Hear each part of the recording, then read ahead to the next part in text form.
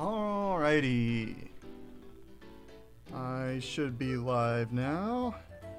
Let me make all of my posts so that all of my doting fans know where to spend the next 6 hours.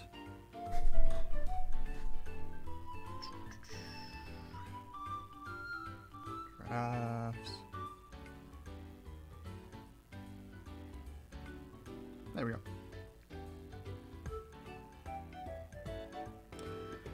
Okay, that should be all of the posts I need to make. Oh, I always forget to change my Twitch stuff. Hang on. Let me change the title of the stream, because we're not building a bullboard portable today. Edit stream info.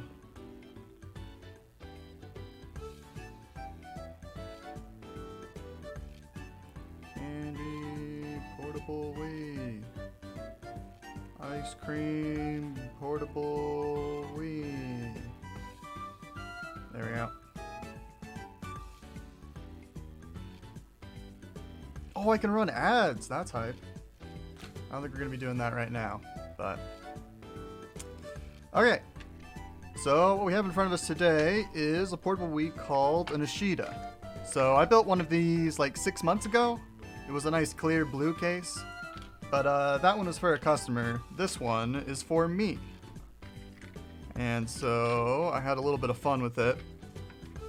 So it's going to be candy / ice cream / whatever else you might want themed. And that's the plan for today.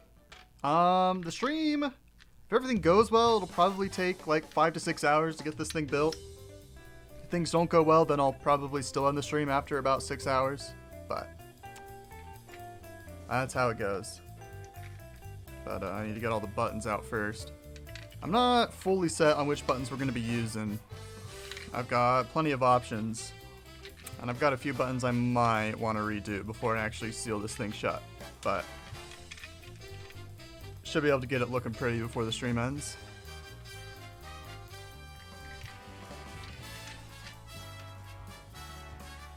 Hey there, Hidden.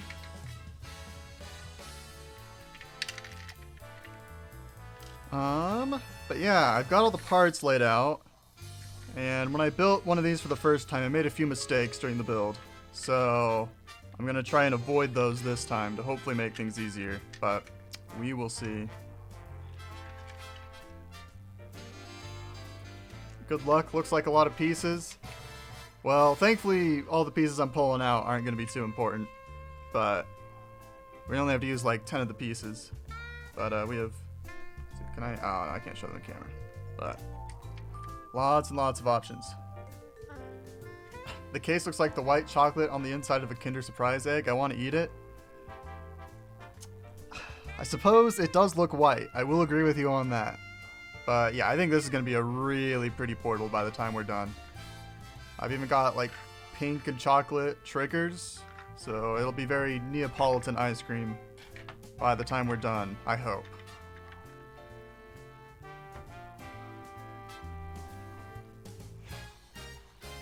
I'm glad you like the case. I will say that is a PCBWay case. It's their default resin. And so the white half, it's not painted or anything. I just had them sand it for me. And then this pink one, it's like their painting service they do. And I think I just picked like a light pink, and it looks really nice. Although full disclaimer, they did give me the case for free. And it's probably going to be featured in a video they sponsor, so they do pay me to promote their products. But they are nice products, I will say.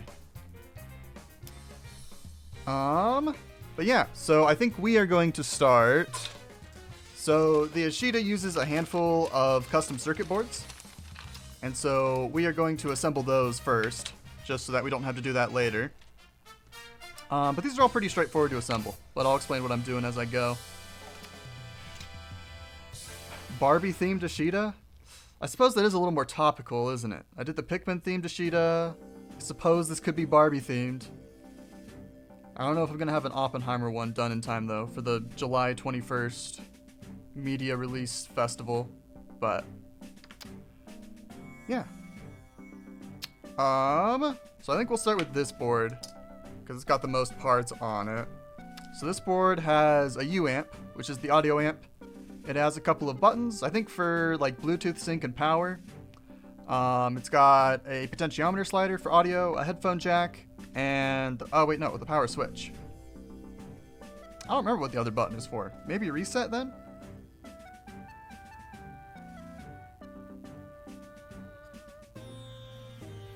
Trying to see where it goes. Yeah, I got no clue what that button's for.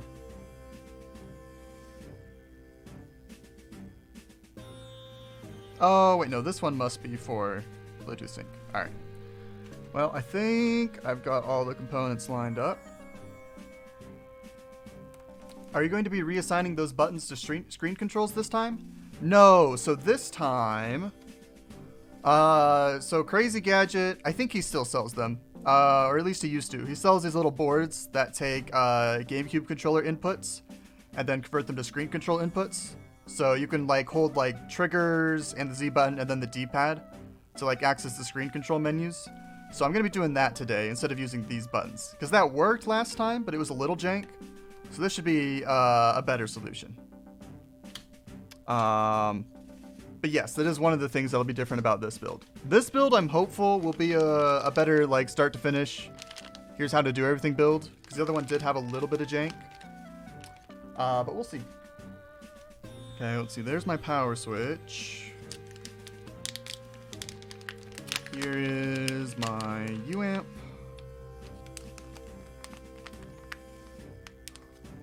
So I looked into the RVL PSU and it's like $70 to get shipped to the UK. Yeah, that is tough. But I think almost any like power supply solution for a portable Wii is really expensive right now. Like I think I saw someone saying yesterday that PTH is like the cheapo, or what has been like the cheap reg system in the past. It was like $50 to get a set of those shipped. And they used to only be like 25, 30 bucks. So unfortunately, any power management system is just going to be pricier than we'd like it to be. Where? Oh, I did grab the headphone jack. Alright. So I think I've got all the components I'm going to need. The one bit of jank this portable is going to have for now is I don't have the right tack switches for the Ashida. So I've got these little ones, which will work, but they're not the right ones. But that's just because I thought I had extras, and I don't. So just buy the right tack switches. They're just as easy to solder up. And they'll actually have the right support pins that they'll need. Okay. And then with this board, I'm going to start by soldering on the flattest thing. And then we will progressively get less and less flat as we go. So I will start with UAmp. So with the UAmp, you want to get it aligned as best you can. And then you want to just anchor down one pin, probably the pin in the top or right. Just trying to, I'll get some solder on the pad first to help. Just kind of squish it on. And now I want to, now I want to take a look and see if it's all lined up properly, which it's a little bit crooked. So now I will adjust slightly. That's closer. You only want to solder down one leg at first, so that way you can easily adjust it. Yeah, that should be good enough. So now I'm just going to kind of anchor a leg on the other side. And then I'm just going to go through and solder them all down. Which driver board are you using for the screen? I'm using the blue one. It's the new one from a 4-layer tech. So this one should help anyone who's building an Ashida right now. Yeah, let me get it out of the bag. It's this driver board. I was considering using direct drive, but I think I've got a project I want to save the direct drive board for. So we'll just do normal VGA for today. What sort of soldering iron and tip are you using for the build? So I use a Hakko FX888D, which is a really nice iron. It's around $100. But But I bought this iron back in like 2018, 2019. And since then, there's been a soldering iron called the Pinecil.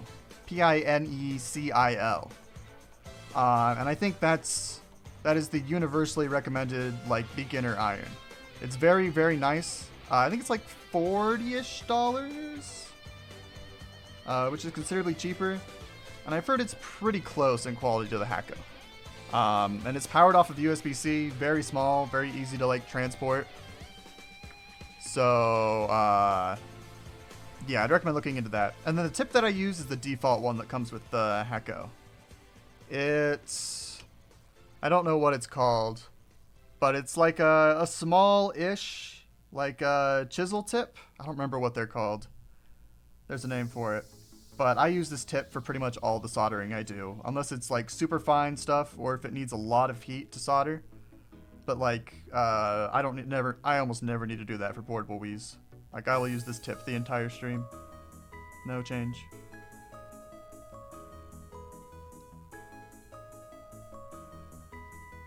Uh, 13 watching this. I'm glad you enjoy it, Peter. I'm building my own right now, and that was such a roadblock for me. Well, the driver board shouldn't be a huge roadblock. It's all labeled on the bottom. My videos are meant to help, but you should understand, for the most part, what wires are doing when you're soldering them, or else you're going to have a really rough time troubleshooting. But yeah, this one, it has it all labeled on the bottom what everything is. HV, video in stuff. I guess the keypad stuff isn't labeled.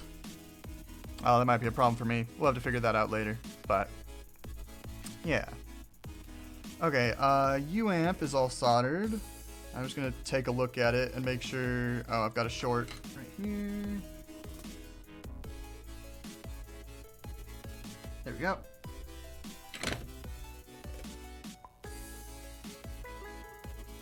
Okay, everything else looks good. And I'm using a UAMP for this build. 4-Layer Tech sells both the UAMP and the RVL amp. The UAMP works with a bunch of different consoles. The RVL amp only works with the Wii. RVL amp is a little bit cheaper. And it's a perfectly fine choice for the Ashida. I think there are a couple things on it that are slightly different from the UAMP. So be sure to read the documentation if you're using that instead of a UAMP. But I'll probably talk about that more later. Once I'm actually like wiring up audio stuffs. Haven't seen you since the YouTube stream. I forgot you stream on here, my bad. Well, that's alright. You haven't missed many streams. I streamed once last week. And that's been the only stream I've done since the 24-hour stream. So no worries. Okay. Looks to be seated properly. We'll go ahead and do headphone jack now.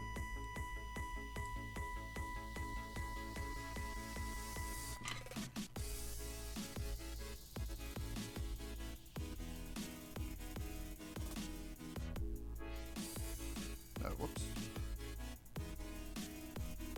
Did not hold that down properly. Oh, but last week's stream I did the Bullborb Wii Vision build, and I was able to get that finished up and working. So later on in the stream, I'll talk about what I had to do to get it finally working, and I'll probably show it off just a little bit. But I'll probably post pictures of that closer to Pikmin 4's release. Okay. Headphone jack looks good. Now I'll do the power switch.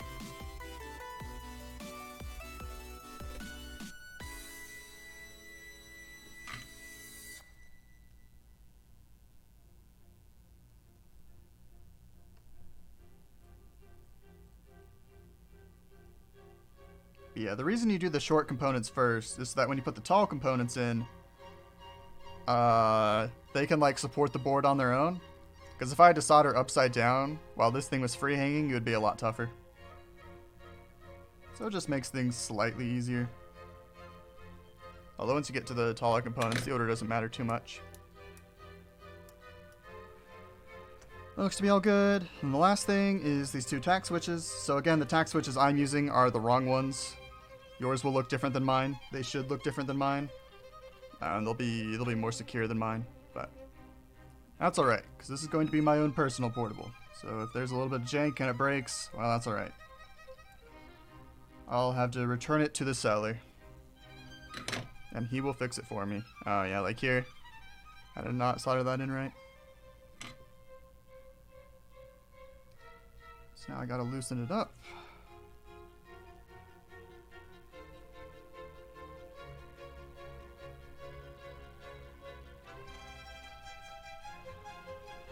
Okay, that'll be good. And then last tack switch.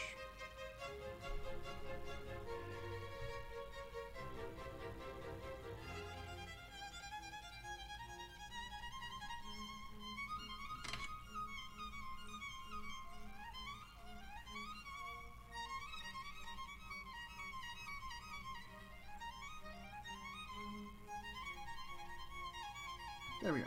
That one's all good. Hey there, Twixer. So now I'm just going to trim the legs off of the tack switches, because mine are a bit long. You might need to do that on the normal tack switches. You might not. If they're sticking out a lot, then just give them a little trim. Okay. I don't think anything else needs to be cut. So this is all good for now. I'll probably attach some wires to these boards before I actually solder them down, but we will move on to the other boards for now. So the rest are all controller oriented. So before we start putting these together, so for the Ashida, you have to harvest some parts out of a real GameCube controller. Like you need these rubber pads that the GameCube controller uses. And then you also need GameCube joysticks, and you need the trigger sliders, and you need these little Z buttons. So I'm going to be harvesting them, most of the parts, just out of a classic controller, because I've got, those are a lot easier to find in like reasonably good condition on eBay compared to a like nice condition GameCube controller. It'll generally be a lot cheaper. Like I think I was able to find two a couple weeks ago for like 15-20 bucks each. So not too pricey. I haven't looked at GameCube controller prices in a while, but they're usually pretty bad. And I do not care about this board, so I'll just cut through it. So yeah, we have to desolder a bunch of parts off of here. I have to get these screws out. But yeah, the classic controller uses a bunch of like GameCube controller parts, presumably because Nintendo still had a lot of them laying around.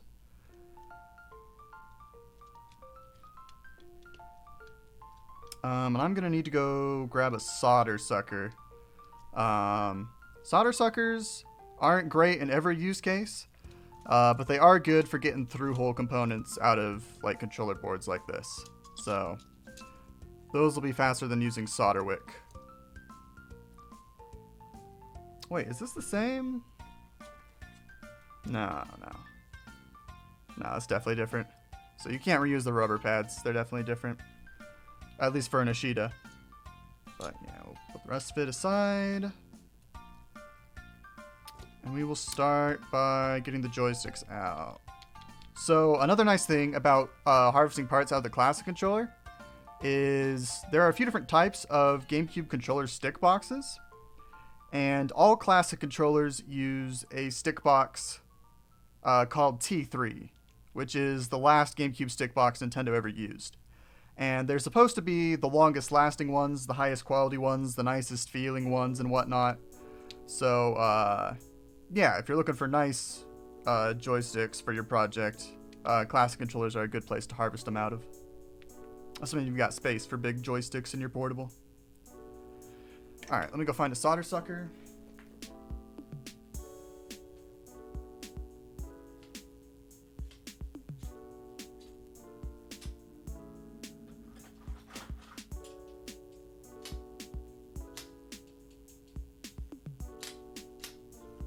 Alright, I've got two and both of them are broken, so I'm going to figure out why they're broken real quick. Did you harvest the rubber pads from an actual controller, or did you get them elsewhere? So they came from an actual controller. Like 4 years ago, I bought a big lot of broken GameCube controllers off of eBay. I got a lot of controllers for really cheap. I think it came out to like $6 a controller, and they were all like OEM official GameCube controllers. But I sold most of them because my idea was to like at the time was to just like repair them and make money that way, but they were too much work to get like properly working again. Most of them had like busted joysticks. So I sold most of them, but I still have a handful of them left and a bunch of like miscellaneous parts left from then. So that's where I got the rubber pads for this from. Unfortunately, I am running out of those GameCube controller parts. So pretty soon I might have to start buying a classic controller and a GameCube controller for every Ashida I build. Which isn't ideal, but you might actually, if you look on like eBay or Amazon, I'm sure there are resellers of like the rubber pad parts. I'd have to imagine. I don't know if they're going to be like super high quality. Like virtually any third-party GameCube controller component isn't going to be as good as OEM. But they might be good enough for a portable. Oh, hey, Life. Yes, I'm finally using the joysticks you sent me. So, Life Customs is the one who built the chocolate and vanilla joysticks. He made those for me a long time ago, and I just have never gotten around to actually doing this build. So he made these for me. Very pretty. Because at the time I didn't have my own pressure pot, so I couldn't do rubber caps. But I have a pressure pot now. So I'll be able to do them myself, I hope, in the future. I just need to buy the actual, like, polyurethane rubber compound thing. Because when I went to buy it last time, like, the website for it was down. But... okay, they're both still broken. Is it just, like, stuck in there? What's happening?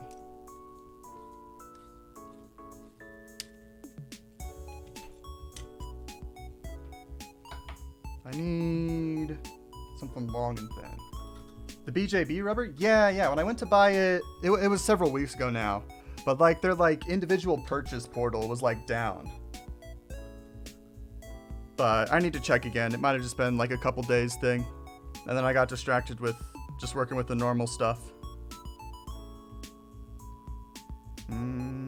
What do I have that I can jam down there? Hang on.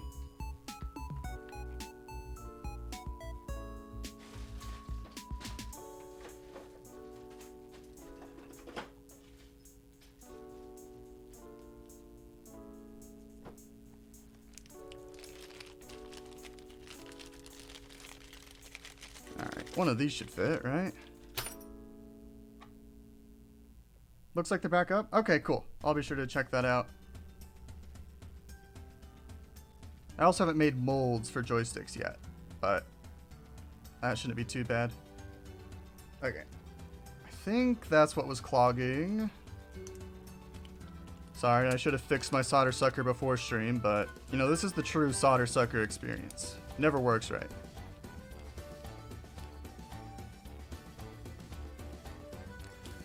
There we go. Okay.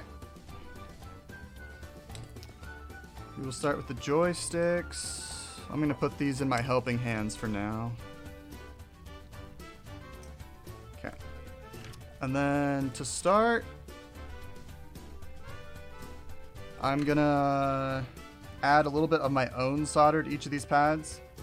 Because Nintendo uses like really tough to warm up solder most of the time. So by adding my own, that might make things easier.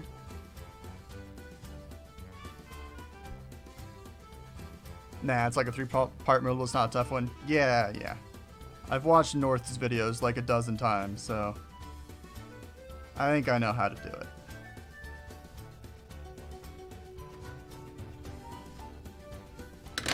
Okay.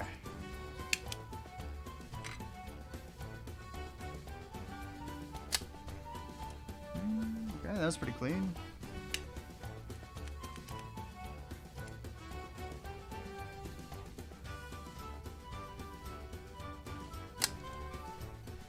I didn't quite get all that.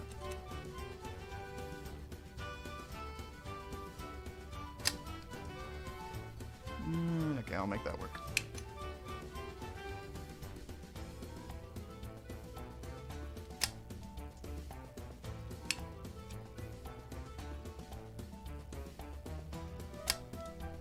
Nice.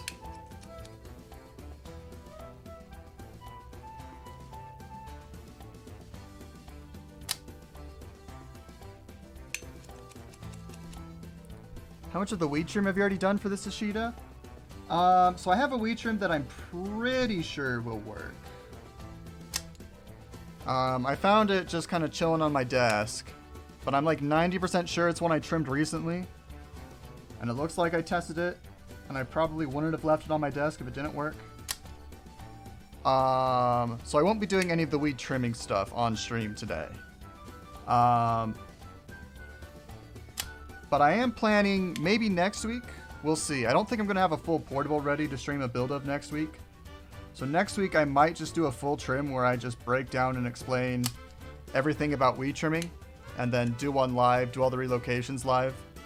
Because I think I want to do a YouTube video in the future breaking down weed trimming. So the stream would be a good base for that. And it would also be a good way for like people to ask questions. Because I did my first weed trim like 5 years ago, so I don't remember a whole lot of like what's hard for beginners to understand. So it's not a guarantee that'll happen next week, but that's what I'm thinking for right now.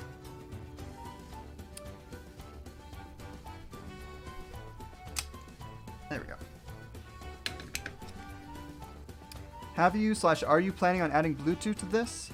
I probably won't relocate Bluetooth on this one, since this is going to be my own personal portable, and I never use Bluetooth on any of my portables.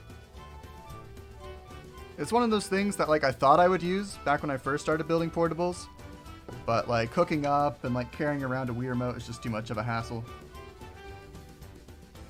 But I definitely understand why people want to do it on like their first portables and such. Okay, so I've gotten the bulk of the solder off of everything. Oh. Okay, just gotta loosen one of these up a little bit.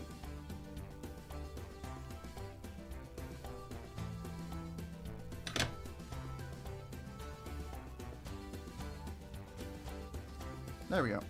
Okay, I bent the pins on this one a little bit. So let me just get those back in shape. Perfect. Alright. There's one joystick. The joysticks are the hardest thing to get off, generally. Everything else should be quicker. Are standard trims trivial for you at this point? Are you still running into trouble sometimes? It's been a while since I couldn't get, like, a standard trim to work. Yeah, the base weed trim is... It's hard to mess up once you've done it so many times. I suppose I've like cut a little too far in a couple times, and so I had to like relocate a couple of NAND lines a couple of times. But it's been a while since I had a trim. There was nothing I could do. It was dead. Once you get into like the smaller trims though, like I trimmed like 5 or 6 like NAND relocated Wiis a few months back, and I think 1 or 2 of those still aren't working. I gotta spend some more time with a couple of them to see what's wrong. But when I was first starting out, I've got a box with a handful of trims that just don't work anymore. I just need to take another look at them, because I'm sure I've learned stuff since then that could probably help bring them back to life.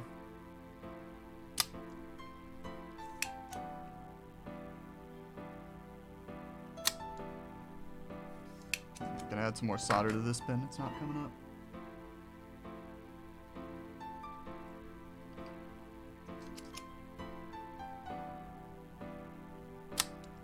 There we go.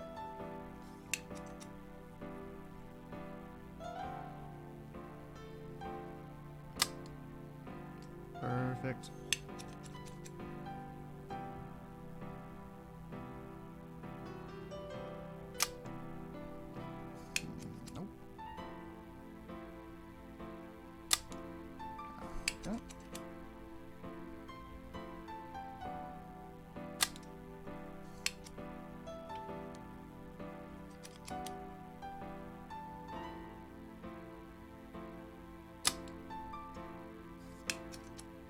one does not want to loosen up. Add some more solder to it.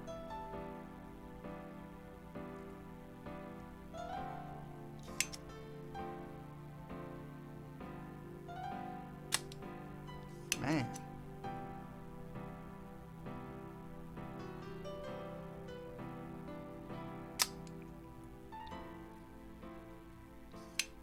Solder suckers are always finicky, and this is literally the only time I use it. It's for Ashida builds, so I'm not very well practiced with it.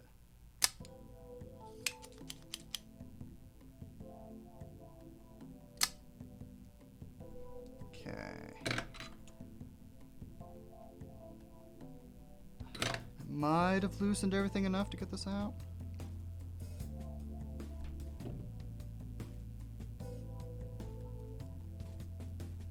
No.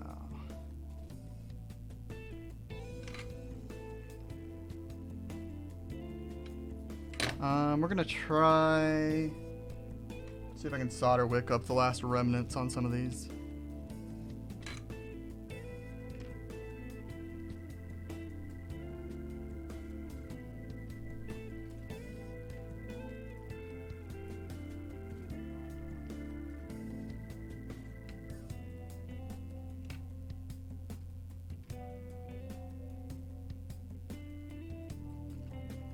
Go.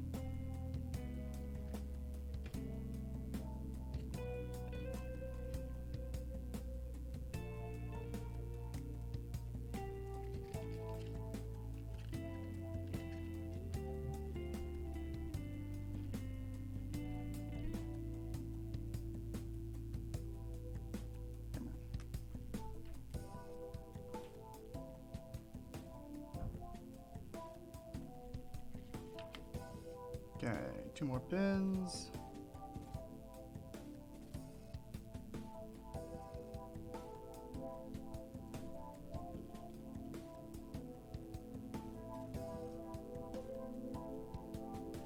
Okay, should be able to get it out now.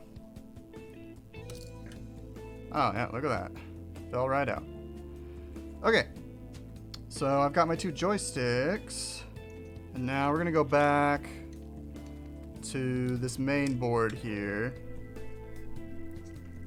Let's see, we gotta pull everything out from this side. So the things we're moving off of here are these 2 buttons. We're gonna use these for the Z buttons of the Ashida. And then these 2 trigger sliders here, which read the analog inputs for the GameCube triggers. So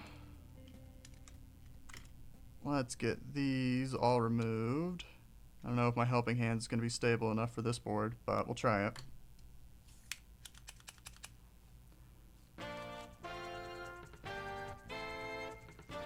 Binged your vids yesterday. Awesome. One question comes to mind. Have you dusted your TV foot stand in the meantime? Oh, you mean this? No, it is still remarkably dusty. I don't know if I have dusted. I have not dusted that off in a long time.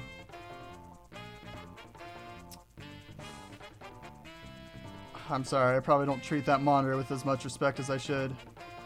I probably dusted it off when I needed to record something on it for a video one time. But outside of that, it does not get dusted.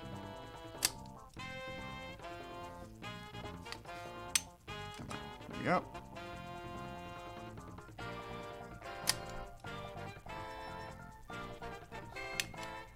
Should be good.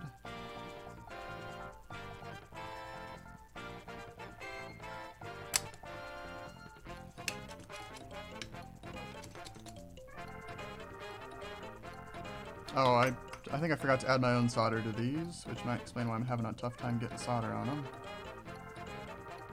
There we go. Just go ahead and do that for all the pins real quick.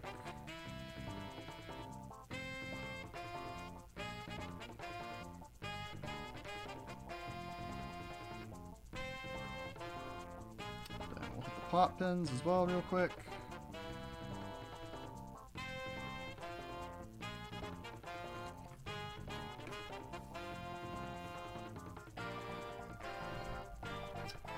Although I do like that TV monitor a lot. I got it my freshman year in college. I had a roommate, he was using that monitor for a long time, and then he upgraded to like a 42-inch TV or something during Black Friday. And so I bought that off of him for like 20 bucks. It is the perfect monitor for testing portables.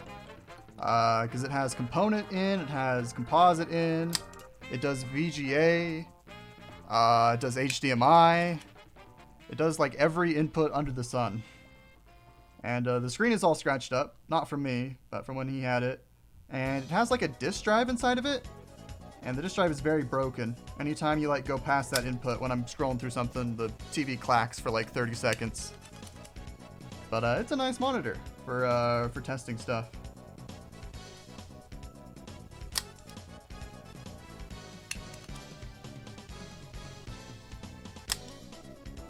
Oh, that didn't work.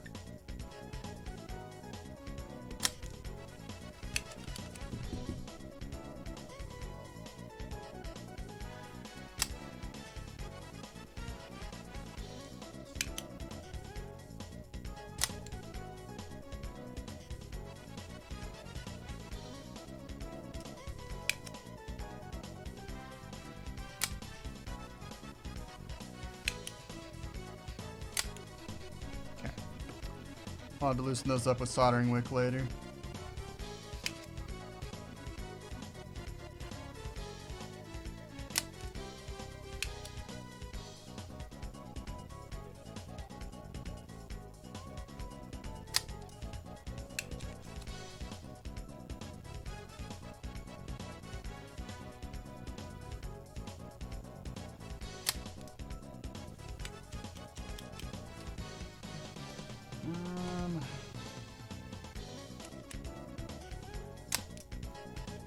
There we go, that should be enough.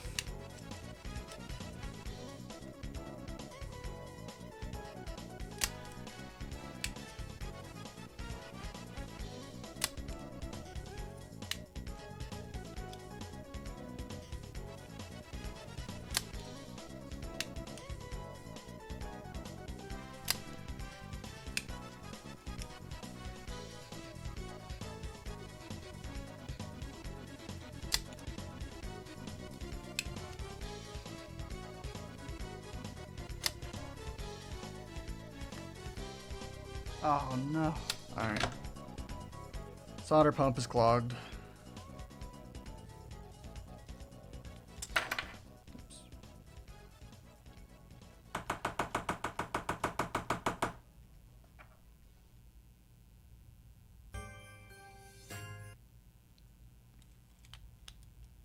Should be good now.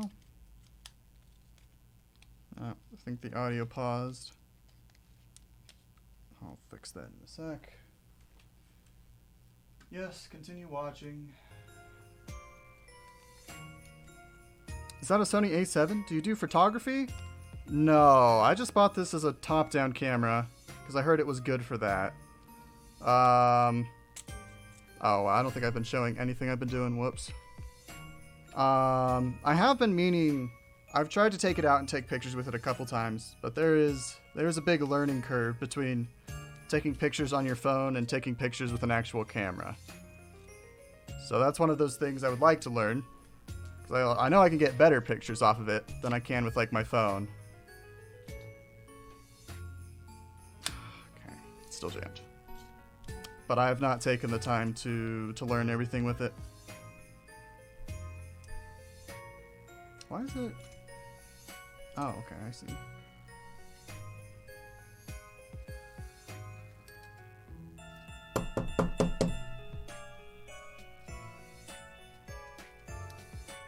That should work.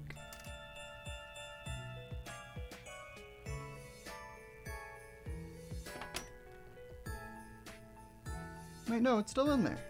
Get it out.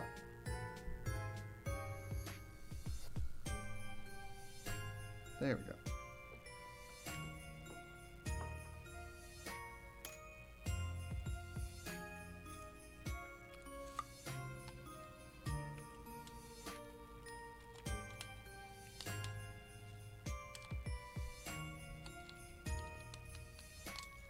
Okay, hopefully this is the last time I have to take it apart before we're done. There we go. Ah, there it is.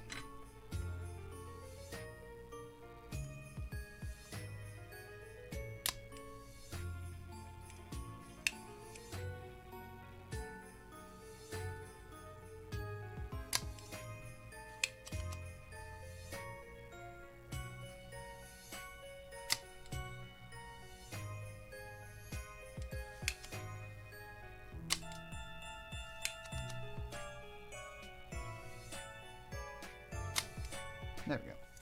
Okay. Now the last potentiometer.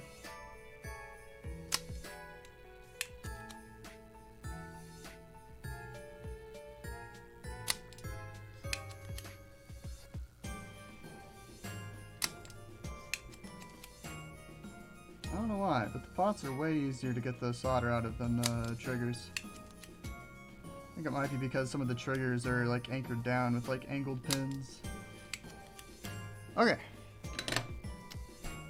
Now, let's see how many of these I can just wiggle free.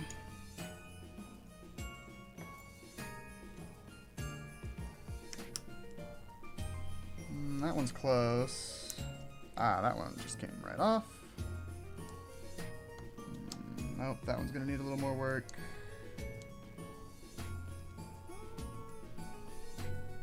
It's close. These all need more work. We'll try just solder wicking first.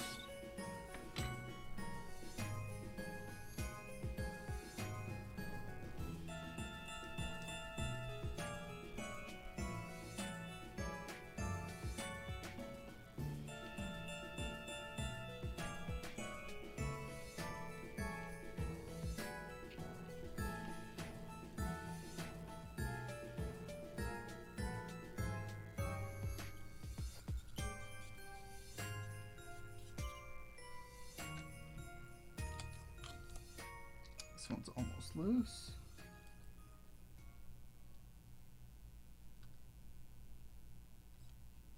Okay, should just come right off now. Ouch. Accidentally poked myself. Ooh, I bent that pin pretty badly too. Oh yeah, you can even see where it scratched at my fingernail. Oopsies. Shout outs to fingernails. Alright. It's all good now. Set those aside so I don't misplace them. Okay, now it's just the Z buttons.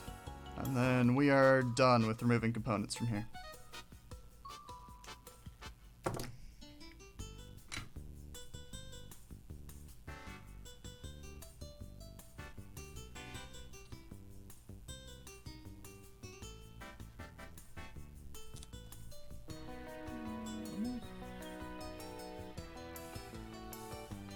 Okay, that might be enough for this one to come out. Ah, it is. Okay, one Z button. Now two Z button.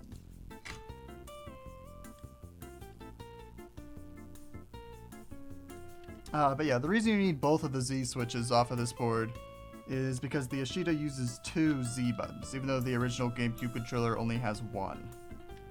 The second Z button doesn't do anything right now, but GC Plus 2.0 might support a second Z button in the future, just as like an input option you can map to something if you want. So I will do it for now. Although sourcing a second Z button might be a bit of a headache. Thankfully I've got my resin casting set up, so I can just make another Z button, but if you don't have that, then that might be a problem. Okay, we're gonna chuck that off to the side for now. And then we are going to clean all of the yucky solder bits off of the mat.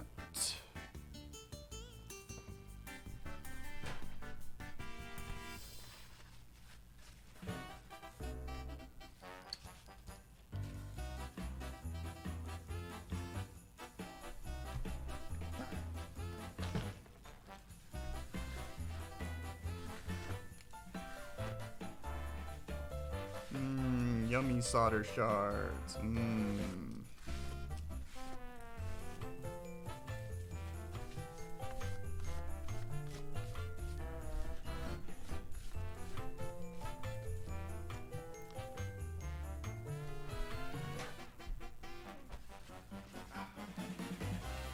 Are you planning on assigning the second Z button to anything special? No, I'll probably just leave it hooked up to the GC Plus normally. There's not much I can think of that I'd want to assign it to.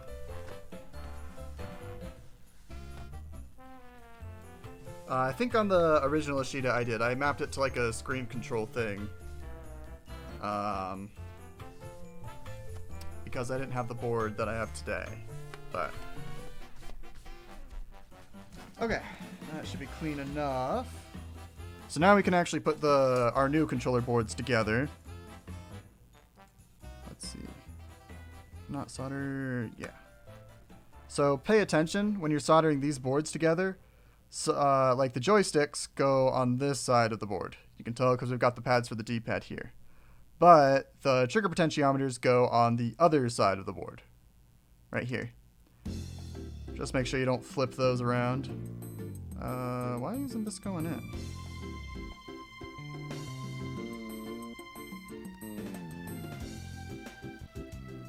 Oh, okay, you just had to push a little harder. But yeah, there are holes here. So the Ashida supports, I think, either type of GameCube joystick, which is nice. Let's see, I'm going to go ahead and screw it into place before I desolder it, just to make sure it's in properly. So tier 3 joysticks are the only ones that have like the little screws that go into them. If you have tier 1 or tier 2 GameCube joysticks, then they will only solder into place, no screws.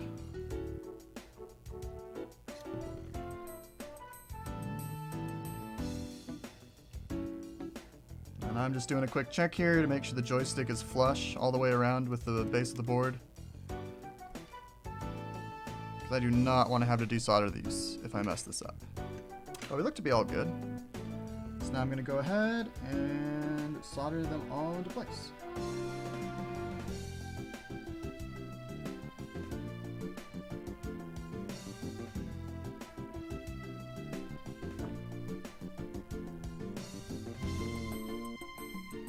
Got half of that leg, the other half.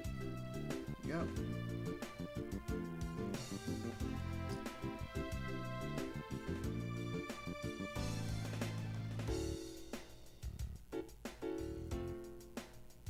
I'm actually doing it on the camera.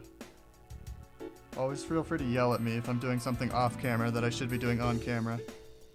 It's not because I'm trying to hide something, it's just because I'm not paying attention to where the camera's at. Okay, now we'll go ahead and solder our potentiometer on. Some of my pins are a little bent. I wasn't perfectly careful.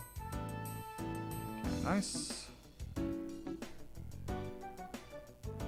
And then, like with some of the other stuff, we're going to solder one leg. And only one leg. And I'm going to flip it around. And check that it's flush everywhere and not angled out. And it looks to be all good. So I will now solder the other legs.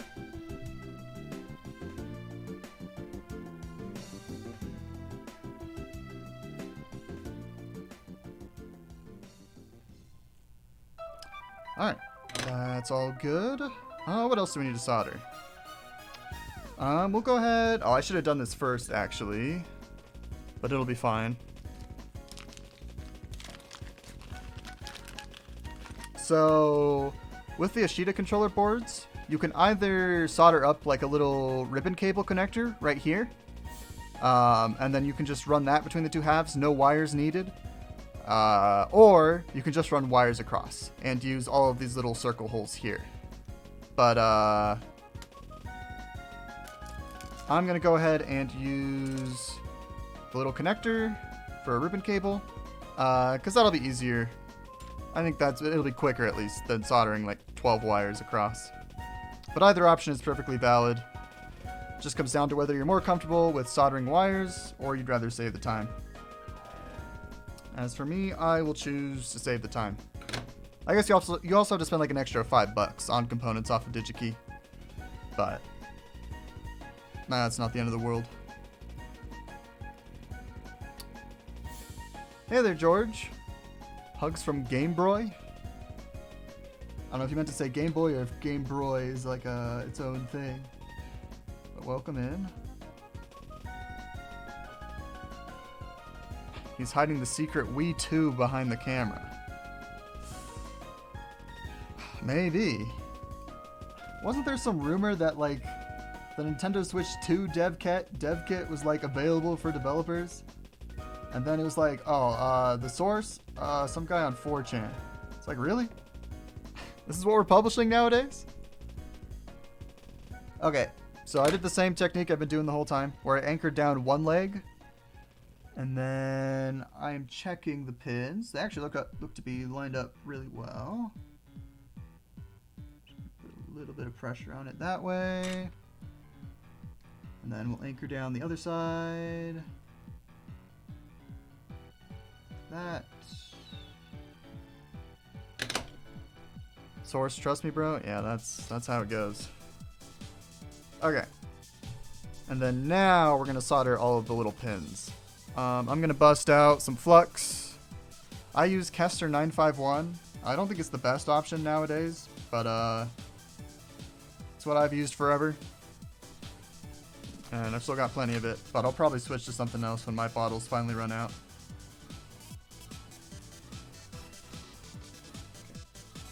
Go. These pins they've got a fair amount of spacing between them.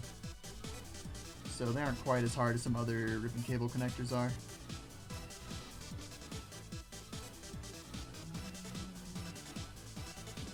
Okay.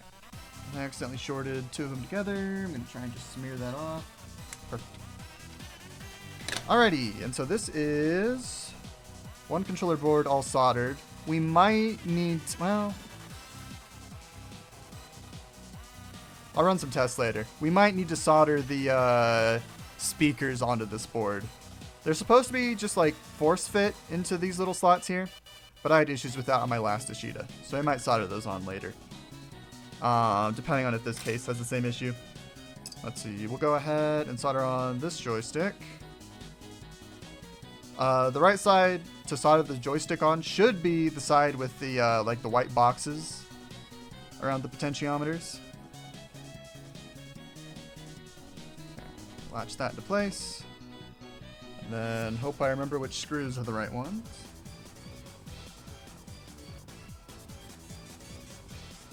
Where did mine? Here we go.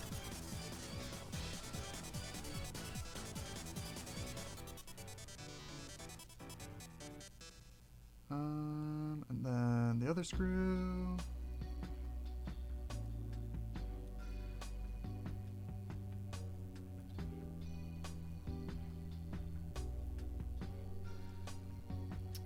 Then, oh, we aren't flat on this side. Do I just need to screw in more? Yeah. Okay, joystick is all good. So we will now solder these 6 pins into place. And then if you're using like different types of GameCube joysticks, and the one I'm using, there'll also be legs that poke through these 4 holes. So you'll need to solder those as well. Those ones are just for support, not for the actual signal of the GameCube controller. But those ones don't have the screws, so you'll definitely want to solder those, or else your joysticks might get all wiggly and fall apart, which would be bad. Okay, another board down, put them all in the same pile. Okay, last board that needs to be assembled is this one. So I think it's just, yep, it's just potentiometer, GC plus, and the ribbon connector. We'll do the ribbon connector first this time. That way nothing else gets in the way. That's especially important on this board, because it'll be a pain to solder it if you've got the GC plus in place first. But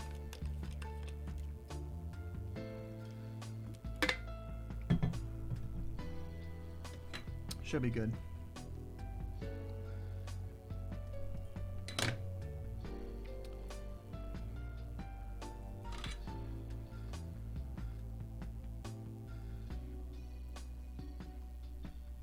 That. Everything looks to be all lined up, so I'll anchor down the other side. that. Alright, and then we'll do the old flux.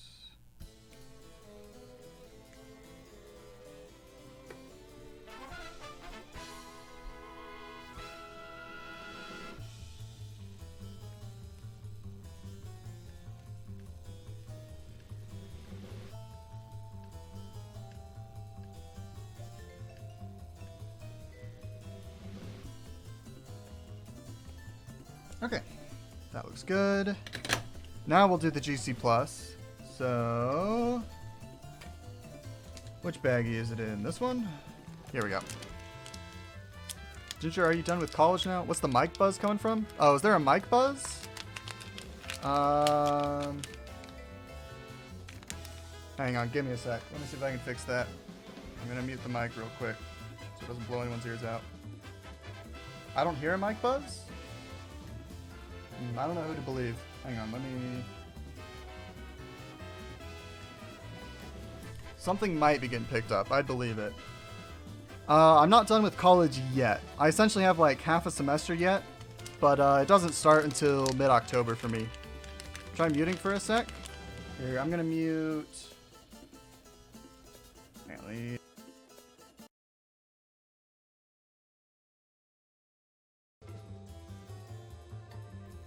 Okay, I muted both the mic and my desktop audio. Let me know if that changed anything.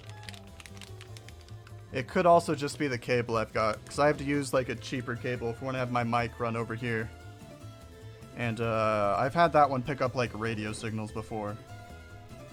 Yeah, it goes away.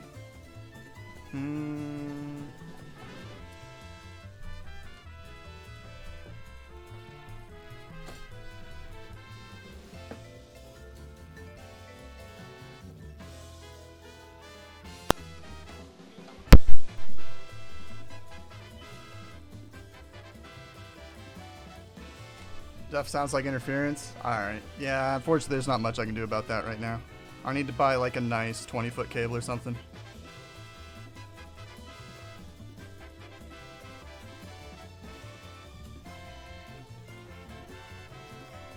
Okay.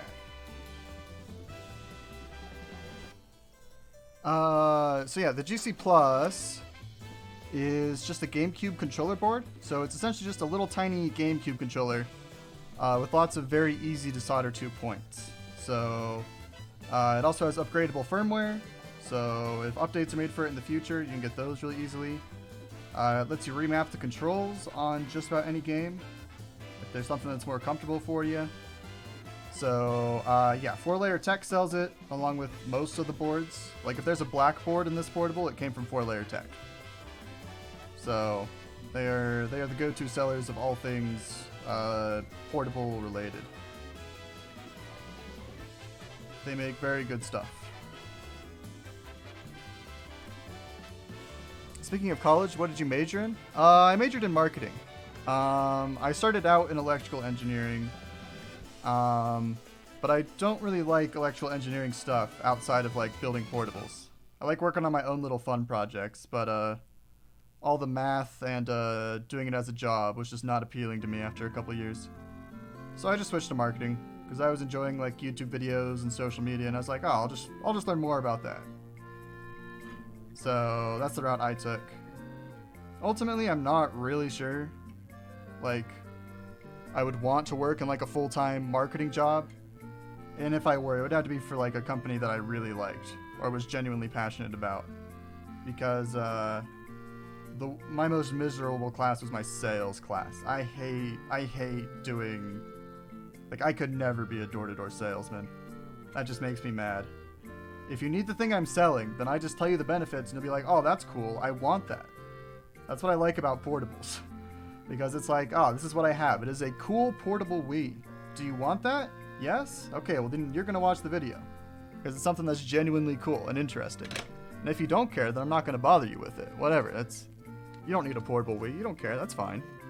But we had to do like simulation sales and whatnot, where you like go up to a client and you have to like convince them or like explain to them why they should buy your product. And it's like, if you need it, you know you need it. You don't need me to tell you that you need it. So yeah, sales is not for me. And there are all sorts of marketing jobs that aren't just sales, but I think I would still have similar thoughts if I was working for I don't know, a boring or a company I did not really like. But that's a problem for future me.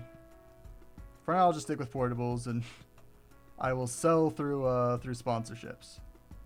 That's partially why I keep PCBWay as a sponsor. And they sponsored like all my stuff. It's because their stuff is... I mean, look, if this looks cool to you, then you'll like PCBWay. If not, then, well, that's fine too. But they do make actually cool stuff for me, so... I don't have any ethical dilemmas about taking them on as a sponsor. Okay, I think this board... Oh, I forgot about the Z buttons. I need to solder those on. Do they go on this side or the other side? Hang on. Sell me this pen? Thankfully, I never had to do anything quite that, stereotypical. But, yeah.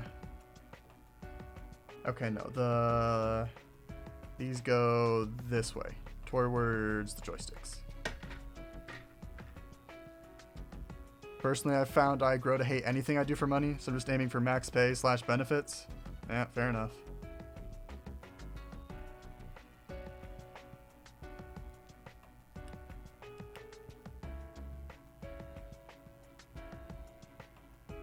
Okay.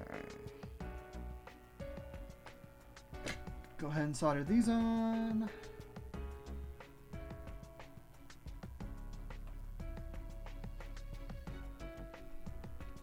And then I forgot the other Z button too, so we'll do that real quick.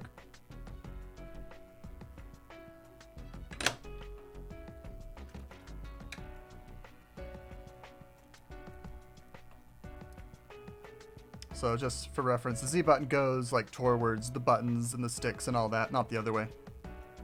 Because you can solder them on the other side. They will fit, but you will not get the button presses you were looking for if you do that.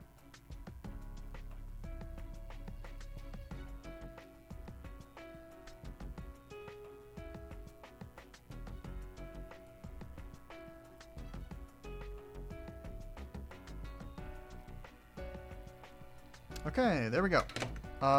So our controller PCBs... Oh wait, I missed a pin. I missed potentiometer. Hang on. Okay. Controller PCBs are all soldered. I'm going to go ahead and brush them down with some isopropyl alcohol real quick to try and get any flux residues off. The flux I use isn't conductive, so it won't cause any like electrical issues, but I don't like when my boards look all yucky. So... go ahead and scrub them real quick.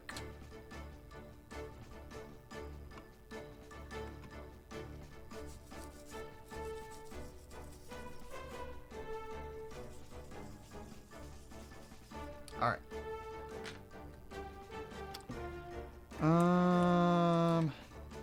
There's not really any flux residues on this one.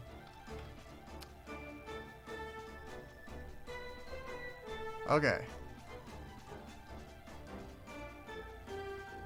Oh, what were you taught in marketing classes that you had already learned doing what you've been doing?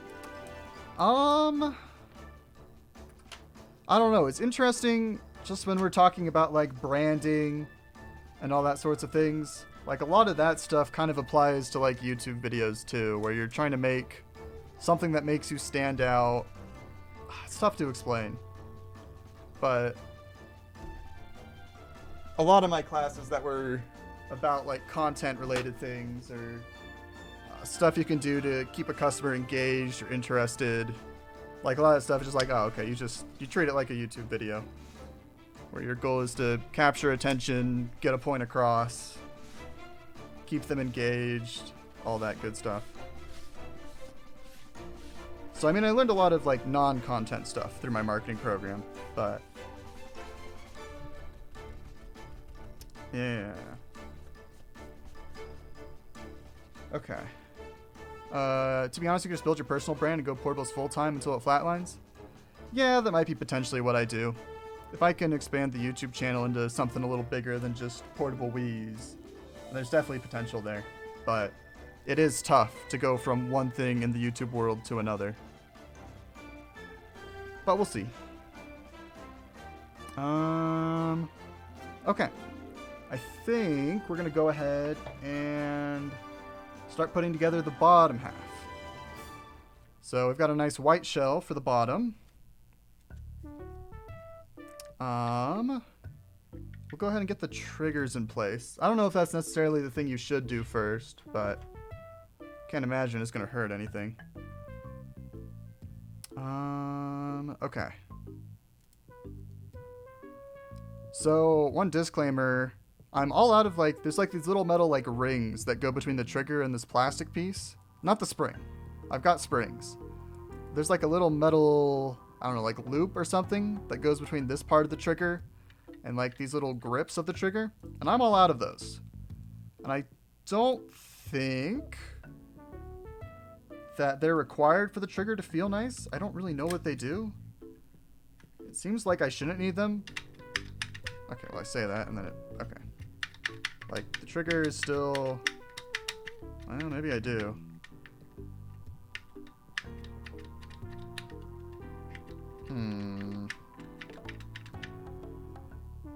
In the GCC modding community, we call them placebo brackets. Alright, then I will trust you and not use them. Because I am all out. I could not find any today. I've got baggies full of random GameCube controller parts, and I don't know if I used them all up or if they got tossed at some point, but if they don't do anything, then I won't worry about them. Okay. Let's start with the battery clips. So, if you're designing your own portable Wii, or you're building one for the first time, I would recommend using battery clips in your portables. These let you mount your batteries into place without having to solder to them. And soldering to batteries is not ideal. It's a pretty bad technique. It is not recommended by any battery manufacturer. It's not healthy for the batteries. You're not likely to blow them up. At least in the case, or you're not going to blow them up. In the case of 18650s or cell batteries. But with LiPos, the flat batteries that you see in cell phones or tablets, sometimes computers, you should not solder directly to those ever, because those are very susceptible to puffing out and breaking. With the big cells, you can get away with it, but not the finer cells. Do not do that. Because they don't do it. They were supposed to help ensure the trigger moves linearly, but tended to cause more jams than they prevented. Really. I mean, I can't imagine what they do. Just looking at in this case, because the trigger has rails all the way down. I assume GameCube controllers are designed in the same way. And I guess you can rock them back and forth if you really try. But alright, good to know that I don't need to worry about it.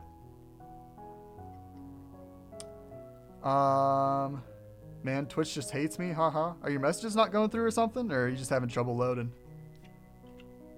I mean, I did blacklist you from the stream as well, but is there a reason people don't just use fat lithium-ion batteries from other devices and just use JST connectors?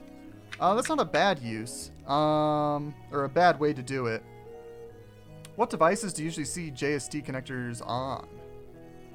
Because most battery packs that I've seen are usually connected through weird proprietary connectors.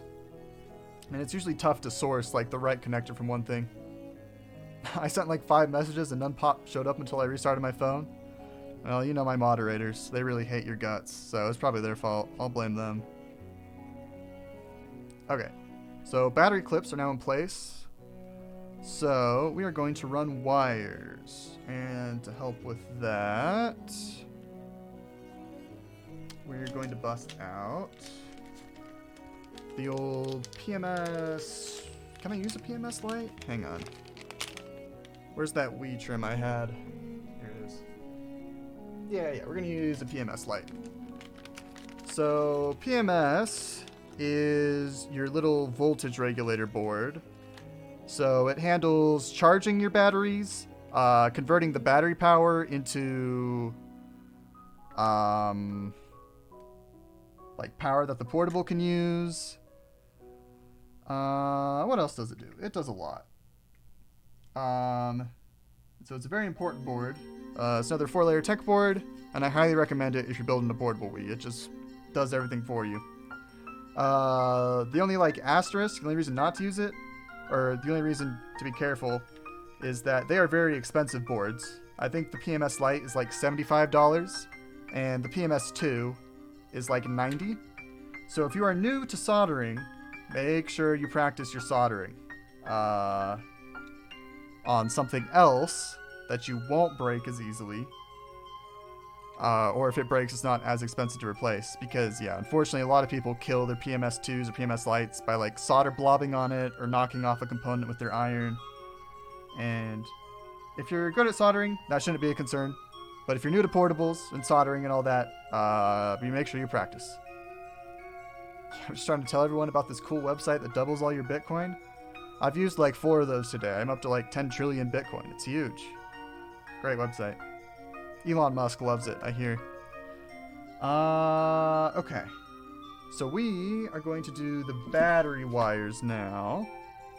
So for any big power lines on a Wii, so the charging port,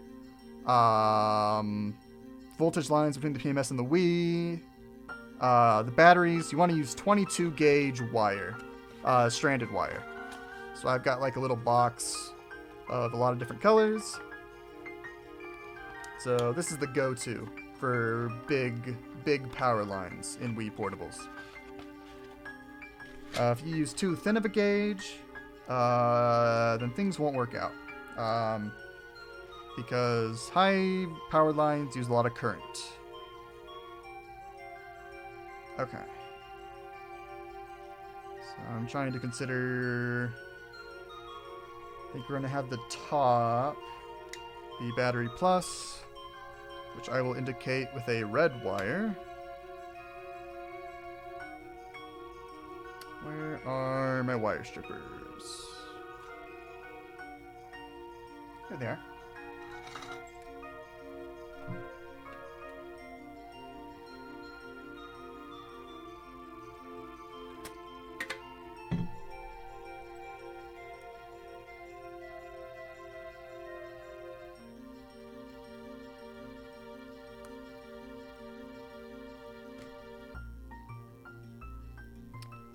We'll tin the wire real quick.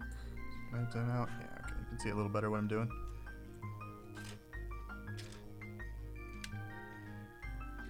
Okay. Don't solder directly over your pretty case, because you don't want flux spluttering out and landing on it. And you don't want like a solder blob to like fall on your paint job and mess it up.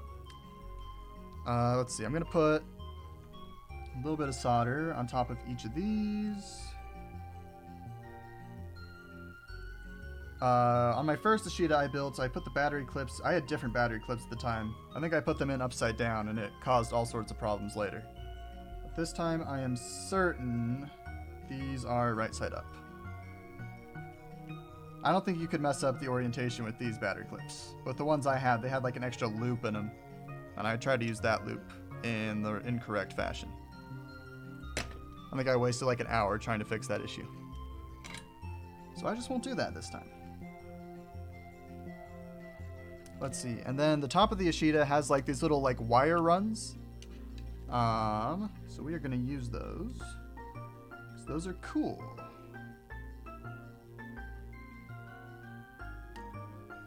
Like so. Let's smush the wire in a second. Perfect.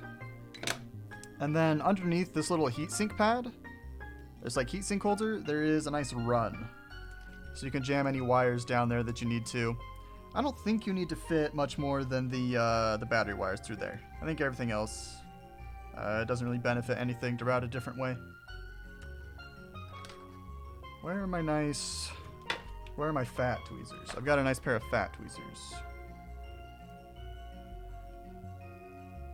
Ah, here they are.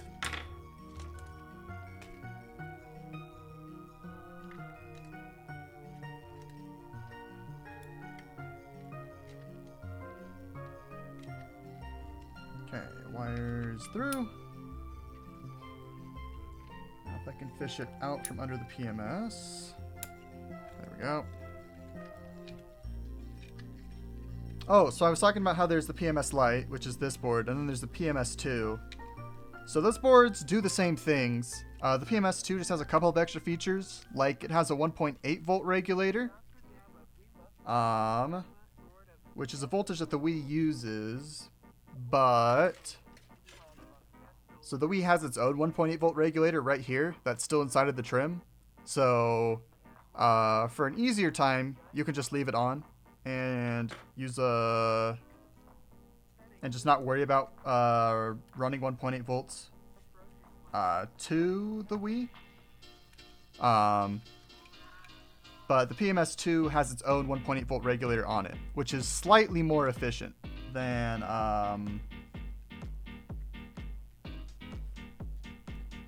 the one that the Wii uses.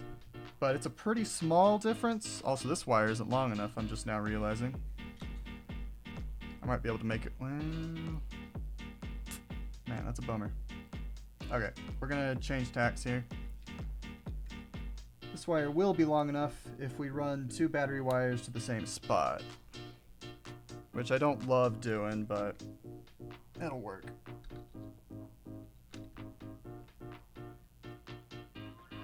Yeah.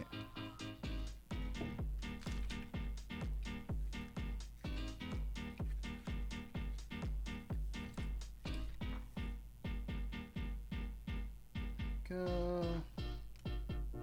And then the other difference between the PMS2 and the PMS Lite is that the PMS2 has a battery gauge that's very accurate as to like how much battery life your portable has left in it.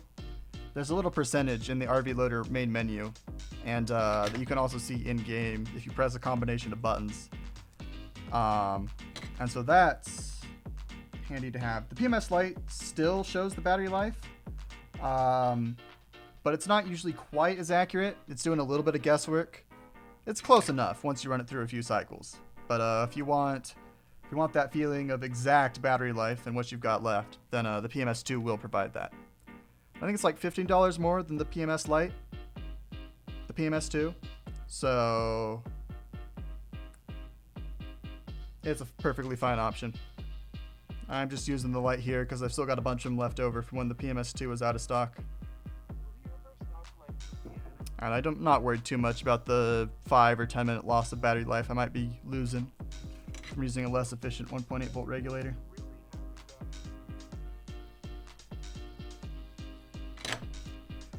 Okay.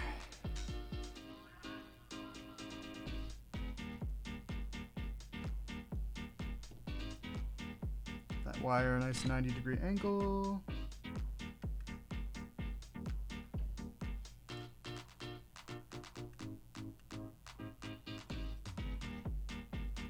Nice. Then we're going to route it down and around.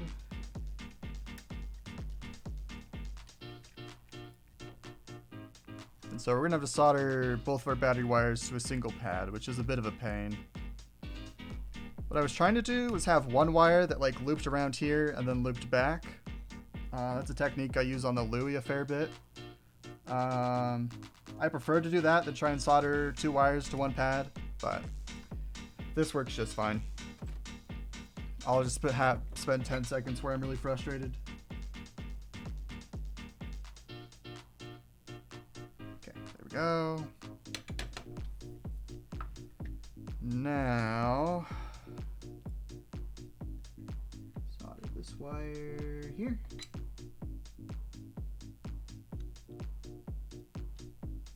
That.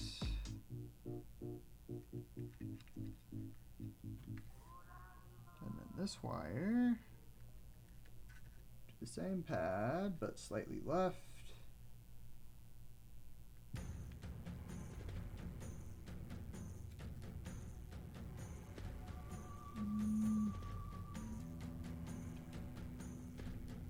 Okay, should be good.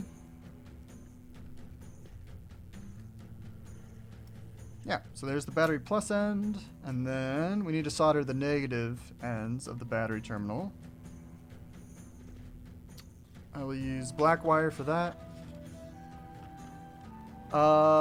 What's the total BOM cost minus the Wiimobo?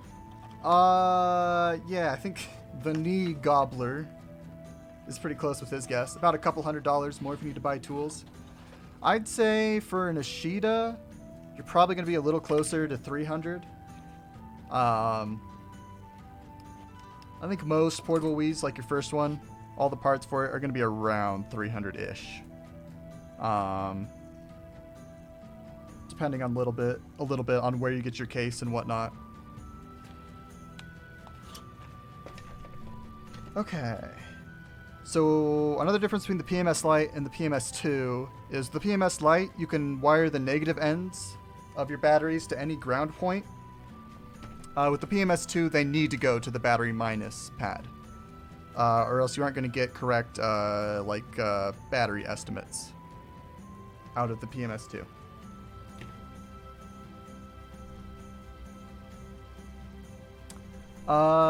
Does bulk cost come from the power boards? If you mean the bulk of the cost? I mean, the PMS Lite is about $75. It's going to be the most expensive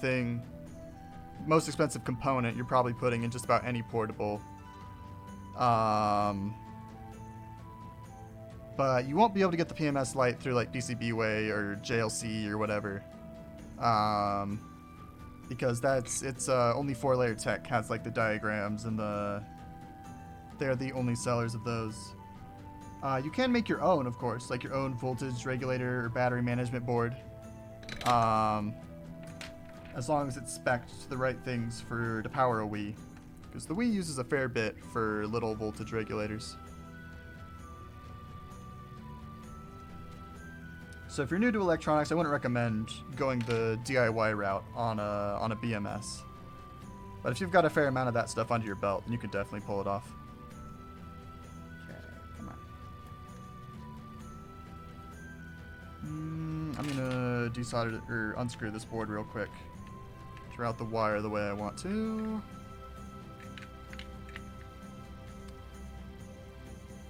Custom PCBs are the more expensive part. Yeah, the assembled ones.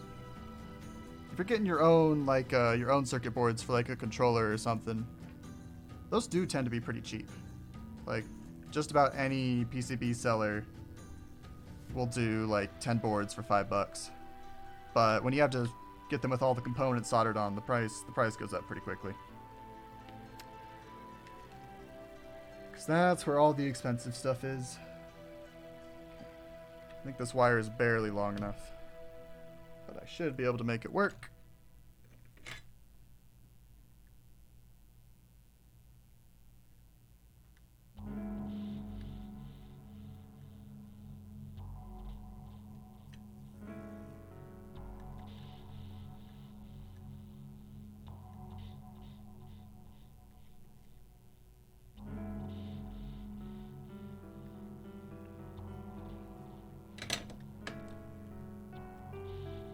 If I get bored next semester, I might try and do an open source build. Yeah, that would be cool. Open source projects are always appreciated. Okay.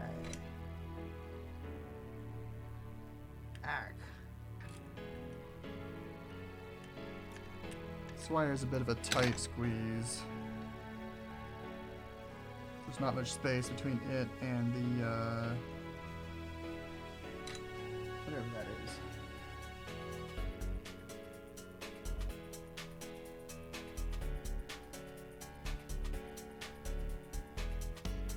Okay.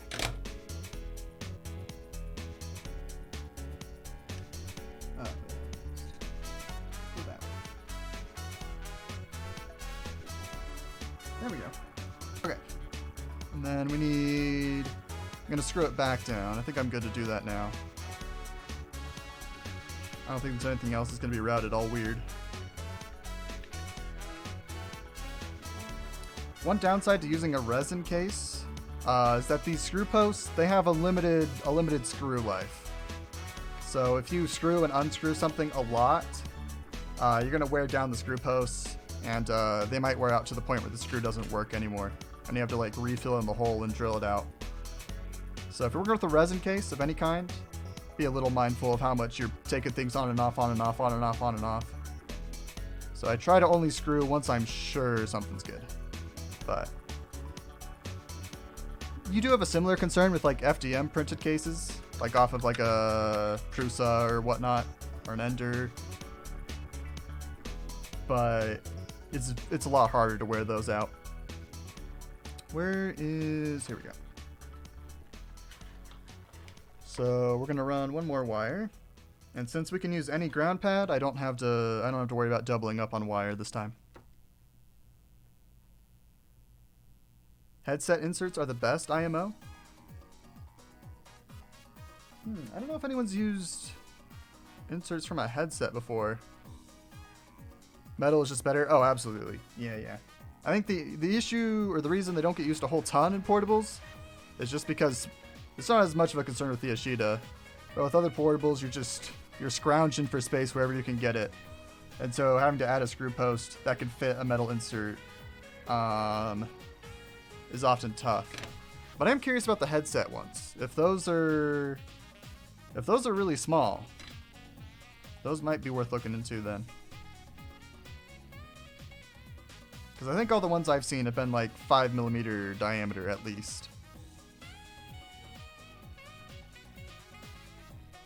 No, that might be the wrong number.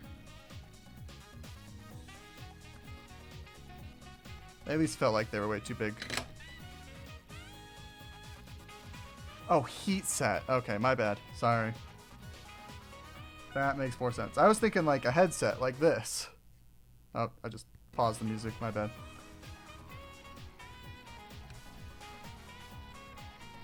But yeah, heat set ones.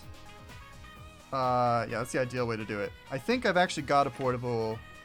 I've got a Metroid themed one called the Iran.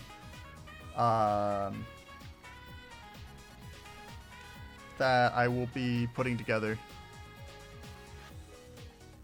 I was confused, haha. Okay, yeah, no, that's just me not reading properly. Did I show off? I'm trying to think when my PCB order came in. Did I show off any of the cases last stream for like the portables I'm doing in the future? If not, I'll definitely do that this stream. Because there are going to be some cool portables in future streams. I do have some pretty small metal ones, but they probably won't work for portables. Yeah, maybe not. With big portables, you can definitely use them. But as they get smaller, you're scrounging for space. So more brittle screw posts is the trade-off. Okay. Solder the battery minus wire, right.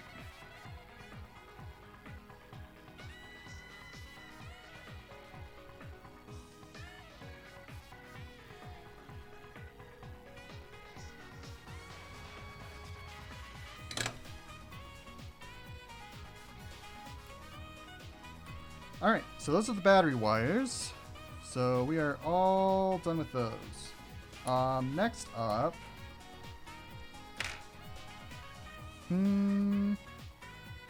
let's get the cooling setup installed, because I know that's not going to get in the way of anything. I don't think you did? Then I will definitely show them.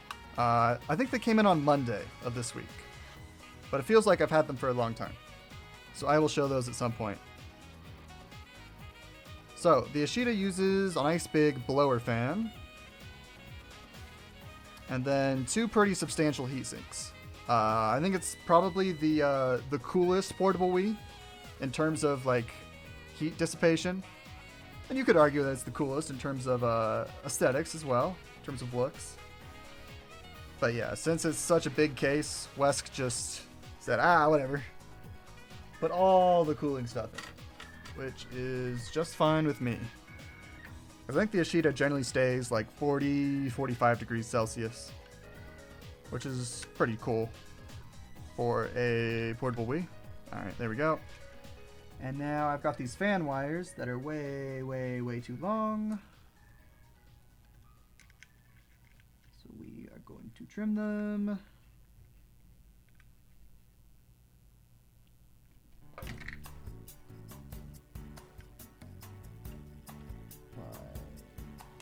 so.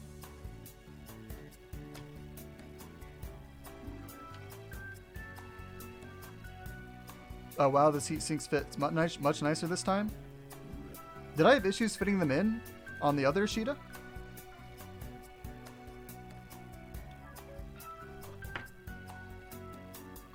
It's been so long, I don't remember. But yeah, they slid right into place this time. They've even got just a hair of wiggle room, so I can get them out pretty easily too.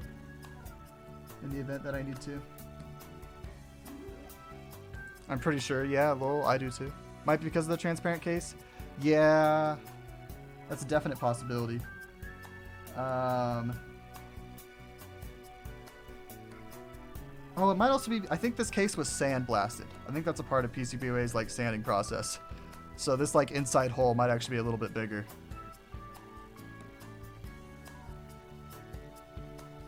Oh, whoops. I accidentally trimmed that wire instead of stripping it, which is okay, because I should have a little bit of extra wiggle room. There we go. I'm just saying, tolerances are less of an issue with CNC aluminum. Hey, look, man. You provide the CNC aluminum cases. I'll build the CNC aluminum portables. Don't worry. But CNC stuff is super cool. That's one of my... When I've got my own place and I've got my own big shed to run things out of tools. But for now, I will stick with my lonely 3D printer. I need to get a resin printer at some point too. But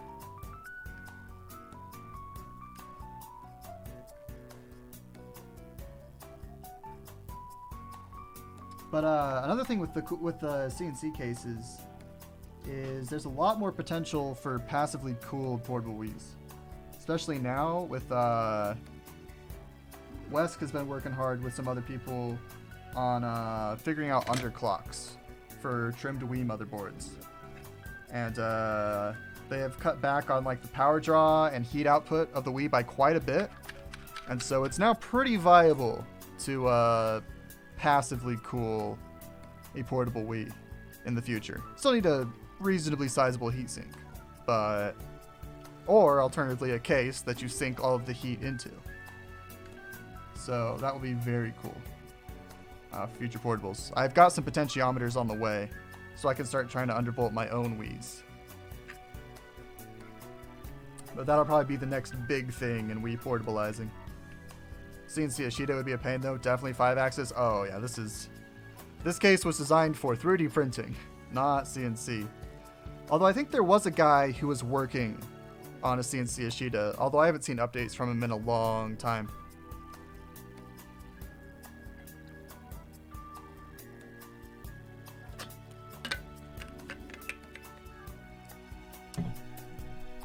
But I think his method, what it was he did like the outside of the shell, and then he had like an insert he put inside with all the mounts and whatnot to help make the CNC job a little simpler and more manageable.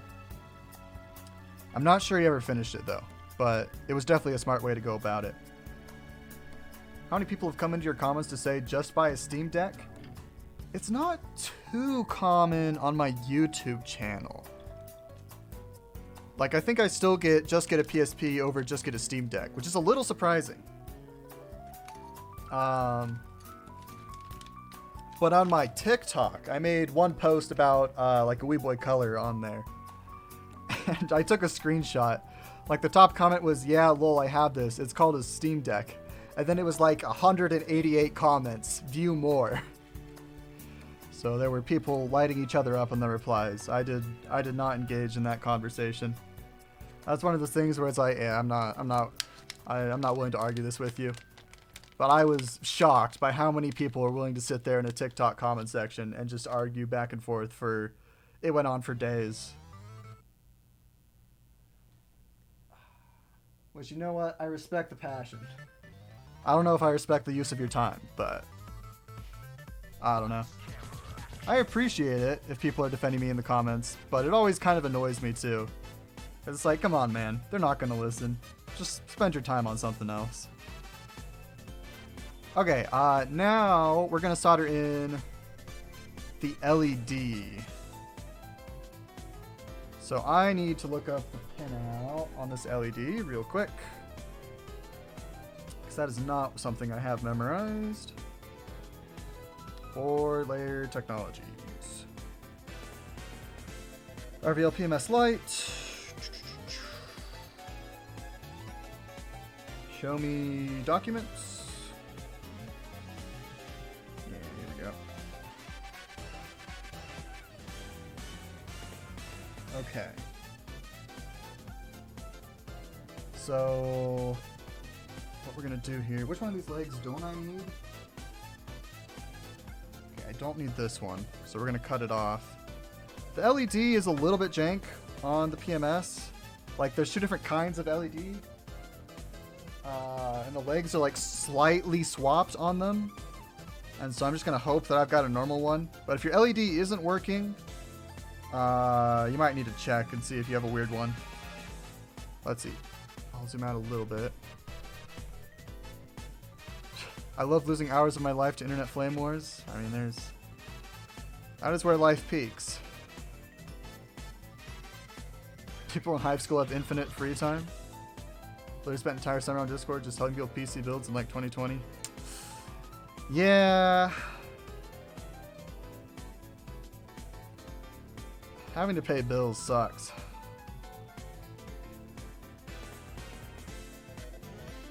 Okay, so what I'm doing here is I've bent, I don't know if you can see, but I've bent 2 legs up except for the ground leg. So now I'm going to insert this into place a little bit. And then what I'm going to do is I'm going to bend this ground leg into like a Z-ish shape. And I'm going to line it up with this ground pad right here.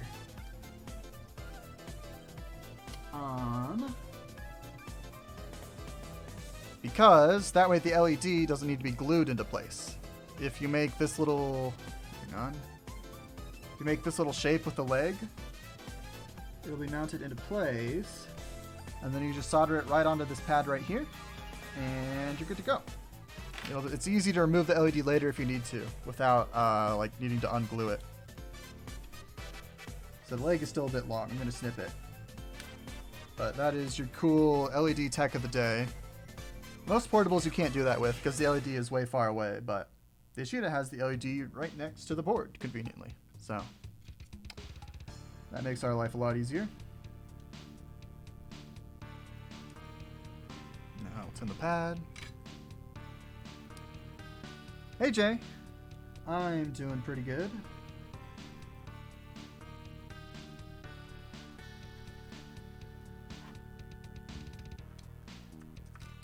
Oh, wait, now it's stuck. Hang on. There we go.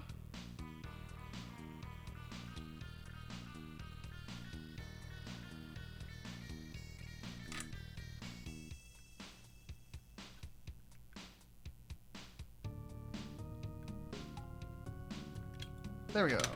Ground pad anchored. And so then I'm going to go ahead and trim the other legs fairly short. Not too short though. Just get rid of all that extra length. Like so. And then we're going to run 30 gauge wire is probably overkill, but I've got it. I'll use it just in case. And so then L plus is the positive end of the LED. It's the longest leg on the LED. But make sure to reference the 4-layer tech diagrams to help remember which pin's which.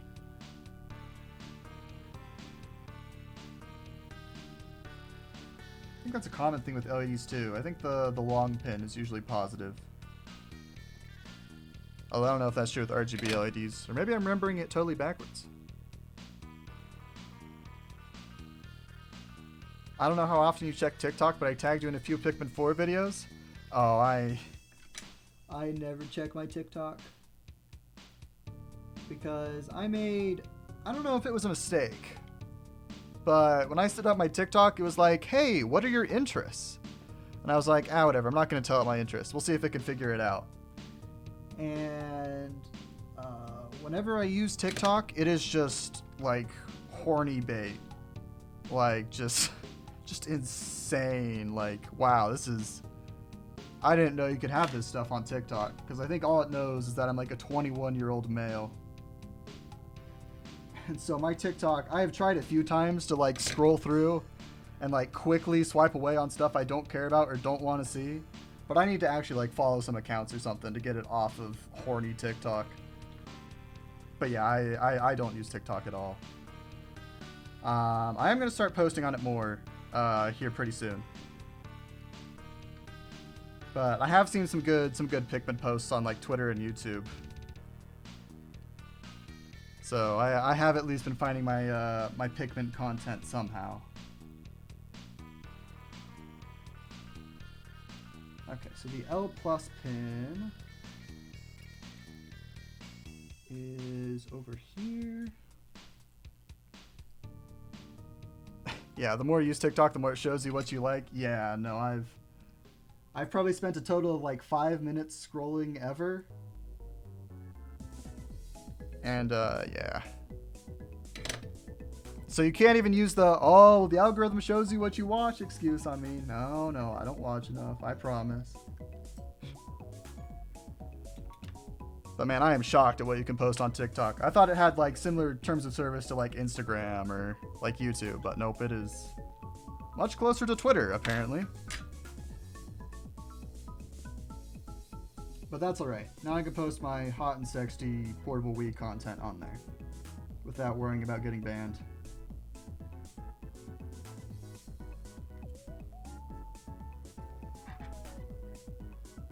Don't even need to follow accounts, just run through a non-horny account and like everything? Ah, okay. That makes sense too.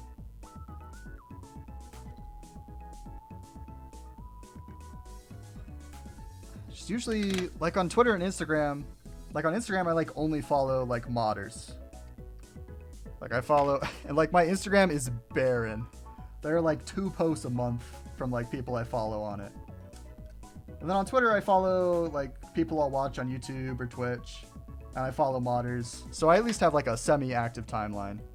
But like on TikTok, I don't know. There's not much I've seen on TikTok that I've been like, oh yes, I really want to follow that account. That account looks cool. But I'm sure there's really good like modding or accounts similar to those. I just need to like sit down and try and find them so I can get my algorithm fixed. Although ultimately, I'm not too sad about not using TikTok too much. I don't think that's a good void I need to fill in my heart right now. But I should use it more just so I can know what sort of formatting my posts need to have. Like, are we still in a Subway Surfers meta right now? Has Temple Run taken over? Is it still Family Guy funny moments all day, every day? But yeah, steamy portable content. That's what I do. Yeah, why is that? Why don't modders post more?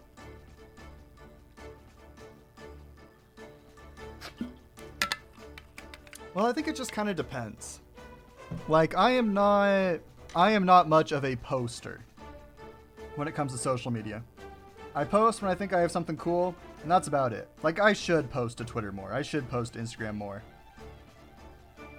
But I don't know. I just don't get a thrill out of, like, posting. And I don't want to post too much. Because, like, sometimes I'll be like, oh, I like this person. They make cool content. They make cool things. Let me follow their account. And then their account is like them retweeting 20 things a day. They're talking about their local politics. They're talking about this and that. It's like, man, this person talks too much and I just do not care. I don't want to see everything they're posting. I just want to see their cool stuff. And so I don't want to risk becoming the guy who posts about everything. Although I'm definitely on the opposite end of the spectrum right now. So... But yeah, I think, because with things like portables, like, I can't post something, like, every day. I just don't have something cool or interesting to post about every day or even every week, generally. But it's one of those things where I should be posting more. I'm just like, yay, I played the new Pikmin game. It made me happy.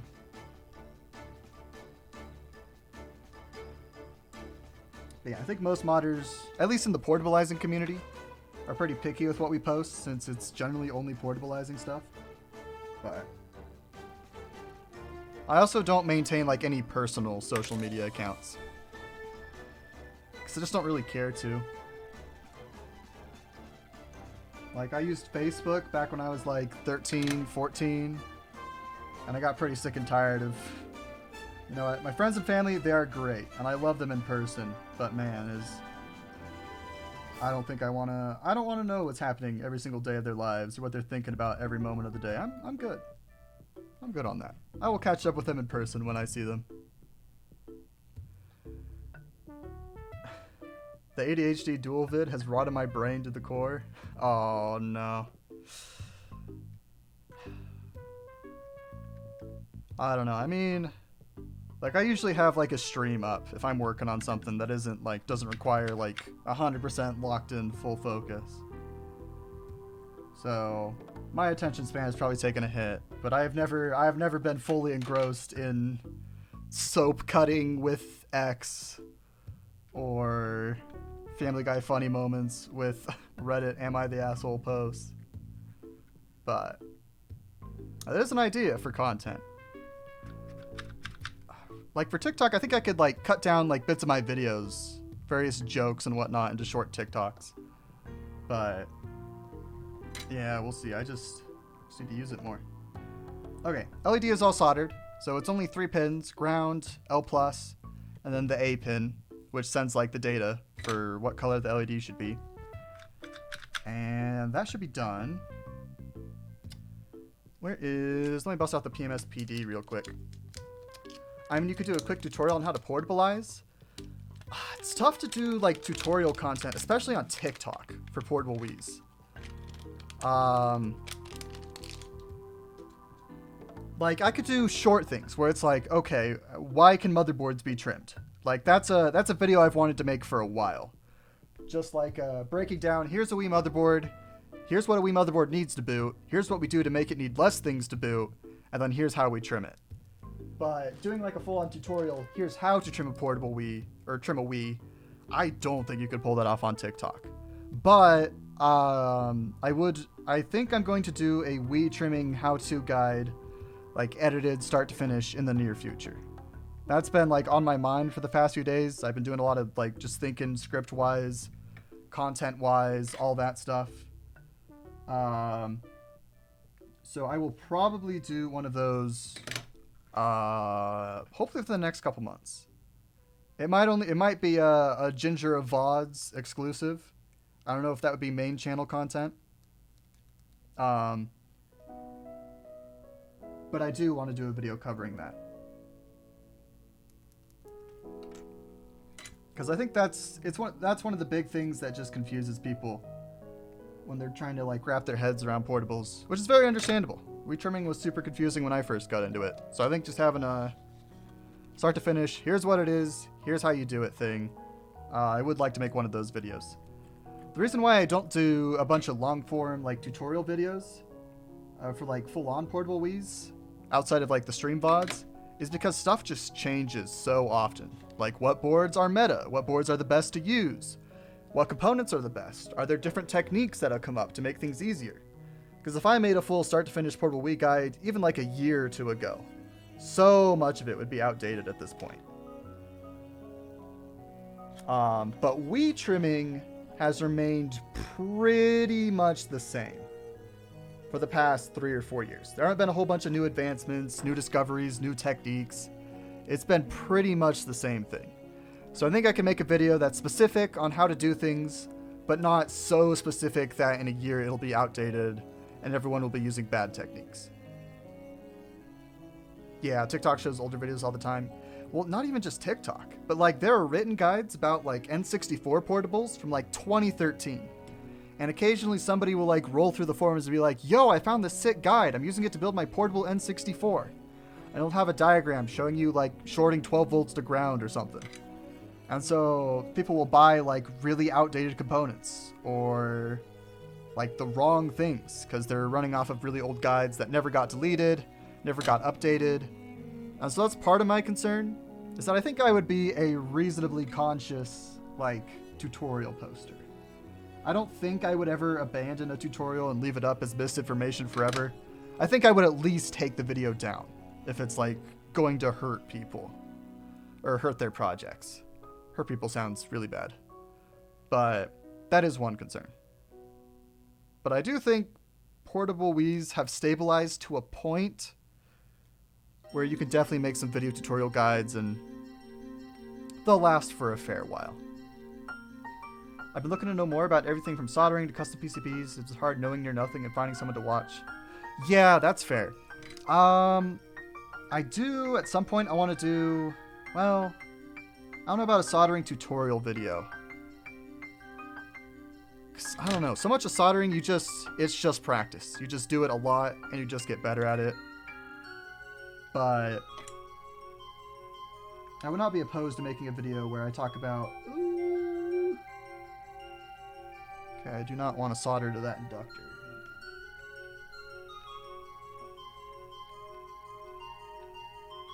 Talking about like how to solder Wii as well, because that's a tough thing for people who are just getting into it. But kind of even wanting to know basics, like stuff about wire and everything. Yeah, and I think I would cover some of that stuff in like a full-on Wii trim video. Like I would break down what wires you need, why you need certain wires, and all that. Yes, so tips and tricks, or like the solder board things, I do want to buy like a bunch of those. And like try them myself and try and see like which ones I think would have really helped me when I was starting out. Because I learned how to solder by building portable Wiis. And that is not a good way to learn how to solder. Because I broke lots of things. Caused all sorts of headaches for myself. And so those little practice boards are really good. But like I've never used them. So I'm not sure which ones are good or which ones aren't all that helpful. So I want to buy a handful of those off of Amazon and see which ones I think would be helpful for beginners.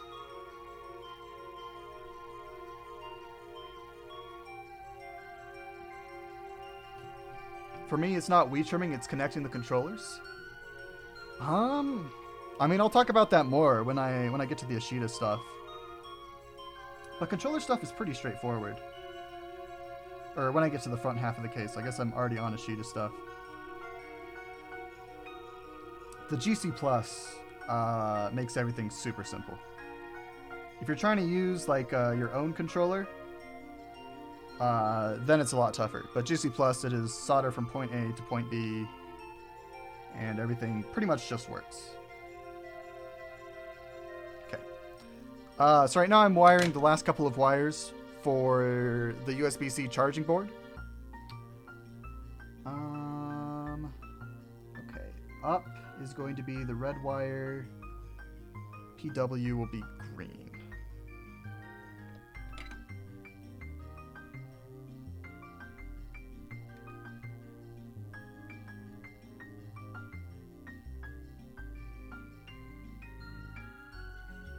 Okay. I'll try mod chipping my Switch soon. No microscope. Pray for me. Oh, are you doing like the I don't remember what it's called. But are you doing the newer mod chip one for like new Switches, OLED and whatnot? I don't know much about it, but I have heard that it is some tough soldering. Although I don't have a microscope for anything I use either, so. Built a keyboard and solder a new cable onto a pair of headphones. Good practice, you can use them after. Yeah, those aren't bad ways to do it. I think the only downside of that is that if you don't care about headphones or keyboards, then that's kind of an expensive way to learn how to solder. But you are right, that if you do want those at all, then that's a good way to learn how to solder and like get something useful out of it. But keyboard soldering is pretty easy generally, compared to like portable Wii soldering. I think like those little SMD boards with like a bunch of like resistors and little LEDs are probably better for practicing stuff for a portable Wii. But those are good for like dipping your toes in and getting good at through-hole soldering.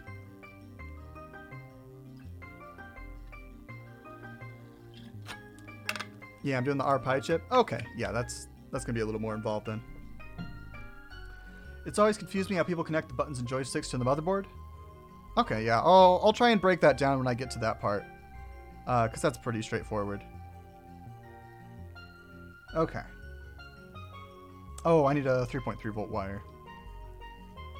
I'll use red wire.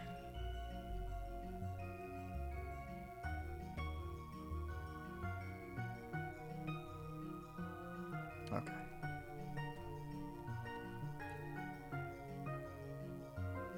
Oh, you're talking about the mod chip. Sorry, I got confused. Gotcha, gotcha. Yeah, I've got a modded Switch, but it's the old... It's the, like, release model version, so I don't have to do any soldering or whatnot. The touchscreen on it doesn't work, though. That's the one thing that's wrong with it. But I got it for super cheap off of eBay. At the time, I was going to use it... I had a project I wanted to do with a Nintendo Switch. Which I probably will still do that project at some point, but I probably have to buy another Switch now. Because I don't want to take that one apart and potentially break it. Okay. There's the 3.3 volt line. Okay. So the USB-C PD board is going to cover up some parts of the PMS. So I want to run wires out from everything over here before we install this board, or else we're going to have a hard time doing that later. Okay, so the button pad right here is for the power button, or the power switch, in the case of the Ashida. So I'm just going to run a nice thin wire out for that.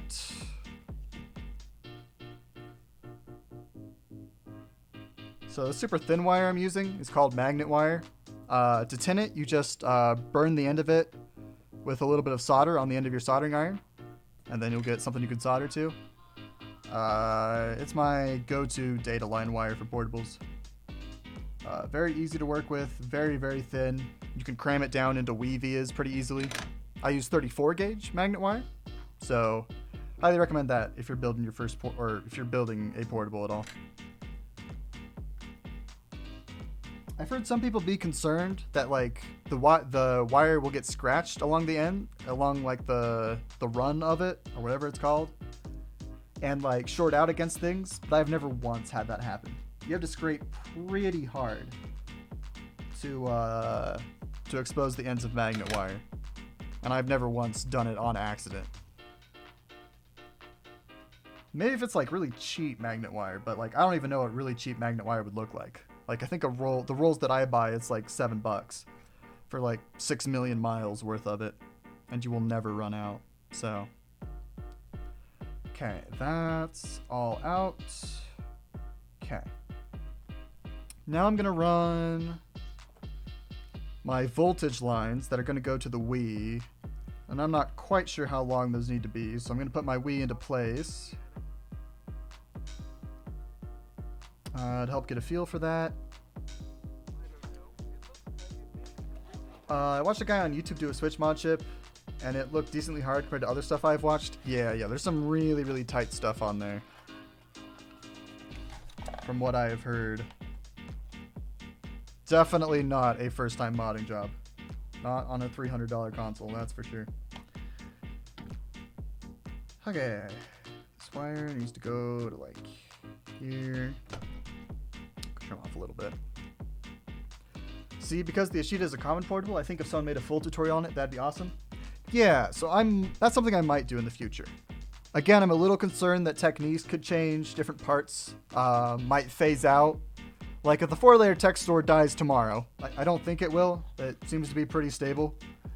But if it did, then all of a sudden, any tutorial video I make would be not terribly helpful, because I'd be spending a bunch of time talking about boards that no longer exist. So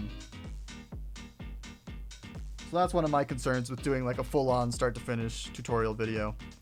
But that's why I would start with the Wii trimming one, since that's going to be pretty much stable no matter what portable you're building, no matter what parts are used to power a portable or to make a portable work. But yes, I can understand why you would want that. Does anything? I think the Ashida might not use 5 volts for anything.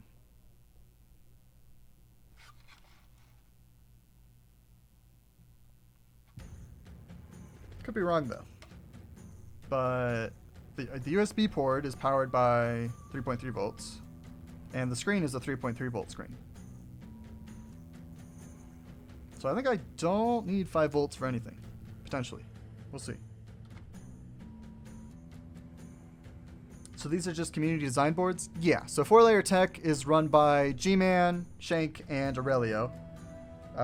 Shank handles most of the marketing, the business side of things. And then Aurelio and G-Man have been longtime designers.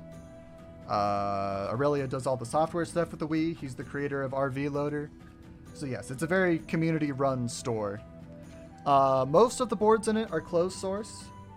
Actually, no, that's not even true. The UAMP is open source. The GC Plus 2 is open source.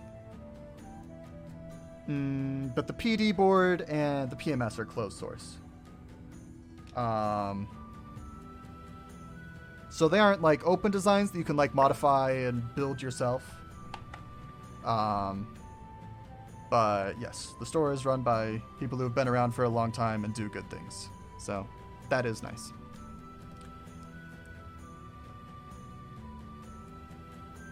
Okay, I think YouTube is looping through the same 4 songs.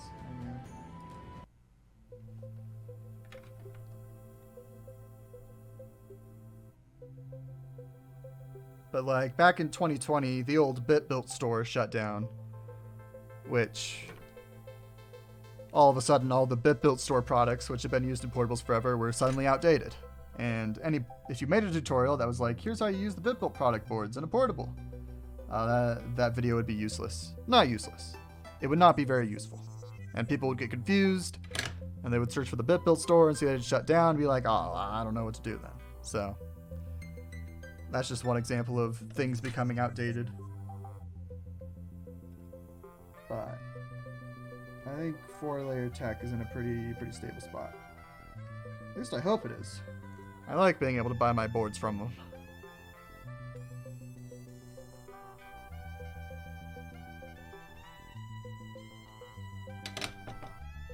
Okay, there's 3.3 volts. This pad in the corner, here, I'll zoom in a little bit, is 1 volt.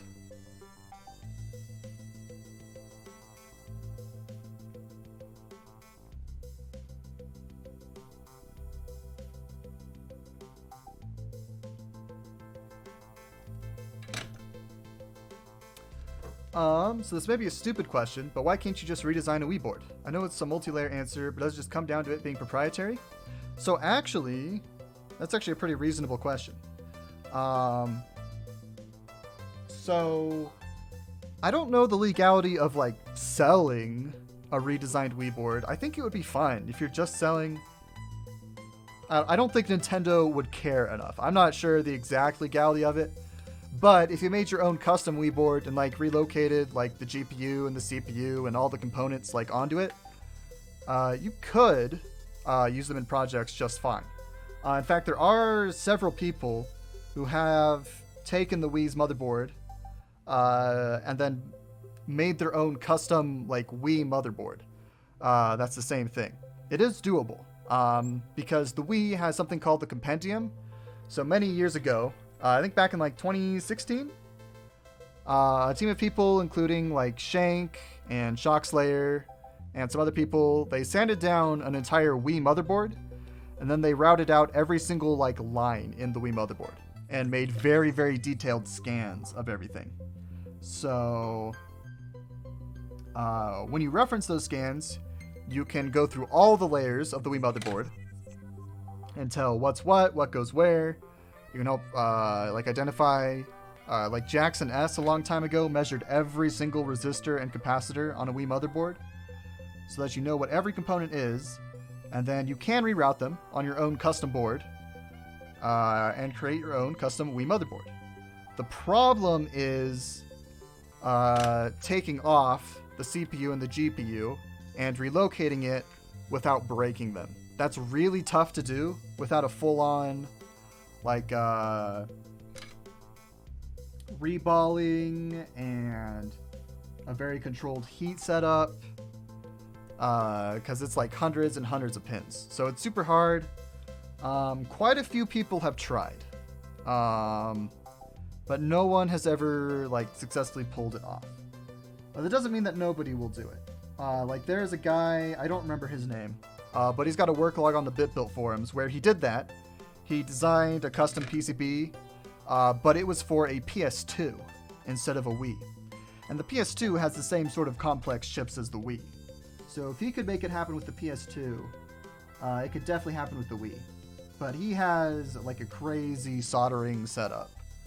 So he is well equipped to make that sort of thing happen.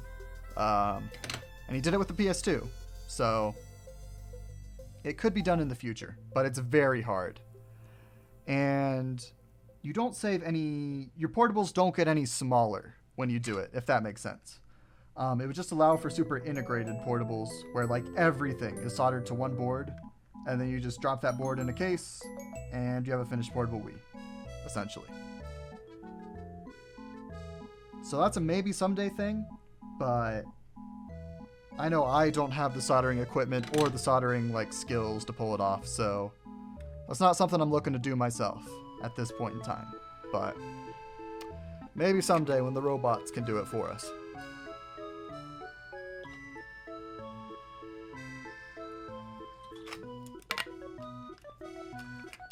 Okay, I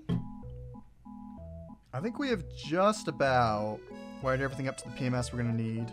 I do need to connect a thermistor wire. I think we'll solder up the thermistor on the Wii first.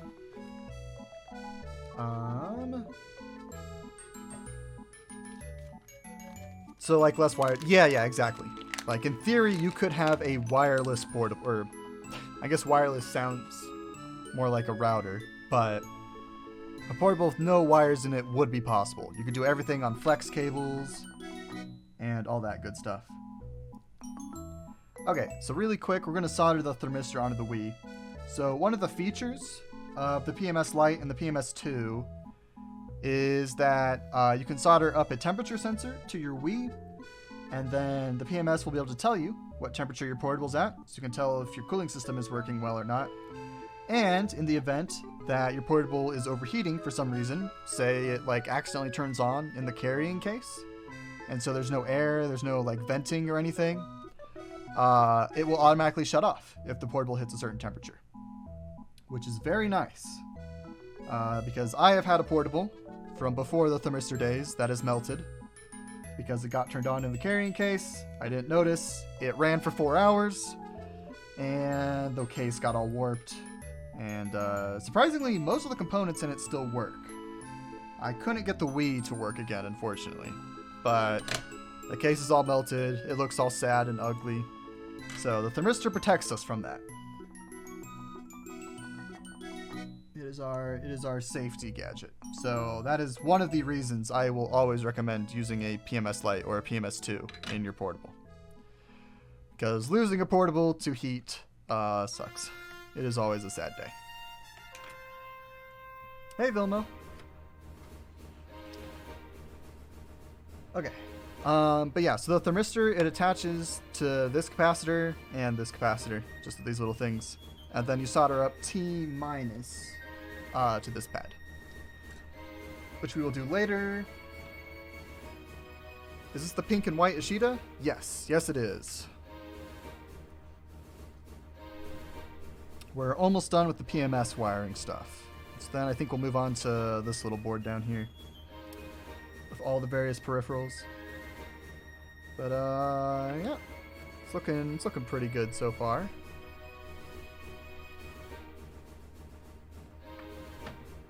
Okay, thermistor wire. We're gonna use. We'll use a thin green wire. I shouldn't get it mixed up with the button, but I could if I'm not paying attention.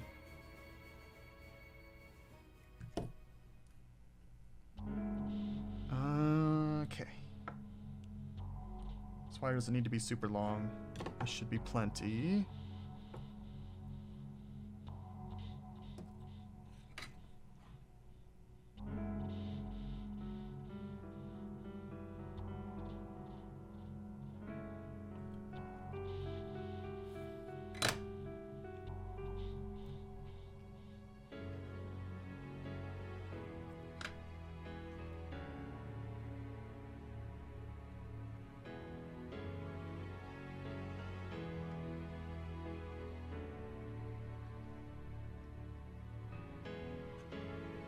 Oh, actually, there are a few more PMS wires I forgot about.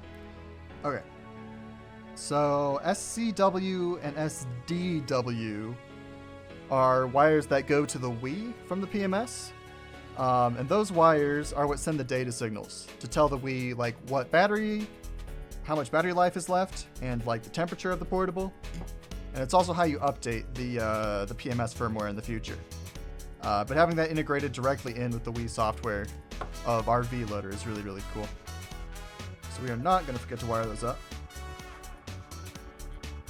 I've had a portable project sitting on my shelf for a long time, been scared of messing it up. Should probably just go for it finally and see what happens. Yeah, what project were you working on? I'm curious.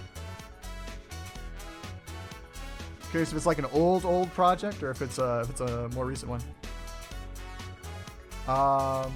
So do you just like modding Wiis, or do you do anything like old laptops, other game consoles? So I grew up in like a purely Nintendo household. So I grew up with an NES, a GameCube, a Wii. So I never had like PS2 or Xbox. And so I'm not super attached to those consoles. But I do love building portables. So I did build the portable PS2, because portable PS2s are pretty reasonable to build. I was like, oh, I want to do that just to have one, just to see what it's like. And so I will probably build other PS2 portables at some point in the future. But for now, I'm probably going to be sticking mostly in the Nintendo sphere. But there are plenty of modders out there working on portables for PlayStation and Xbox stuffs. So I snagged one of the last G-Boys when G-Man put them up a year and a half ago. Yo, same. I think I literally have the last one, because I like missed it, and I DM'd him. I was like, yo, do you have one more left? I thought I paid for one. And he was kind enough to send me one. So that's actually one of the streams I'll be doing in the next couple of weeks. I'll be putting together my own G-Boy kit. I'm going to save up my points, so I have that portable Ginger made, but never got to give away because dude got arrested. I don't know what I would actually do if somebody redeemed the channel points thing. I would give them a portable. I don't know if it would be a commission or if they get what they get and they don't throw a fit. But that is something for future me to figure out. I'll be like 80 years old and have moved on from portables, and some dude will DM me because he has scrounged up enough points for it. Okay, so that is SCW and SDW soldered up. Oh, right, we need a wire for U10. So one of the Wii's boot requirements is a little tiny chip, well, not tiny, a little chip called U10, which is what sends the signal to the Wii to tell it to turn on. So that's one of the few things you have to relocate before you can like power on a trimmed Wii. I think you left channel points deactivated? They shouldn't be. They should work fine. I don't know if it's like something to do with your Twitch account. I don't think you have to follow for channel points, do you? But they should just work. Bought a replacement chip, but I haven't gotten around to trying it yet. Gotcha. Yeah, U10, that is a common hurdle for beginners, just because it's the first like VIA you're soldering to on the Wii. Like, I absolutely nuked the U10 like VIA on a 6-layer Wii back when I was trying to get into building portables.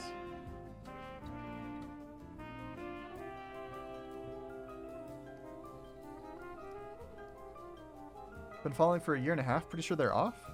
Really? I've definitely had people comment about channel points before. Let's see. Says I have infinite. Yeah, get started.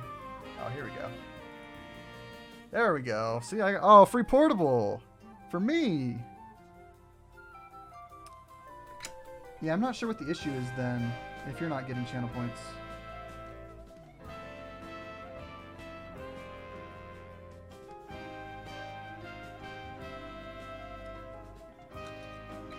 Alright, there's our wire for U10. Reset the stream, able to pop up. They weren't working for me last week, but after resetting, they're there. Okay, yeah, I'm gonna guess it's something weird with Twitch's end. Maybe to do with, like, verified accounts or something. I got no clue, unfortunately. So into the stream channel on BitBuilt? I don't know. Are they just not showing up for you? I got no clue. Twitch is not known for having a flawless site, unfortunately. So can you change the Wii's boot requirements? To a certain degree, yes. So, stock Nintendo Wii, no soft modding, no hard modding, nothing, has 4 or 5 boot requirements. So you need voltage, you need the custom regulators. It needs to get 1 volt, 1.15 volts, 3.3 volts, and 1.8 volts for it to turn on. It needs the Bluetooth module.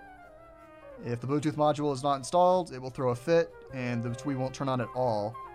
Same with the Wi-Fi module. The Wii will not boot if the Wi-Fi module isn't in place. And then it needs the turn-on signal from the U10. If all of those conditions are met, then the Wii will turn on.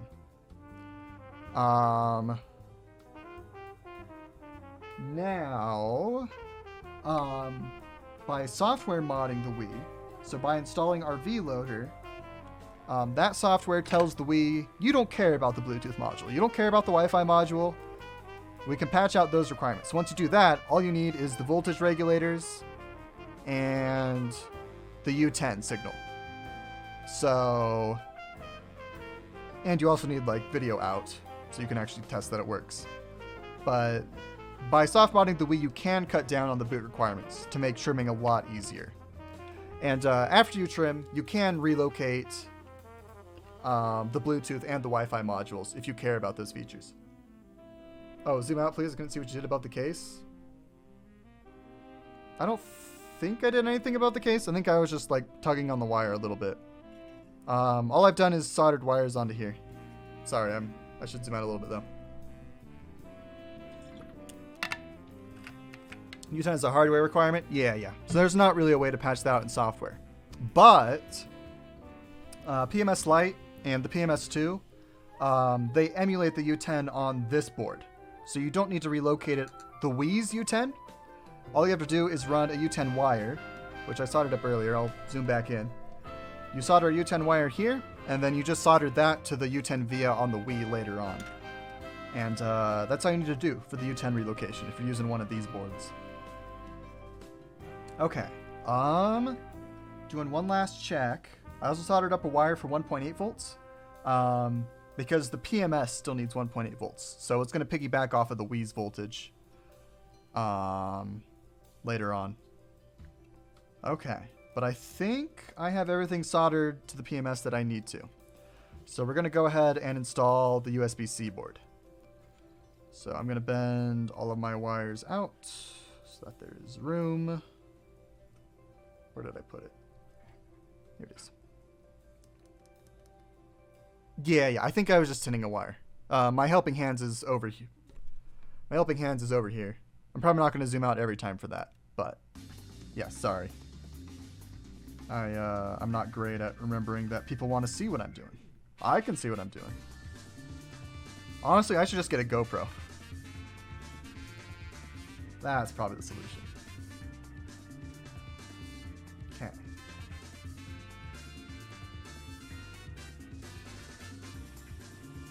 Louise, 3.3 volt wire. Okay. I think I need to place an order from McMastercard too, because I'm down to about that many 4mm screws.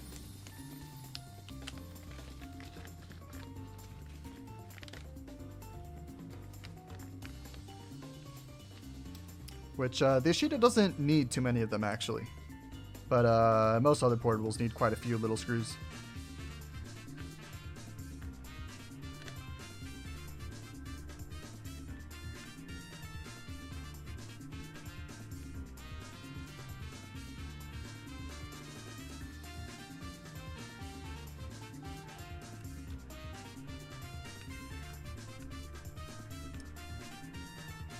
Okay, and then we're not going to wire the button signal up to this board. That's usually what you do with the USB-C PD board, but we're using a separate switch, so we don't need to worry about that for now. Okay. I'm pretty sure up was the red wire, and PW was the other one.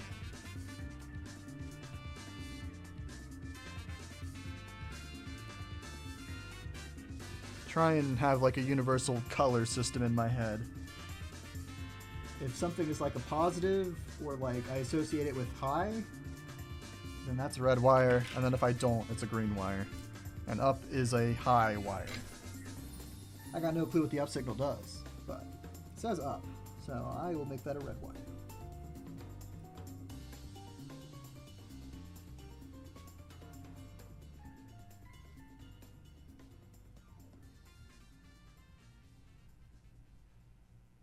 Okay, just like so.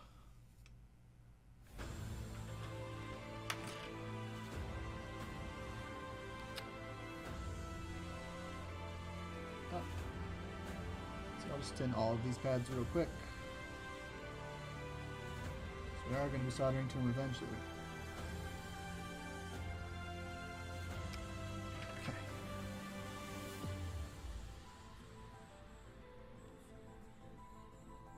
Red wire.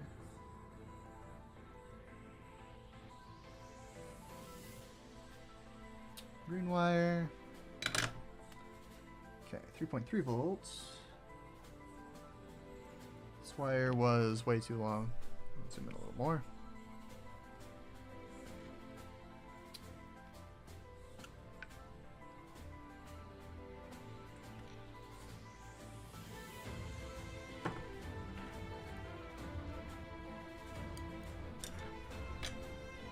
Tin it.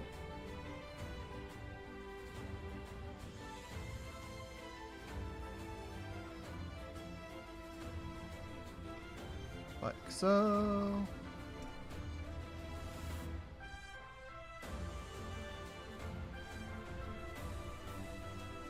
There we go. Alright. Now charge and ground. I think these wires are barely going to be long enough. Yeah, it's pretty tight. But they will work. They're going to be a little bit of a pain to tin. Or to strip.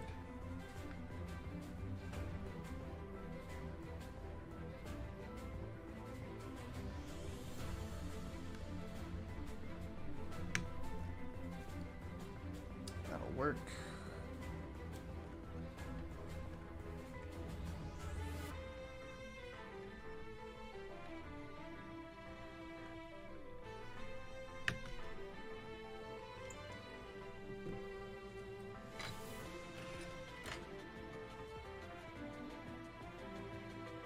Tin the wires.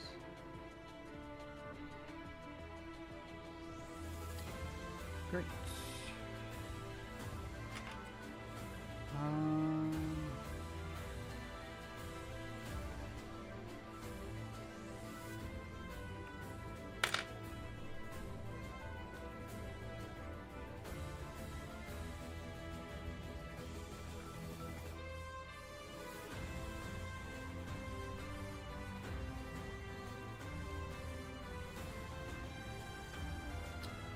And then charge.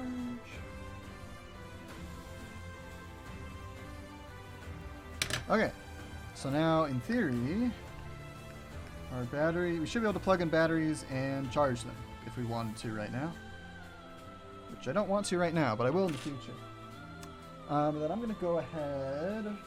Hang on, sorry, there's going to be a Windows sound. That's on my end. Alright. I did get a USB drive. I put some games on it. It's got all the RV loader stuff on it. So this is a SanDisk Ultra Fit drive. It's the recommended drive for RV loader. Wii's are pretty finicky with what USB drives you use in them. So the SanDisk one is just a safe, consistent option.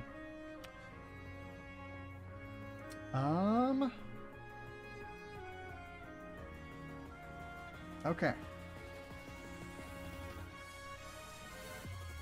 So I think we're all good right here for now. I think now it's time to get this board put in.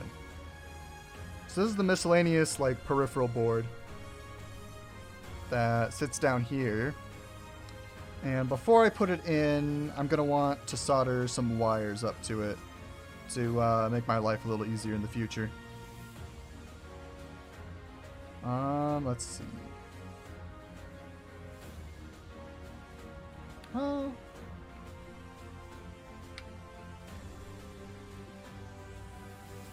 No, I'll put wires on it now. At least some of them. That's the smart thing to do. Okay, so we are going to set this off to the side.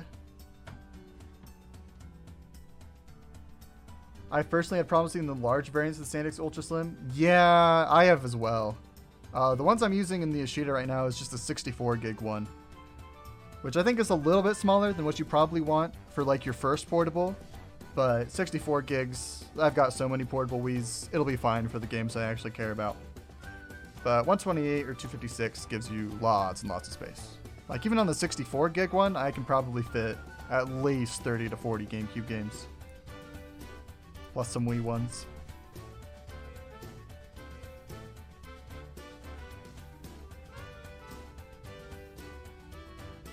Oh, okay. I'm pretty sure they updated the Ashida boards since the last time I bought. So I'm noticing some very convenient pads. Okay. So I'm going to mention this now. I'm not going to do this since I've already wired it up differently. But if you're using the RVL amp in your own Ashida, or if you're using the U amp, there are these SCW and SDW lines. So we wired this up on the PMS, if you remember that from earlier. But the RVL amp also uses, actually wait, no, I won't grab one. Also uses the SCW and SDW lines. And it is really tough to solder two wires to like a single Wii via. So what you can do instead is wire your SDW and DW lines from the PMS into this board, into these right here, and then wire out from here to the Wii. That'll be much easier than trying to connect both lines directly to the Wii, because they go to the same spot, they're shorted together, it's all fine to connect them up. But I don't think that was on the old Ashida boards, but it is nice that they're on this one. What is A?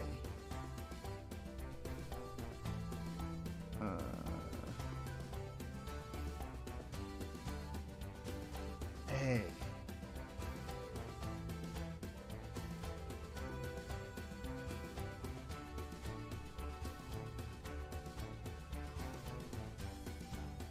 Hey, Wesk. Do you actually play your portables? Not a whole ton. But I will occasionally. Okay, let's see. So I'm going to cut 4 magnet wires. No, I'm going to cut 3. For the audio lines, I've got a few different colors of magnet wire. So that just makes it easier to like tell what's what later on. But it's not a requirement by any means. But it's worth spending the extra few bucks for me.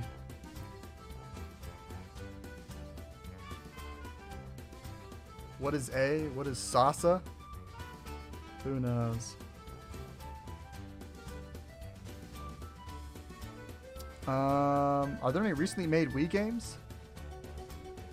I think the most recent games to come out for the Wii were like Just Dance titles. Like they were releasing Just Dance games for the Wii through like 2020 or something.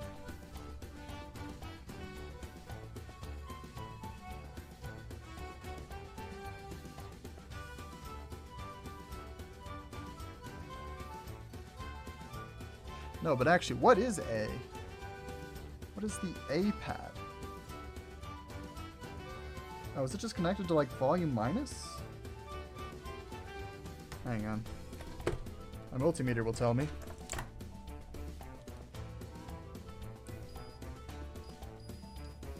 Okay, yeah, the A pad is connected to volume minus. I'm gonna guess that's something for like RVL amp?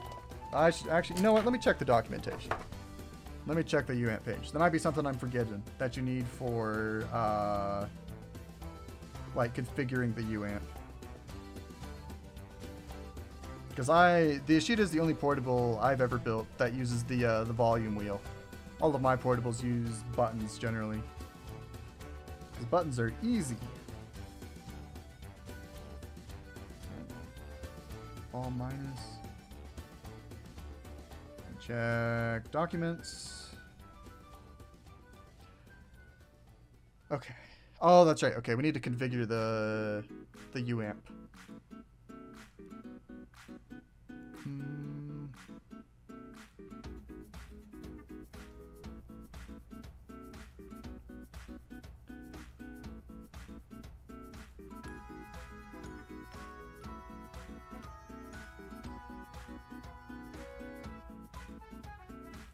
Okay, so I need to jump. There are 2 pins right here that need to be jumped for the audio wheel to work. I'm going to do that real quick. Okay, that's all great. I still can't figure out what you would need this A pad for, so I'm going to guess it's something RVL amp related. And I haven't used the RVL amp enough to really know what all it needs. Buttons for volume is gross. Wheel forever. I don't know, man. I guess the wheel lets you really dial it in. Then I gotta find a spot for a wheel? I guess finding a spot for a wheel isn't really any harder than finding a spot for 2 tack switches, but... That's right, West. You could be wrong on this one.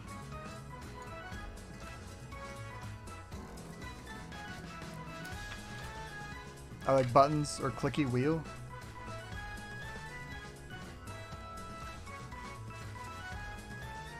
I guess it's funny, because clicky wheel, I do like the clicky wheel. I do have like one of those on my keyboard for raising and lowering the volume. But I guess that might impact how like fine adjusting you can go on your Wii volume.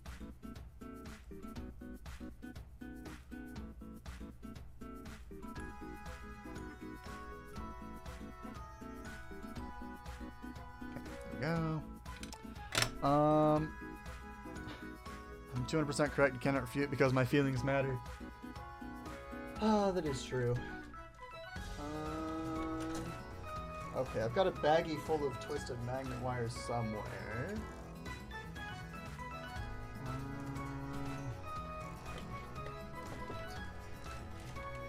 But where did I put it?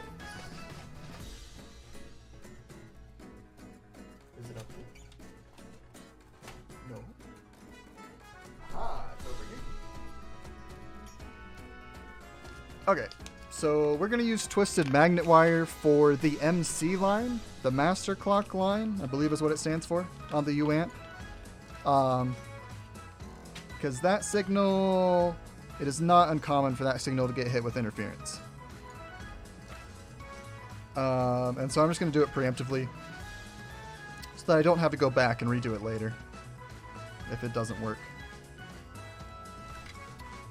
But the other 3 lines, you're fine to just run raw magnet wire.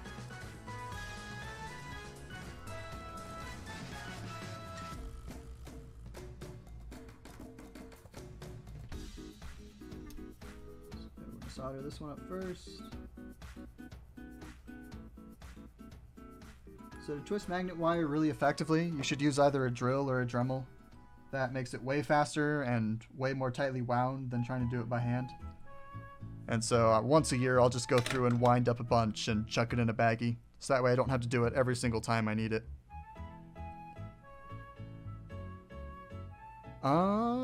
Let's see. C will be yellow, D will be green, WS will be red. I think that's how I usually do it. Like so. I'll zoom back in a little bit. What are your top 5 favorite Wii games? I played more GameCube games, to be honest. Yeah, I'm similar. I had a Wii growing up, but I have fonder memories of the GameCube games. But I mean, Mario Galaxies are great. I really liked Mario Kart Wii. I think I played like the very common Wii games. I don't know if we had anything too wild and crazy. I did not like Skyward Sword. I did not have fun with that one. I got really annoyed at like the bird racing part where you have to like use the Wii Motion Plus, and I could not beat the race or whatever it was. So I got mad and never played the game again. Oh, jeez, okay.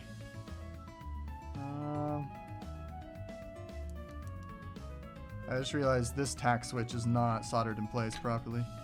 It's also the wrong type of tack switch. So I'm going to try and squish it into place.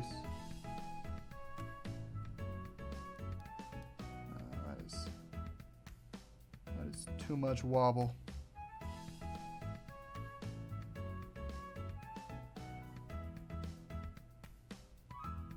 There we go.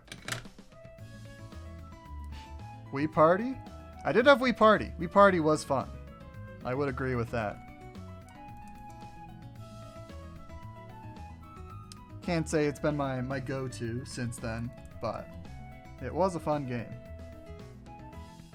Okay, wait, is this button... I think this button is only for Bluetooth sync. Let me check.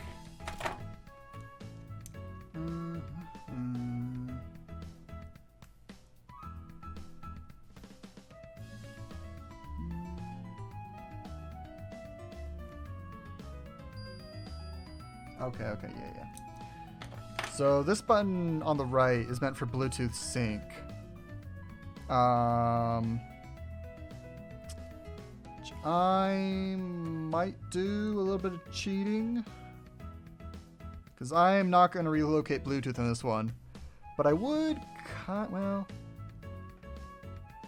Oh, no, I won't worry about it. That button just won't do anything in this portable for now.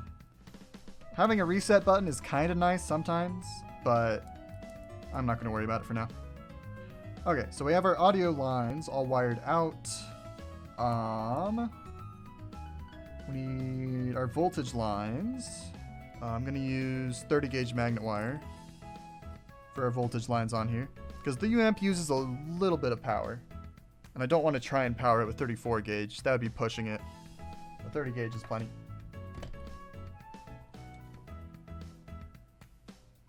Controversial opinion, but I really like Super Monkey Ball Adventure.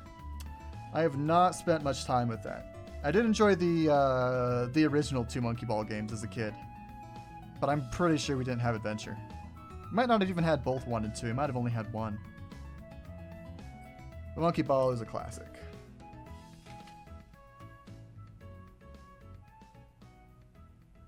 My upstairs neighbor makes almost no noise, but one day I heard them playing Tanks and Wii Party at max volume for some reason. Okay, that is a good Wii game. That is... I forgot about Wii Play. Specifically, Wii Play Tanks. Me and a friend, I don't think I ever beat it as a kid, but we booted up Dolphin Netplay and we beat it through that. Some of those levels are very mean. And then I guess there's like a whole extra mode to that game once you beat it. There's like an endless mode or like a extra 100 levels or something crazy. I've never really delved into that too much, but Wii Play Tanks is a very fun little mini game.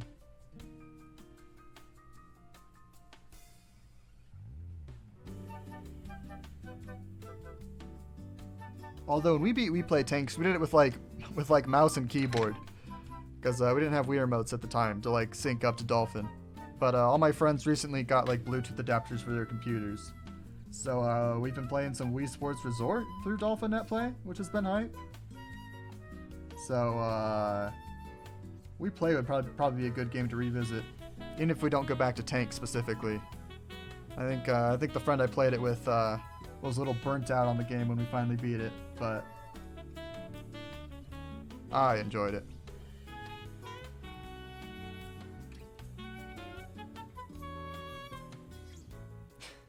You recognize the music?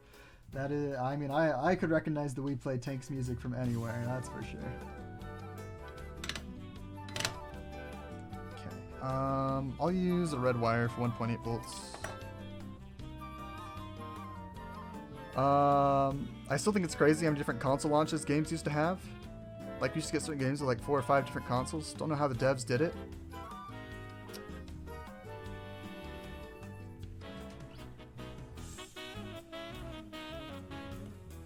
Don't you have enough Wii Bluetooth modules to make a few USB Bluetooth sticks?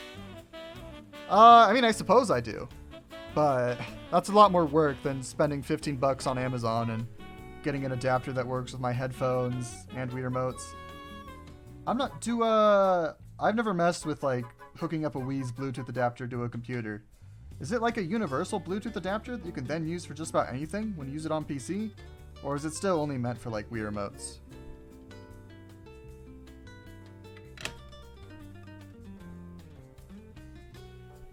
Works really great, but sadly NetPlay doesn't support Bluetooth pass-through. Yeah. Gotcha. We were able to make Bluetooth work. So I think there was some weird trick you have to do though, where you have it, you like emulate a Wii remote and then like use your Wii remote as a quote-unquote emulated Wii remote. I don't know, but we managed to get it all working. I think my friends usually play with Joy-Cons though, since they don't have Wii remotes, but they do have Joy-Cons. And those aren't too far off. But yeah, NetPlay is great.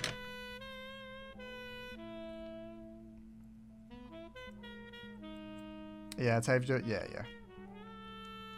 Okay. What other wires do we need?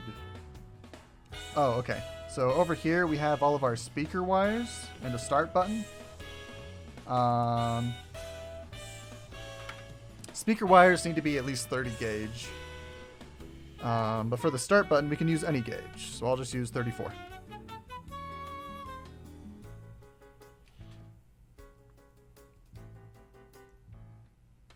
Yeah. So if you didn't know, the Wii's Bluetooth adapter is actually just like a USB adapter that they just hooked up to the Wii.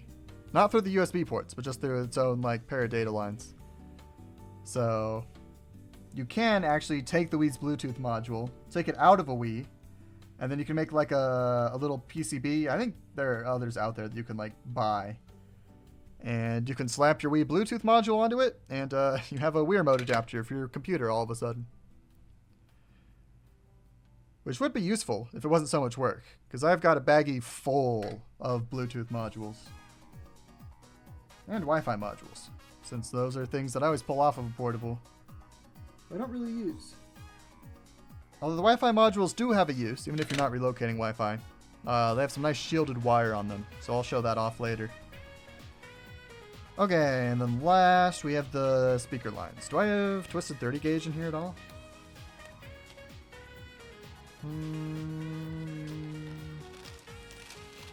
Yes. Do I have enough?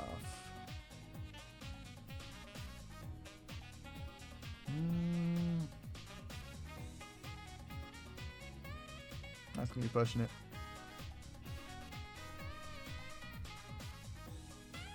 It isn't that much work. The only annoying part is that it operates on 3.3 volts. Yeah, but I mean, you still have to like buy a PCB, buy some components. I think you need a couple like resistors and caps, as well as I guess the 3.3 volt adapter. I didn't even think about that. So at the end of the day, it's not a negligible amount of work. Okay, so I'm actually all out of, or essentially all out of twisted 30 gauge magnet wire. So we're gonna twist some right now, really quick. I'll show off the ultimate technique. I've got red and green 30 gauge magnet wire, so I'm going to use that so I can easily differentiate. Take it. I'll just do a few feet for now. I don't want to spend too long doing this. Alright, this should be plenty. Snip it off.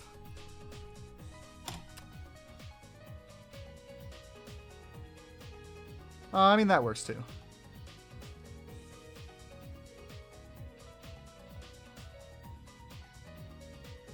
I think the way I saw people do it in the past was they would buy like a little PCB that it was like it would have the USB port like on it, and then you could just kind of mount everything to it. It was a cleaner solution than cutting up a cable, but that works fine too. Okay, and then I will clamp it in my helping hands, and then I will grab my drill.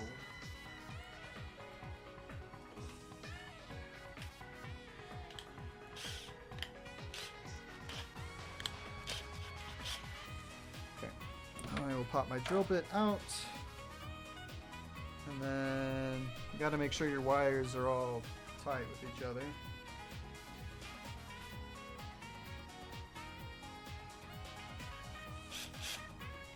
And then you just, whoops, you have to get it pretty close. Then I just jam the wires in there.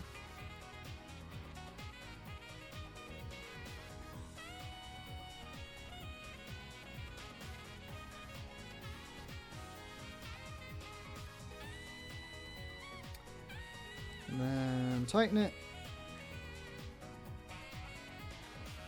And now we just spin to win.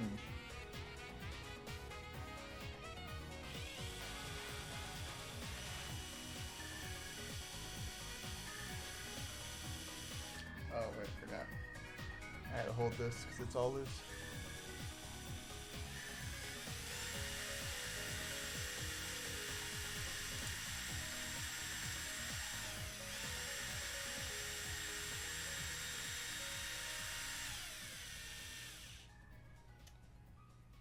Okay. Actually, I just realized you don't even need to twist the 30 gauge wire here for the speakers. It doesn't like help with the signal integrity or anything. It just helps for organization. It's easier to keep a pair of wires together than trying to remember which red wire goes where. So I'm not going to twist these super tight, but I've now got nice twisted wire. I sent you some nudes on Discord. Oh, here, let me check what hot stuff is Wesk sending me today. That is a teeny tiny fan sitting on top of a Wii with nothing else, huh? So did you find like the Giga undervolt board? Is that what happened?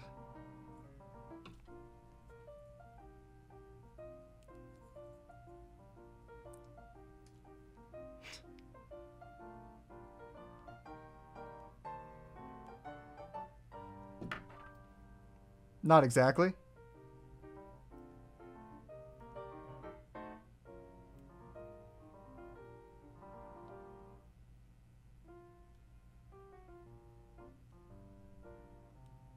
But it's the furthest 1.8 volt undervolt we've gotten. Oh, gotcha. Did you go lower? I think you said like 1.2-ish yesterday you were able to get one. Is that even lower?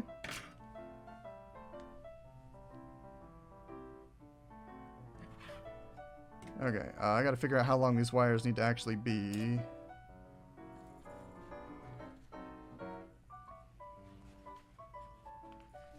Okay, I'm just gonna leave. I'll just leave these wires really long.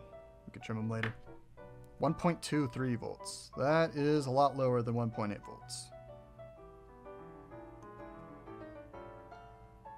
Yeah, that's sick. I think my pots should arrive on Monday. So I have to take my board and run my own mad scientist experiments on it.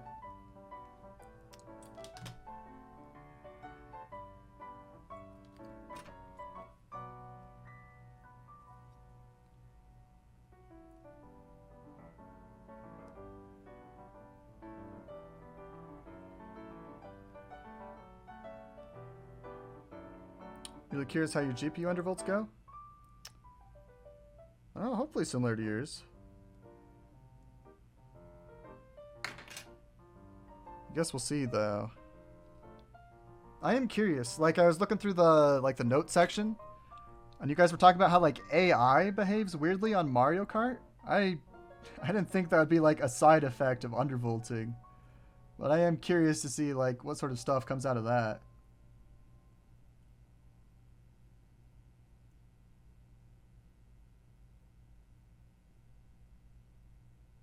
Or I think there were like stretched images and other things too. But the side effects sound curious.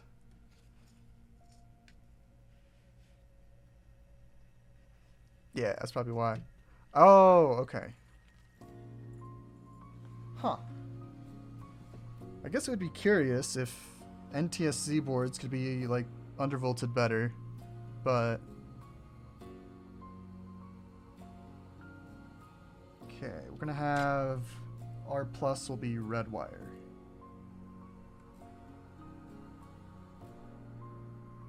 R minus will be green wire. Oh, okay, that was just a one board thing. Gotcha.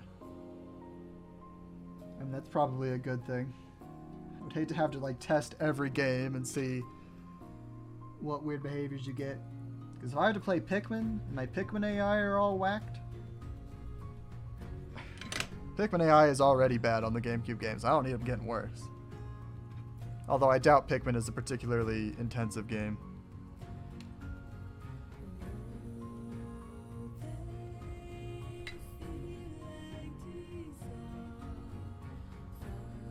Okay.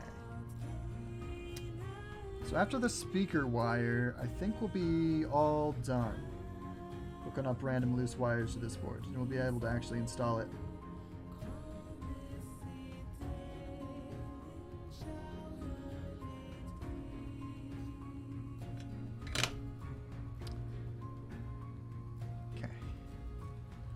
Minus will be green, plus will be red. And these speaker wires are way too long. But I don't feel like bringing both halves of the cases over to figure out how long they need to be, so I'll just trim them later. Better to be too long than not long enough.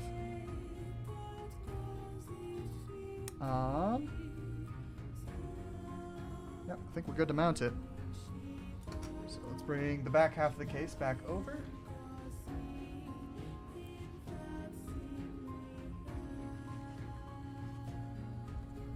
Oh, Mario Party makes sense as a test game.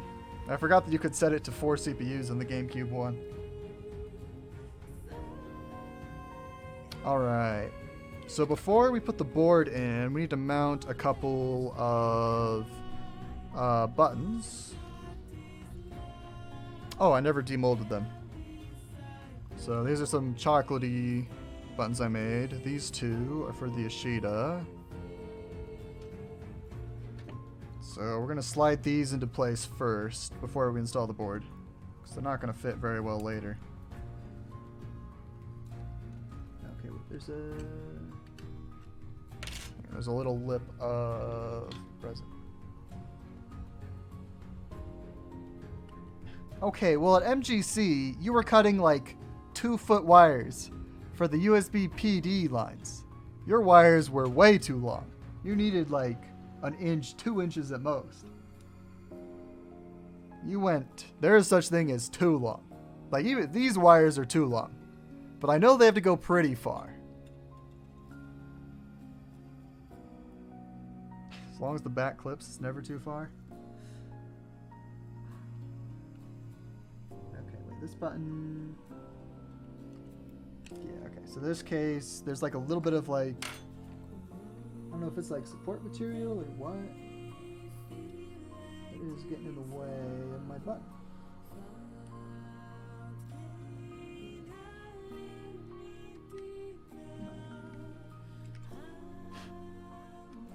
That. Does it fit now? There we go, that feels better. And then I'm going to leave it angled so the buttons don't, well, I have to put it down. Okay.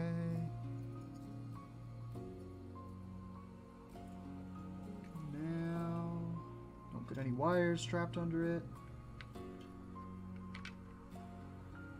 Oh, wait, that wire's going to be in the way.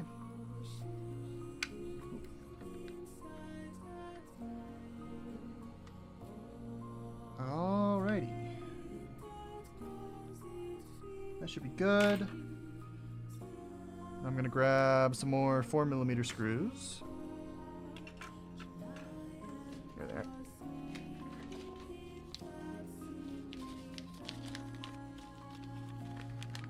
How many screws do I need? 1. Okay, looks like I need 4 total.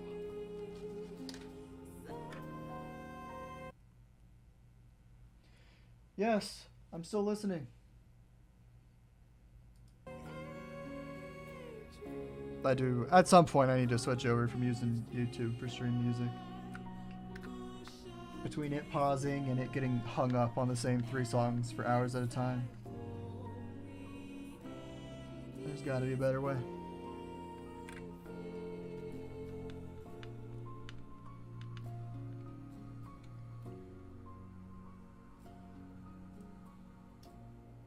Alright. Right here.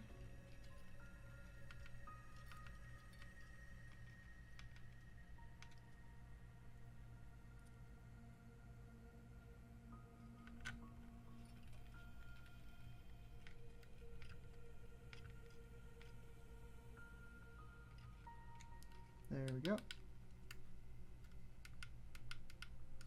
Oh, that's a recessed button. I think. Well, it is now.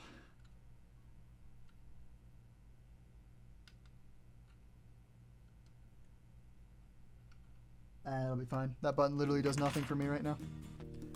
Alright. Well, this is what the bottom looks like. Unfortunately, they don't make power switches. They don't make potentiometers in nice chocolatey colors, or headphone jacks, or the on-off switch. So, those are not going to fit the theme of the portable. But we'll survive. Okay, so I'm gonna pull all these wires this way to keep them out of the way. As with these. Okay, and there are a few wires I need to run between this board and the PMS. So we'll do that now while it's on my mind. One of which I'm gonna run 1.8 volts from the UAMP to the PMS. So that'll make my life easier later on.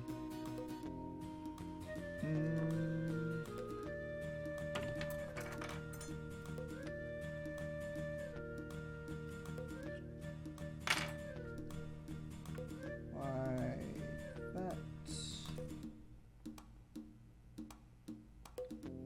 Wait, which one is this song from? If we're talking about the one that's playing right now, I think this is Earthbound? No, Mother 3. Alex Log Cabin.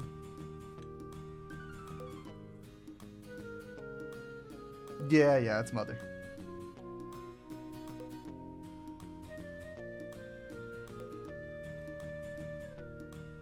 Okay. Then we'll try and let this wire piggyback off of this. Oh, nice. We didn't even desolder the other wire. That's huge. Okay, we will connect ground directly to the PMS as well. There's a nice convenient ground pad right here.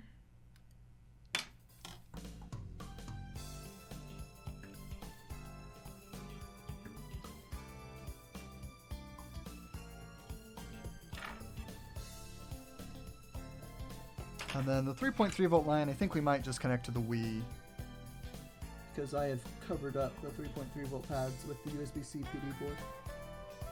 But it should be fine. If there's too much noise on the 3.3 volt line, it can... I've had it cause issues potentially with the UAMP before. But that also might have been related to a different issue. So I think running it from the Wii will be fine in this case. Especially because the UAMP is so close. I think it was just on the Louis, where the UAMP is on the other half of the case. Okay. 3.3 volts.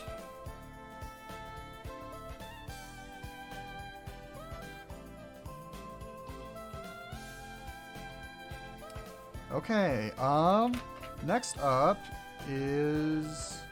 Oh, wait, no, before we move on, I need to solder the power switch.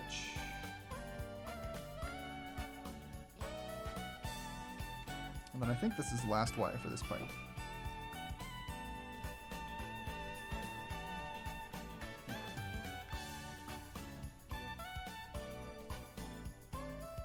Was there resin on these? Oh, hang on. Wait, where's my X-Acto?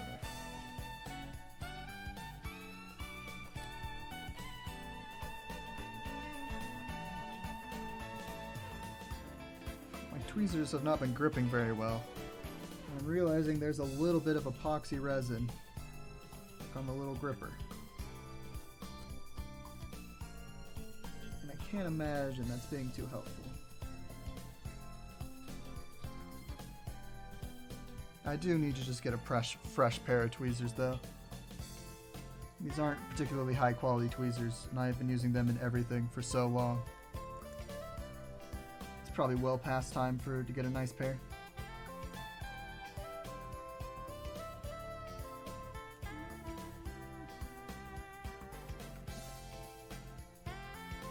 Put that around there.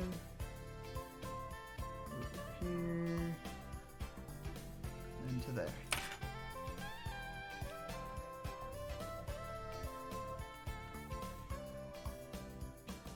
And then normally, if you are using the Bluetooth module, you should run a wire out from the S2 pad. That'll connect to Bluetooth sync once you've got your Wii in place. But I'm not using the Bluetooth module, so I'm not going to do that.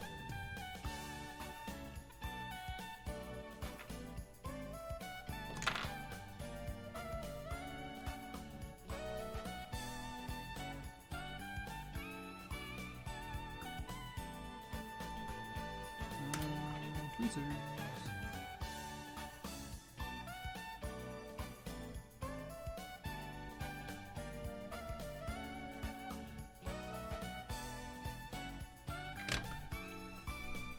Okay, so next up, we're gonna attach all of the Wii stuff, but I'm gonna run to the bathroom real quick. I'll be back in about a minute. Or probably a couple. I gotta refill on water too.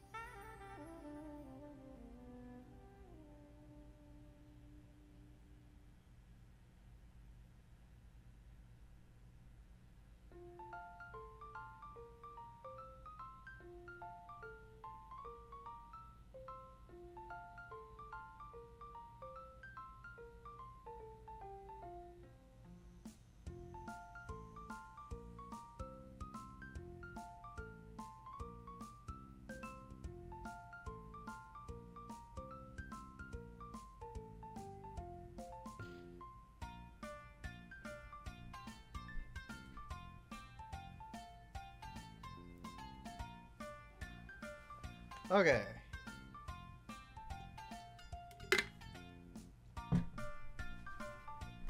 Oh, hi, kitty. Cat is atop her tower, about a foot above where my webcam is. So, okay, let's get the Wii installed. I think we're ready for that.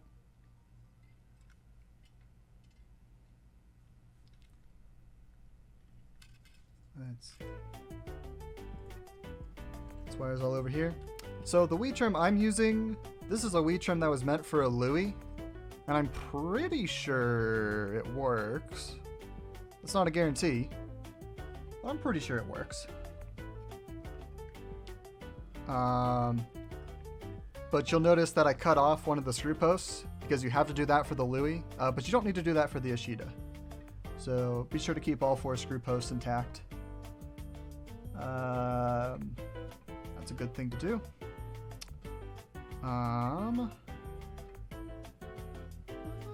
You know what, we'll just send it. We'll just go ahead and screw the Wii down. The heat sinks aren't too much of a pain to get in and out of this case, so I'm not too worried.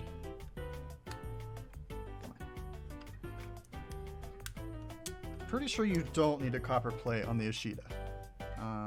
I think this should be at the right height as is with these little thermal pads.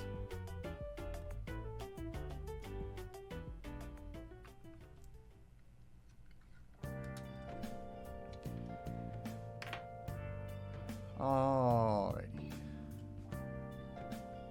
All the wires aside.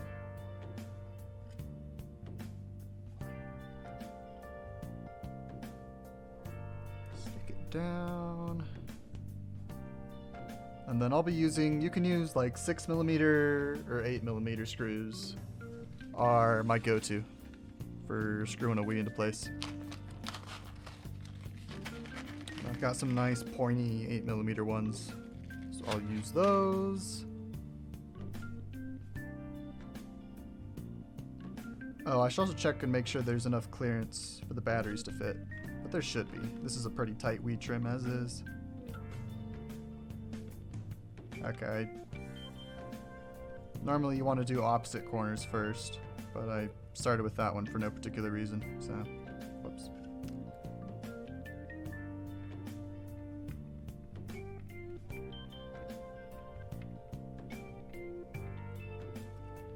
And last one.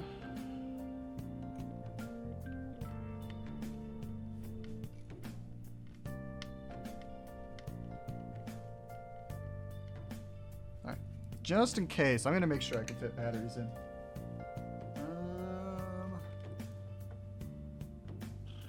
Okay, I just realized the set of 21700 cells that I've got is currently holding up one of my monitors.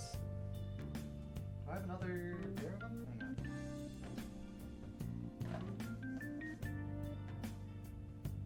I don't think I do. Alright, well this monitor is going to be sagging for a little while then.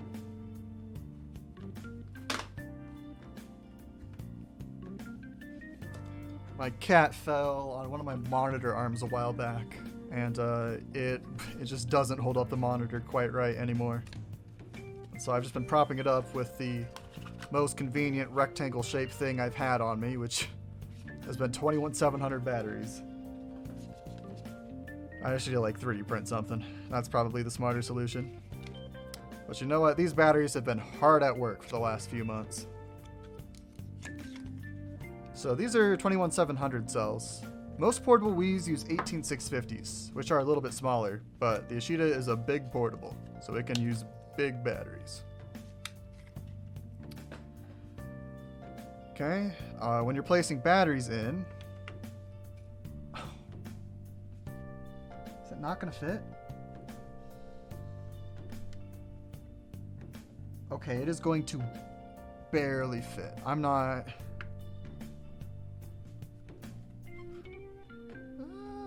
Okay, it didn't... It scraped up the side of the battery a little bit. Okay, a little more than a little bit.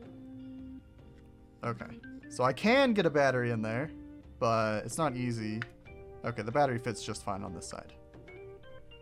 Okay. We're not putting a battery in on this side until we're sure it's done. Okay, so back to wiring up everything for the Wii. So I have a wire already soldered to U10, so I'm going to get rid of it. That's probably from when I was testing this Wii.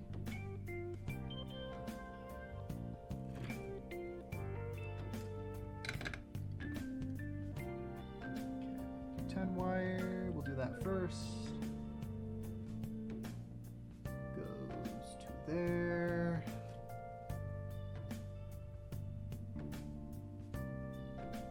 Commit.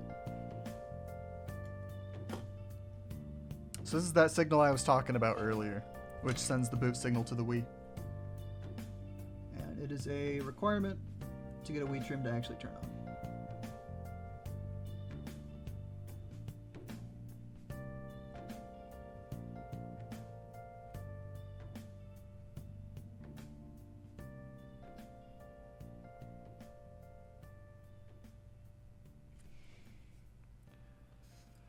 Okay, we're gonna put down some flux to make it a little easier.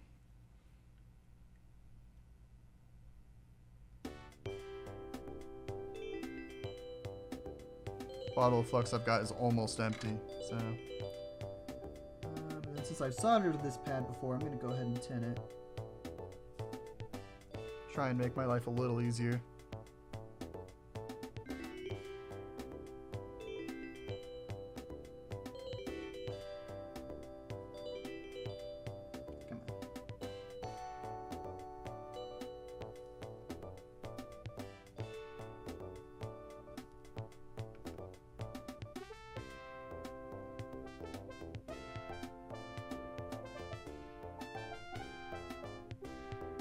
Come on.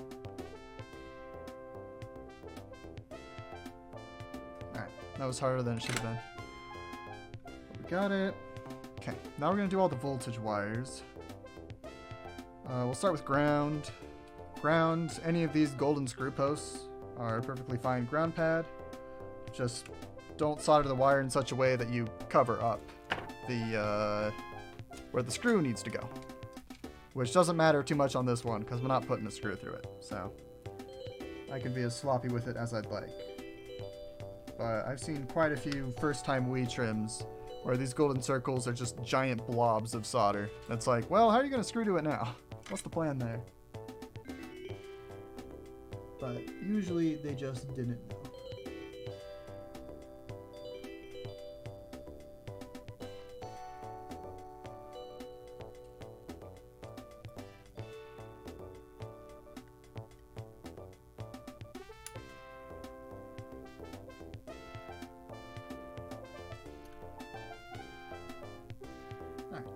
Looks nice.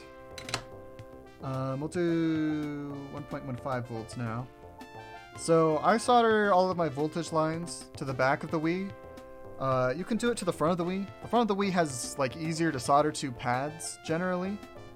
There are all sorts of spots on the front. But I prefer to solder to the back just because it's very easy for me to tell if a wire has come loose. Or if there's something else that's wrong. But as long as you get good solid joints on the front, that's not a concern. It also makes it easier for me to take the Wii in and out if I need to. If I solder all the voltage lines to the back.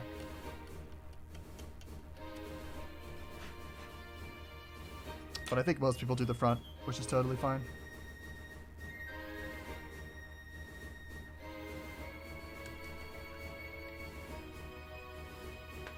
But since I'm soldering to the back, I have to scuff up this pad right here. So that I can solder to it.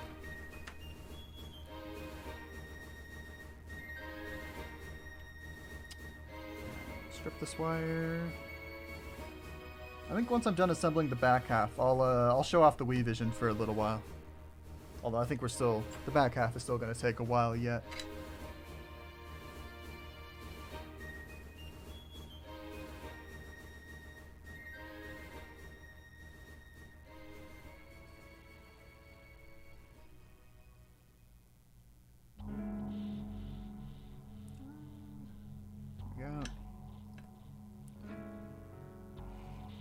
Hey there, Chipper One.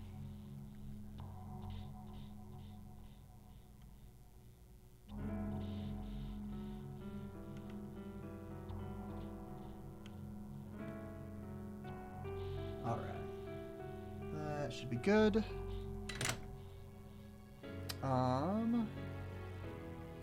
Let's now do the 1 volt line. There's only really one spot you can connect 1 volt to on the back. There's like 3 vias right here. And so I'm going to convert these into like a little makeshift pad.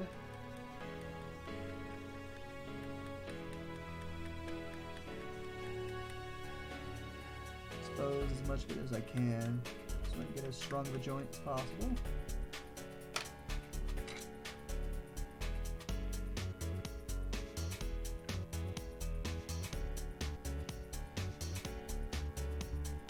Go.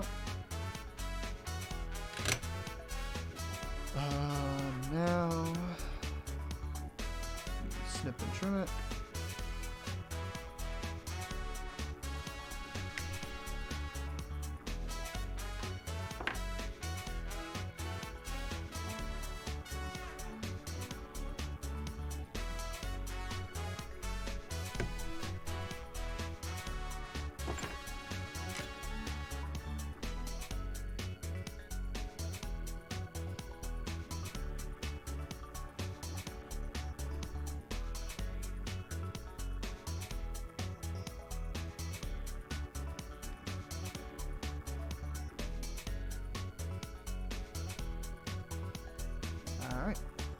And then lastly, 3.3 volts. Well, I didn't actually make that wire long enough to route it as cleanly as I would have liked. But that's okay.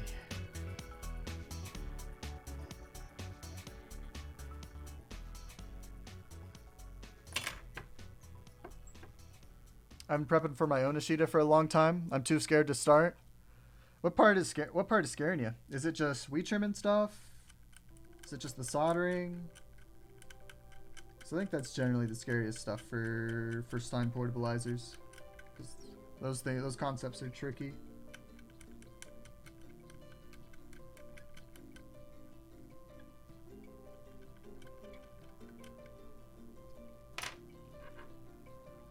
Just worried I'll hit a wall of needing info that I don't have. That's a reasonable... Well, I don't think that's something you should worry about too much. The big barrier to portabilizing is usually, in my opinion, it's the soldering. Because that's just an essential skill you need. And some people try to develop that like during building a portable. And that's just a tough time to try and do it, because portables require very fine soldering, and if you break some of the components, they're pretty expensive to replace. Oh, you soldered for a long time and are comfortable with the trim? I'll be honest, I think you can probably pull it off then. As far as like a wall of knowledge goes, I don't know. The only knowledge I've really built up over the course of just building portables over and over and over again is I've gotten pretty good at troubleshooting weed trims. And that's something, like, that's definitely something that I've gotten better at with time, but most, like the Ashida, it's pretty wire point A to point B. Everything's pretty nicely labeled. All the boards have really good resources and like guides on how to use them. So I wouldn't be too scared, especially if you're good at soldering and you're pretty comfortable with the concept of trimming a Wii. Well, that's my opinion, at least.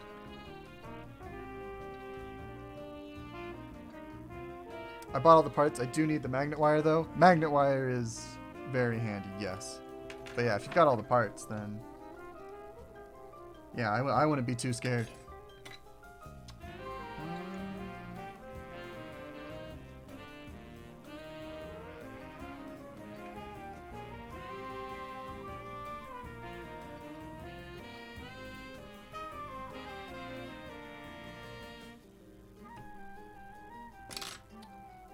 I'm going to connect 1.8 volts to the top of this cap here.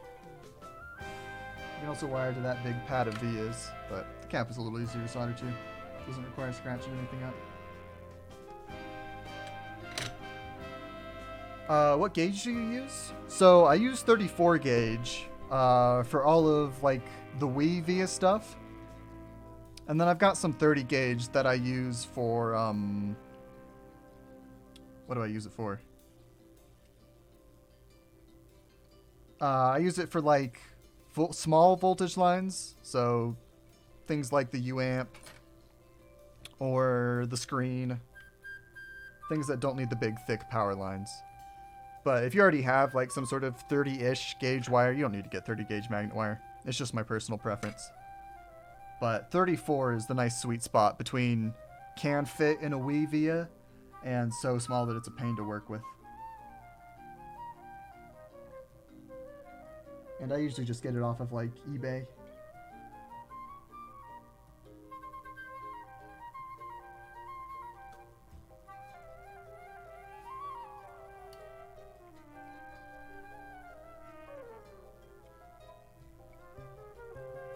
Okay, so this is the 3.3 volt wire from the UAmp.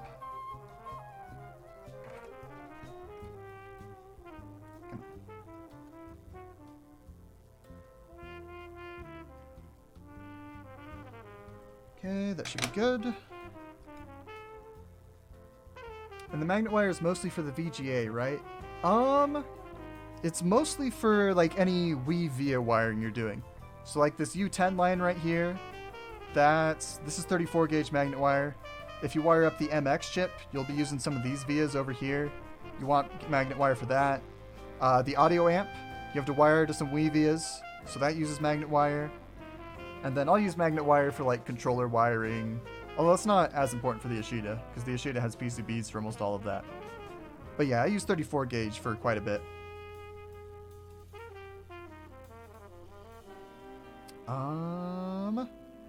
Okay. All the voltage stuff is... Okay. Now that we've done all that nice clean wiring on the Wii, we have to pull it up. Because I forgot to wire up the thermistor. Hang on. I might be able to make this work without undoing too much. The good news is all of our wires are perfectly cut and tinned, so it won't take very long to get back to this point, but the thermistor is a very common forget point for me. And yeah, you can use magnet wire for VGA, although shielded wire is better for that. I think I'm going to use shielded wire on this build today, but you can get away with twisted magnet wire. It's just not ideal. So can I just... Okay, the Wii didn't really stick to the heat sinks at all, which is a little concerning. Okay. Okay, we don't have to actually undo too much. Now I just need to run the thermistor wire to under the Wii, which I can't really show all too effectively, but there is a T- pad on the thermistor on the Wii side, so you just have to run your T- wire from the PMS to that. And that's all it is. Sand the sand-offs a little? I'll do that. Sounds like a good plan. And thankfully this case isn't clear. So if there's a little resin dust on the inside, that's no biggie.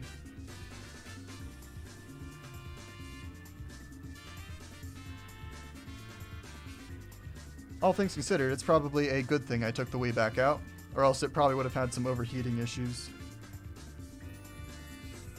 Because the Ashida cooling setup is very robust, but it doesn't do much if the Wii isn't actually making good contact with it.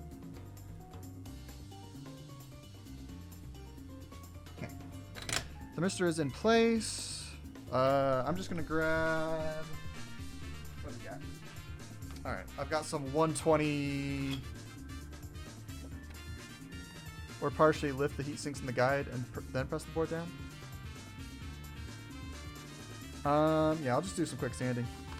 So for the shielded wire, the Wi-Fi module has got its own shielded wire. And so I've just slowly built up a pretty substantial collection of it over the years. So I just use that. Okay.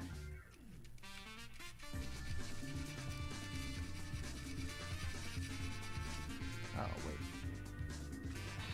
Okay, wait, I'm gonna pull the heat sinks out before I do this. Don't want resin dust to get all over our nice thermal pads.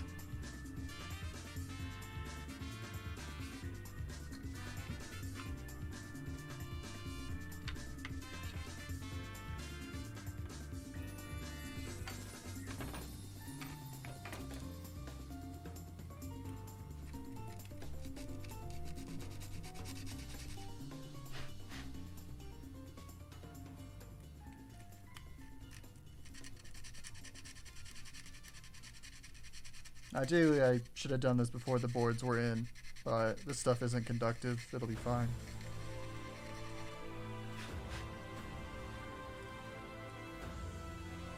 Is this a case you ordered or printed?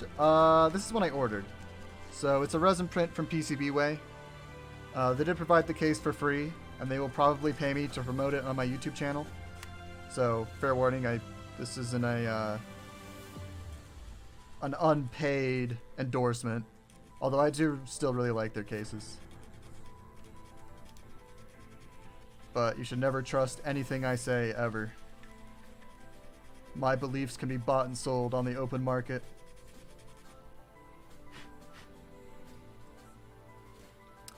Okay. Just a little more sanding. But you can FDM print an Ashida case. It'll just take a lot of like post-processing work to get it to look really nice. I think I have a resin printer that's big enough to print my own. Gonna try it eventually. Yeah, go for it.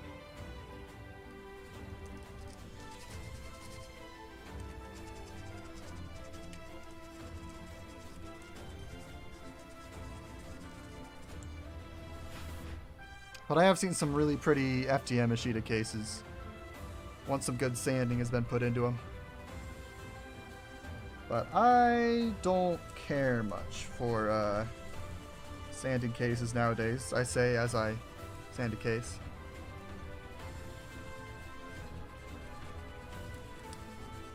But it's very time consuming. So if I can pay someone a little extra money to get something that'll just work, I'm happy to do that. But I will say, some of the prettiest portables I own are ones that I did sand and paint myself. So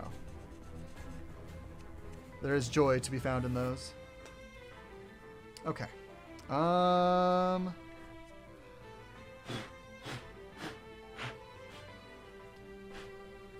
Let's see if I sanded enough.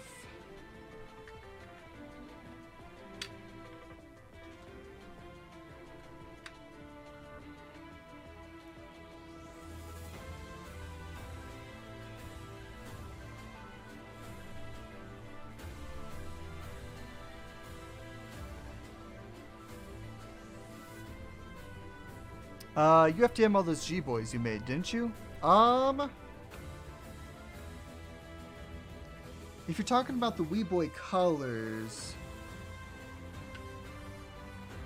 Okay, you know what? I'm going to do Wesk's other idea. I'm just going to prop them up a bit, shove them on. The Wii Boy colors after the first one. The first one was FDM printed and painted.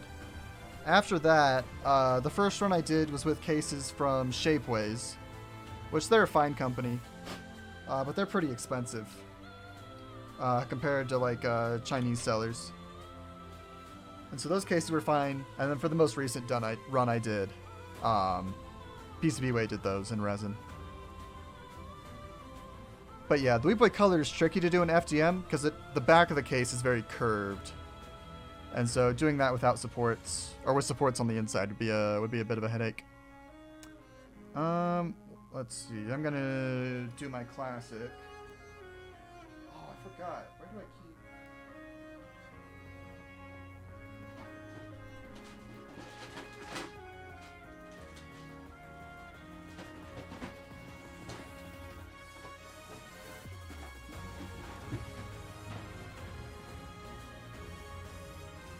I really like to use 3x5" note cards to like prop stuff up slightly in portables. It's like the perfect thickness for just like a thin little layer. But I don't know where my 3x5 note cards are, so I'm gonna use whatever this is. I think it's like picture printing paper for my printer.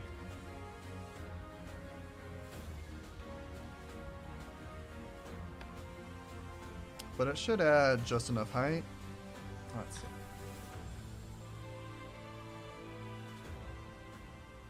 Attempt to cut out the right size of square.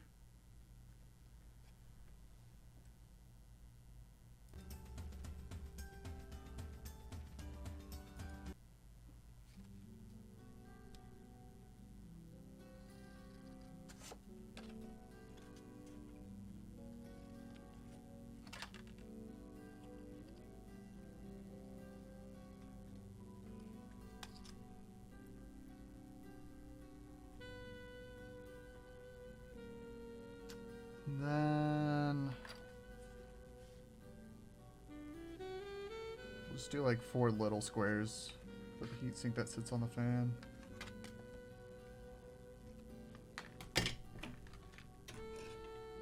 So when you're building your own Ashida, you might not necessarily need to do what I'm doing here. Like, I don't think I had any issues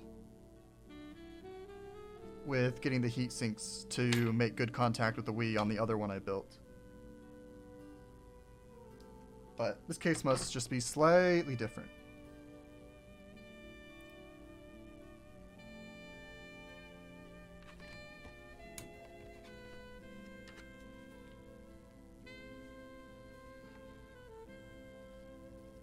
I wonder how many game systems got destroyed in order for us to get the portables we have today. I don't think very many Wiis were destroyed productively to figure out how to trim a Wii.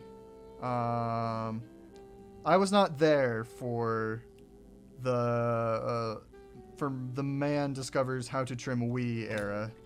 I started building portables about a year after that. But I don't think too many were killed. There are always jokes that fly around about Shank killing a bunch, although I'm not sure how true that is. But I think it was primarily scientific methods that brought about the trimming of Wiis. Now, since then, there have been a fair amount of Wiis that have died as amateurs attempt to put them into portables, myself included. But I don't think we are anywhere close to destroying the 100 million Wii collection around the globe.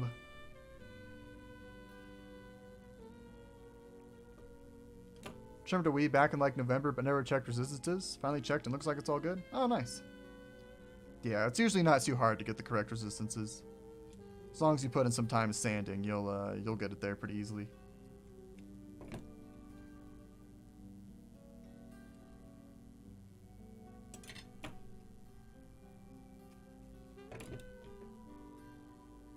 I actually don't know what the correct resistances are for a Wii off the top of my head. I just know what number my multimeter says in continuity mode. If that number is close enough to what I usually see, then I just assume it's all good. Alright, unfortunately there was a bit of copyright audio here, so I'm just going to record what I was talking about here in post. I'm a bit sick right now, so my voice might not sound great, so I apologize. But all I really did here, as far as assembly goes, is I finished putting the Wii motherboard back in. I was making good contact between the GPU and the cooling system this time. So I think I sanded down the screw post here, and that was what fixed it. But then after that, we talked about Wii motherboards. And essentially, Wii consoles, are we ever going to run out? Are portabilizers ruining too many Wiis? And the short answer was just no. Because there's like 110 million Wii consoles that were ever manufactured. So portabilizers account for a very small amount of that. Most people who get into portabilizing only trim enough Wiis for, you know, maybe one, maybe a small handful of portables. Like, I have trimmed more portable, or more Wiis than just about anyone. I'm probably coming up on around 100. And even then, that's... And almost all of those Wiis have ended up going into projects and working. There have been a handful of, you know, small failures or Wiis that broke afterwards for reasons I couldn't determine. But overall, the amount of Wiis that get destroyed by people just throwing them out, thinking they're not worth anything, is far, far more than what portabilizers are doing. And my personal opinion is that if you're taking some sort of console and turning it into something cool, then there's no reason to... I think people who get upset about destroying original hardware are lame. Who cares? There's a lot of Wiis out there. Even if it's not a super common console, I think if you're turning it into something cool, that's what matters. But that's just my opinion. You can think what you want. I talked about something else. What was it? Oh, someone was talking about how many Wiis they should buy for their first portable. I don't really think there's a reason to get more than 2 Wiis if you're just starting out. It's possible you might screw up the first one somehow, but as long as you're careful with your trim lines, you take your time with your sanding, it's pretty tricky to destroy a Wii beyond repair. I think that's what I start talking about after this. So, yeah, that's all that happened there. Like a lot of the mistakes I made in the past, I can go back to those boards or those projects, and now my soldering skills have improved to the point where I can fix them. But I don't think you're gonna run through 3 or 4 Wiis before you can get a working trim, if I had to guess.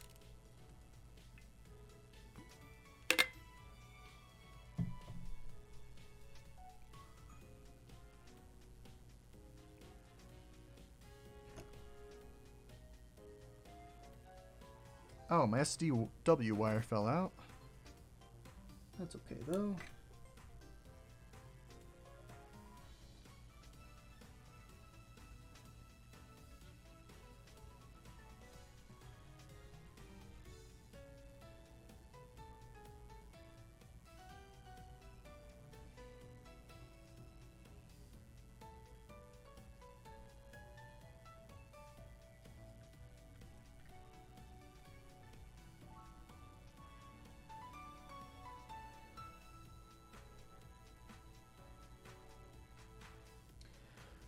Okay.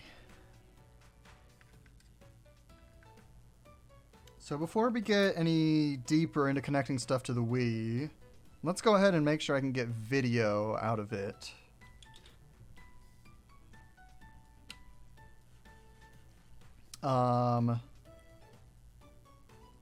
Because I'm not entirely sure what the history of this trimmed Wii is. I'm pretty sure it's one I trimmed within the last couple of months. But I don't know that for certain. And it has a U10 wire coming off of it in a manner which suggests that I tested it with a PMS. And if I trimmed it that recently, then it probably works. But there is a chance that it doesn't. So I'd rather figure that out now rather than once I have soldered 20 different wires to it. Where is my video testing port? Oops, sorry, camera. Oh, here it is. Hey there, Poppy. Things are going pretty well. The back half is mostly assembled. So we're just gonna test really quick and make sure it's all good.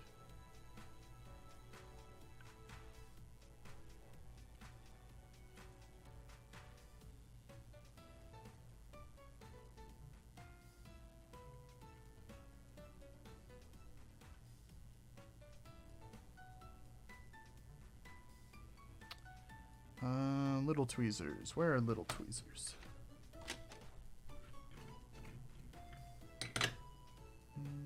Oh, I put them back in the thing. That's smart. I thought you were starting weekly streams next week. That was my guess. But I was able to track down some resin printed buttons I had for the Ashida. So the Ashida build is going to happen this week, but there still might not be a stream next week. Or maybe not a full portable build next week. If there's no full portable build next week, I'll do a stream that's just all about Wii trimming. And like how to do it and how it works and all of that. So I think the streams are going to be weekly for a while. You're not going to complain? Well, that's good. But yeah, I was able to get the Ashida all ready to go this week. Thankfully. Although there may not be a stream the weekend Pikmin 4 drops. Or I might stream on Thursday before it comes out. But chances are I'm going to want to play Pikmin and not stream. But we'll see. Okay, so for testing, we're going to put in just one battery. Because that'll be just fine for testing. Here, let me switch to my other scene. I think I got it all set up properly this time. Yeah, there we go. So in theory, I should flick the switch. And then after a few seconds, it'll turn on.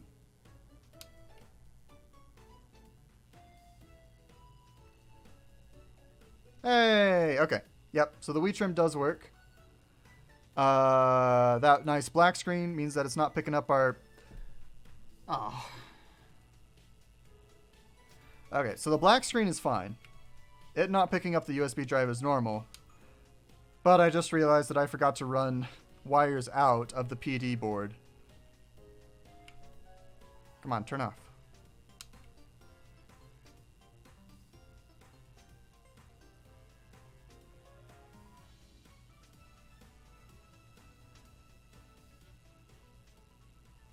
Come on, turn off. I'm currently using the power switch. It's a power button.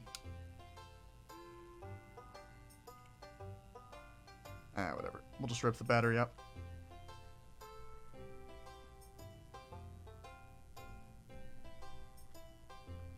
feel like that should have worked. Hang on, let me check something.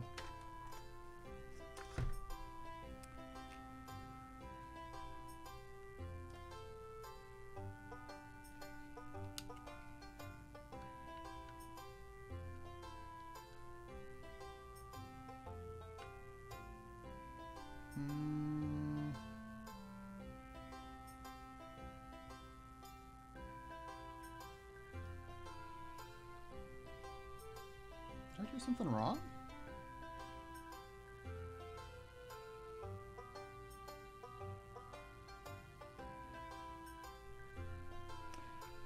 So in one of these positions, the power switch should be shorted to ground. Okay, wait, is this port shorted to ground? Okay, wait, that might be my problem. Okay. So my UAMP, this peripheral board right here isn't grounded for some reason. So we have to take the Wii out anyways, really quick. So we'll have to figure out why that is. That's why the power switch wasn't working properly. But that's also going to mean that a lot of things aren't going to work properly. So, how many portables do you think are in existence? I told my friend I estimated 1,000.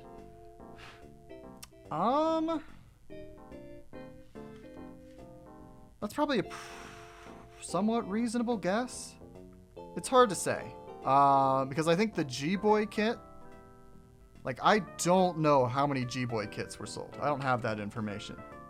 But I think several hundred, if not, like, more than several hundred, were sold.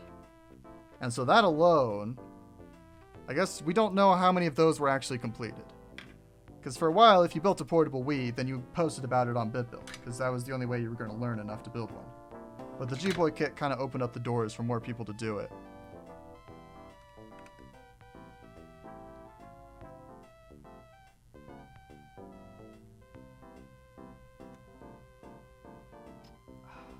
But 1,000 isn't a terribly unreasonable stream. It could be closer to like 500 or 600. Or it could be even more than that if the G-Boy kit sold way better than I think it did. Oh, okay, yeah. Really? Both ends of the ground wire weren't soldered properly? Something must have pulled on it. I can believe that I botched one end of the wire, but two? Okay, I'll pay closer attention to this wire in the future. I don't know what happened.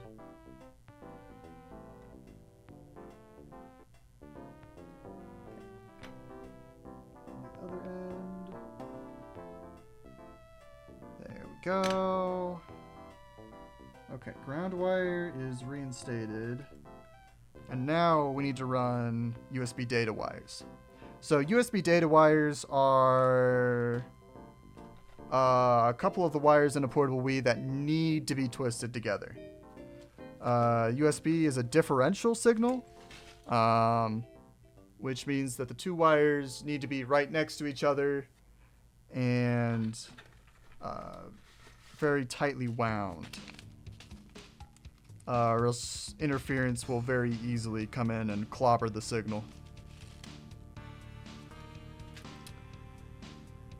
So I'm going to use... Oh, this wire looks gnarly. I'm not using that. How embarrassing. I know. And I was so close to not making a single mistake ever.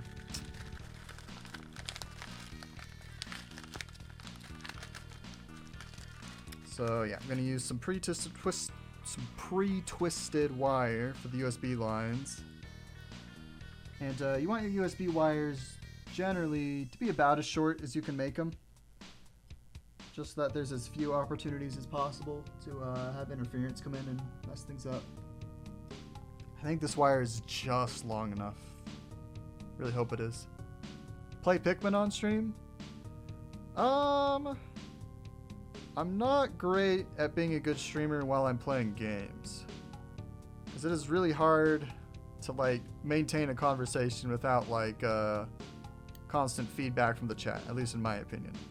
But when I'm building a portable, I got all sorts of stuff I can talk about with relation to the portable. So I feel like I can be reasonably entertaining. But I don't think I would be a far less than good, like, just game streamer. I might play a little bit of Pikmin on the Bullboard portable, but not longer than like 10 minutes on stream today when I show that off. Okay.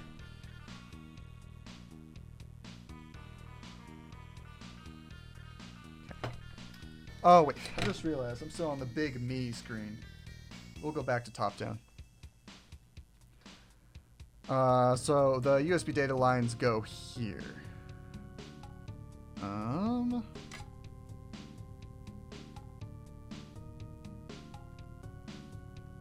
Then data plus is going to be our red wire.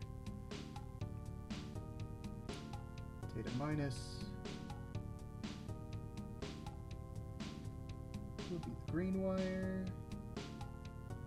Then I'm going to make 100% sure that these are nice and in their respective vias, because I don't want to have to resolder these later. In theory, if you put an SD card, GameCube memory card in a GameCube, would it read it as a memory card? Are you talking about those like those like adapters that like let you put an SD card into like a GameCube memory port? Because I think those are primarily for like homebrew stuffs. But I'm very unfamiliar with homebrew programs for the GameCube. I've only ever really modded Wii's. Should I worry at all about fumes when soldering? Yeah, you should get like an exhaust fan. Like I've got... you can't really see it. But it's a Hecko FA400, I guess. It's a little fume extractor.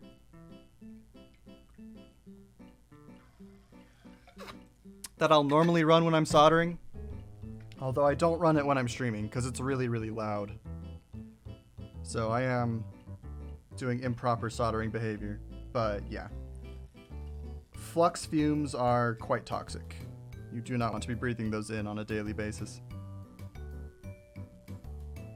But I will tank my lungs very slightly for the sake of a more usable stream. Because it's not like a little loud, it's not like a quiet fan, it is a loud fan.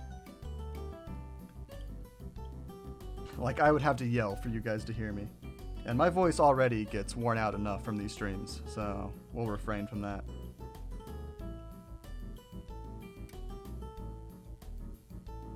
Every time I soldered, I'd blow as the fumes came out. I mean, that works to a certain degree. Not ideal. That's better than huffing them in. Is there anything else I'm going to need to pull this board up again for? I'm just going to very committally say, no, never.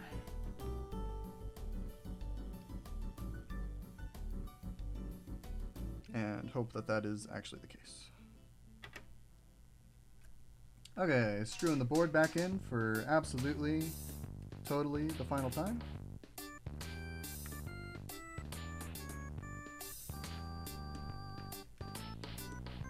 So when you're building your first portable Wii, you're going to want to test your project quite a bit as you go through the assembly process.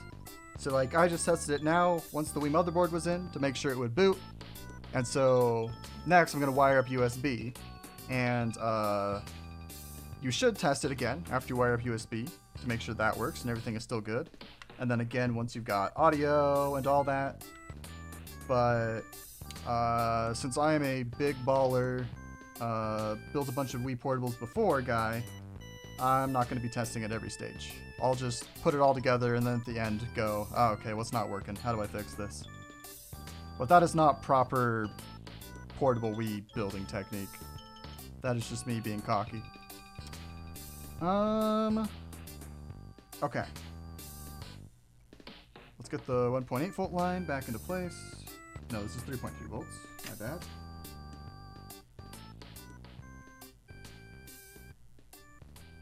There we are. Did I desolder anything else? I don't think so. Okay.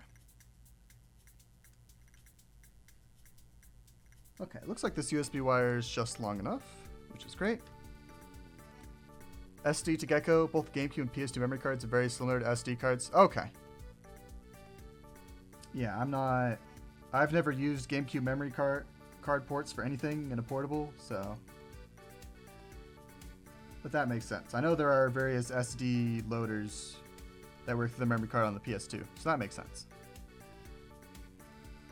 My toxic trait is that I love the smell of soldering. Well, you know, I guess the brain damage maybe helps. Who knows? Okay. We're gonna do the USB wires. And then we're gonna do the last couple PMS wires. And then audio, and then video. And then I think we'll be back with done with the back of the board for now. I don't think I'm gonna wire up the MX chip for this portable. The MX chip is a relocation that I do think is worth doing. Because that lets you play virtual console games as well as have the real-time clock. But I just might not do it on stream today. But I've relocated it plenty of times before in other streams. So, you're welcome to check those if the MX chip is important to you.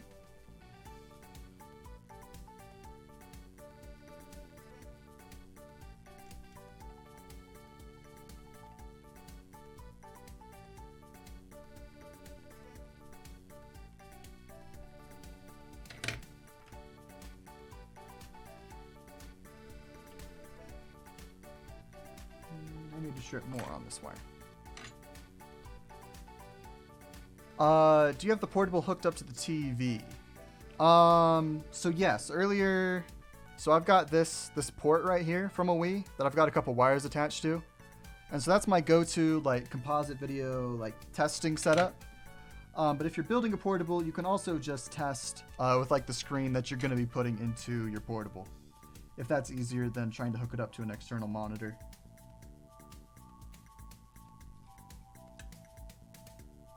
But since I trim enough Wii's, I've just gotten to the point where it's more convenient for me to just have a port I use every time, rather than trying to individually wire it up to whatever screen I'm using.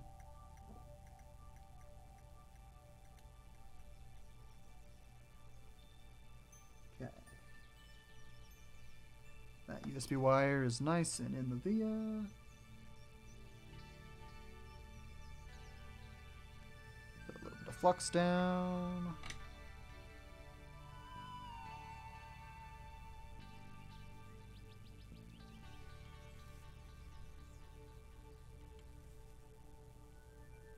There we go.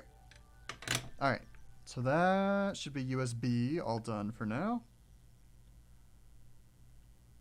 Next up, so we've got these SDW and SCW lines from the PMS. I'm going to open up my diagram real quick to double check.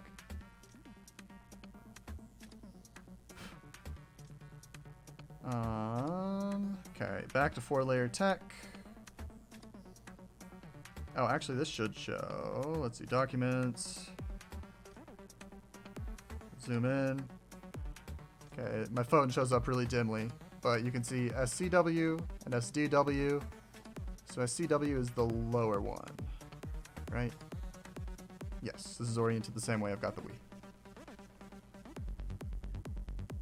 And then you're not supposed to twist the SCW and SDW lines together. That is bad for whatever reason.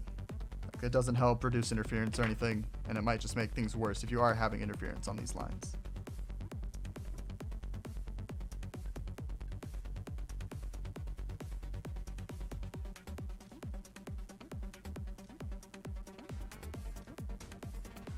Actually, I want to route these. Okay, I probably shouldn't route them near the USB lines. That would look cleanest. But I think I'll take less crosstalk over clean wiring at this point.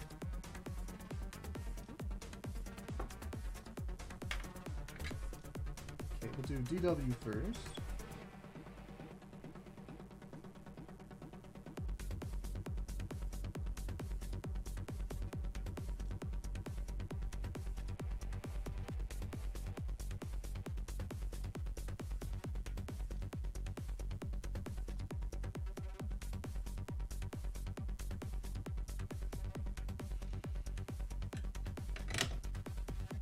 Okay.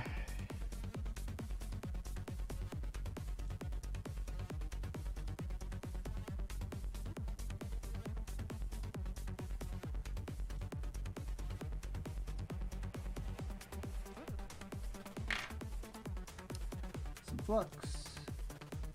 And so then when I'm soldering a wire into a Wii via for the first time, I like to actually put the wire in the via before I solder, because that gives you the strongest joint and the easiest time. Okay, am I out of... Okay, no, I've got another bottle of Flex. Thank goodness, because this bottle is completely out.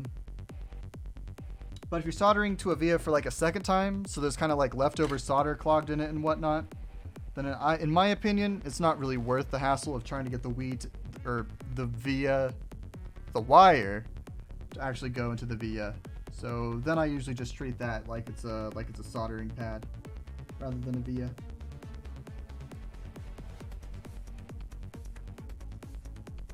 But ideally you only solder to the via once.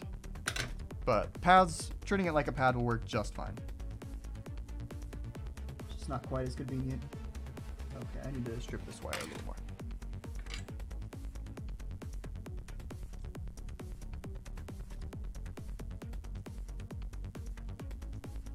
There we go.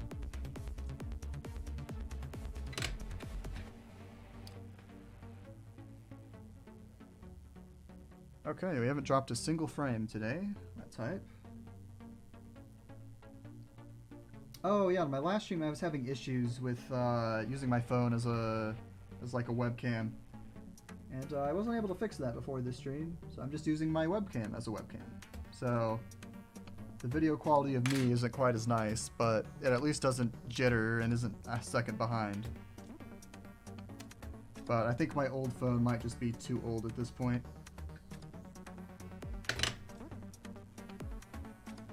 To use as like a consistent webcam. Or maybe the app I'm using to do it just sucks. It isn't optimized for older phones. But it was definitely working fine before, which is a bummer.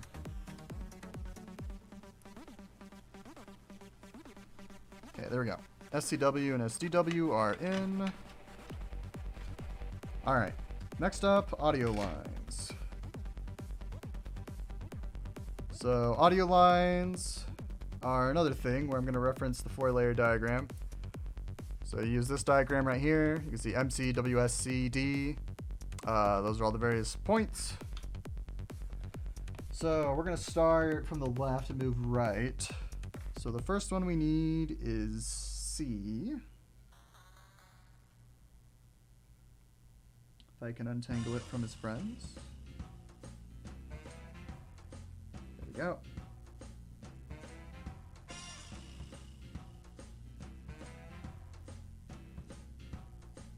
And the reason I work from left to right is because I'm right-handed. So it's easier to do solder joints from left to right without risking like messing them up or like undoing them as I'm trying to solder another joint. I don't know, I guess there must be people who solder with their left hand. They're left-handed. But that is not me.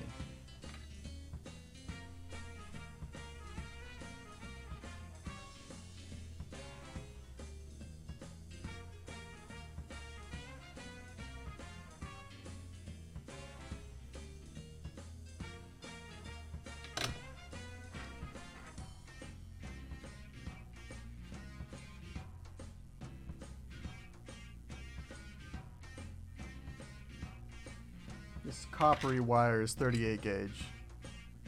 So it's...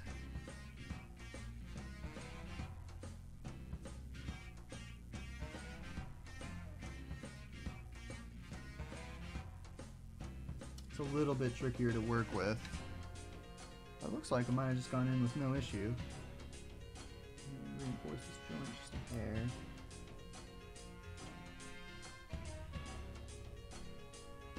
Okay, should be good.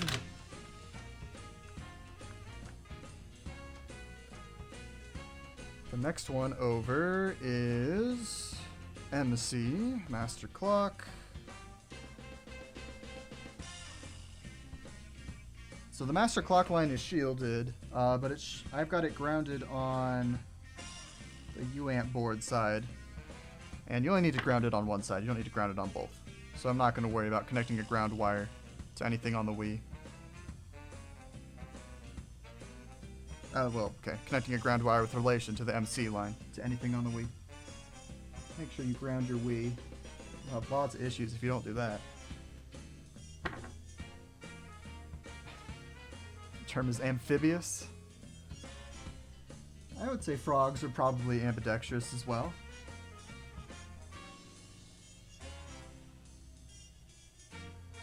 That one, are animals?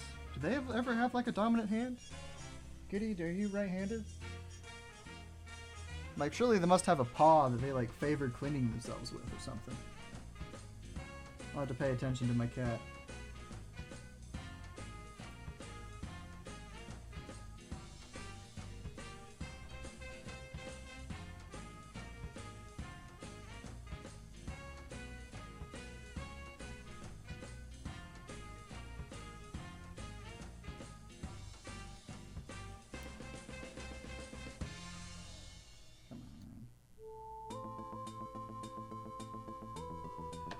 Okay.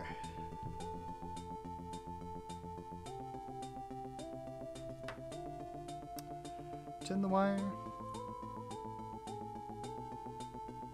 Nah, being right-handed is a social construct. I'm not an expert on handedness. I know, like, it used to be a thing where I believed if you were writing with your left hand, that was of the devil or whatever.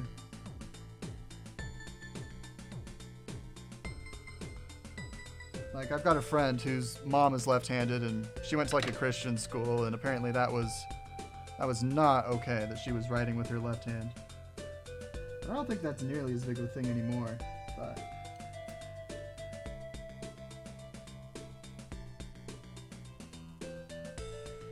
I have always been a right-handed Joe. Nothing special about me.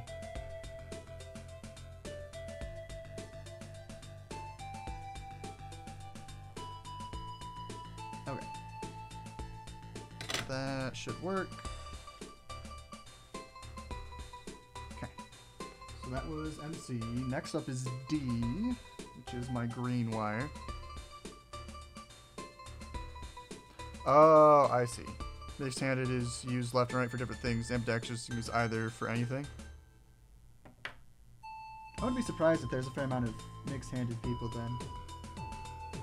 But I think I have lived my life right-handed pretty much across the board. I don't think there's anything I like do better with my left hand.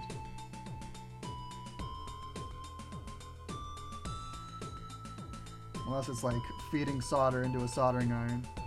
Probably better at that with my left hand, but then again, I'm always soldering with my right hand.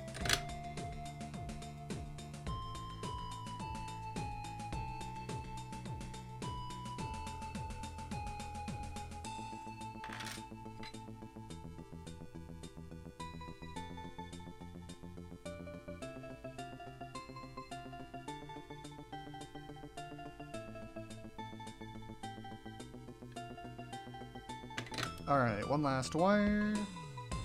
This is the WS line.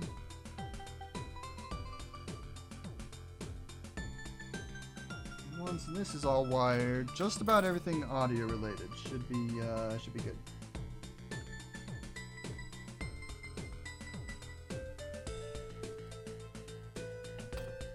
Okay.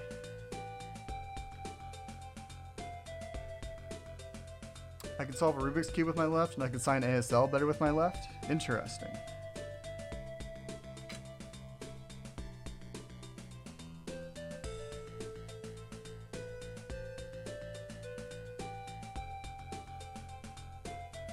I can solve a Rubik's Cube, but I would say my right hand does most of the work on it.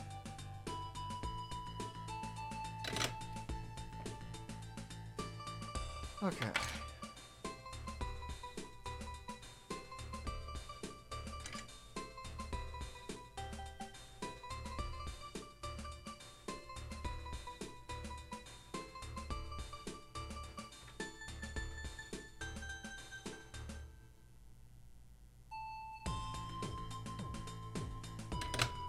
Okay, audio lines are all done. So we have almost no loose wires left on this side. We've got the speakers and the start button, which those have to be loose right now. Those go to the front. I think I'm actually gonna wait to do the video lines until we've got the front and the half halves of the case pretty well connected. Because I want to use shielded wire for that. I'm gonna want to have exact lengths on that. With magnet wire, I'm not too picky, but with the shielded wire, I'm gonna only want to do that once. Okay, so the back half is gonna go off to the side for now, and we are going to enter the pink era of the portable build.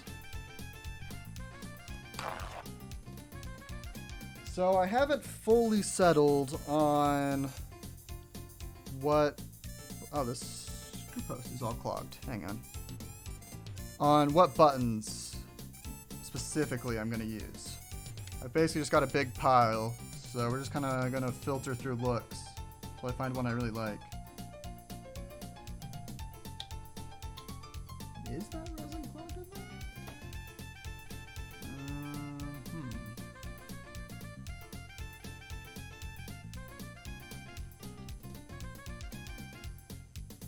This is going to be a problem. Basically, this screw post right here, maybe if I zoom in, there's like leftover resin or something stuck in it. It's all yellowish. It is really in there.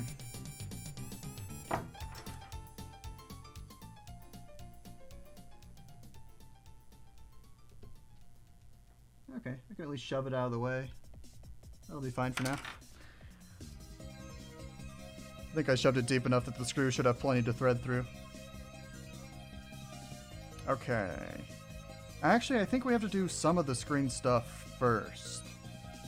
Because I believe that the controller board is going to cover up some stuff. Like, well, actually, it's a different... Let me check out the panel. Here we go. Screen. Oh, let me zoom back out. Maybe screw into it now to open it up? That's a good idea. I'm like 90% sure it's fine for now. But that would be a good way to make sure it's all cleared out. I will do that later. Let's see, when you put the screen into place, fold the little screen protector like inwards just a hair so that you can actually take it out later. Kitty, leave the paper towels alone. Better not shred through them. She is sometimes in a paper shredding mood, which is always fun. I just wake up and there's like half a roll of paper towels spilled out everywhere, or the toilet paper roll has been mutilated.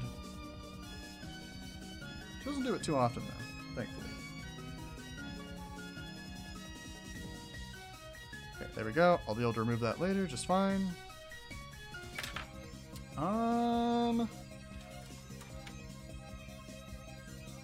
I'll go ahead and put the screen holder into place now. I can't imagine a reason we'll need to take the actual panel out later. Maybe the driver board, but when the panel's in place, it should be in place for good. I think we're gonna use 6mm screws for this. If I can find 6mm screws.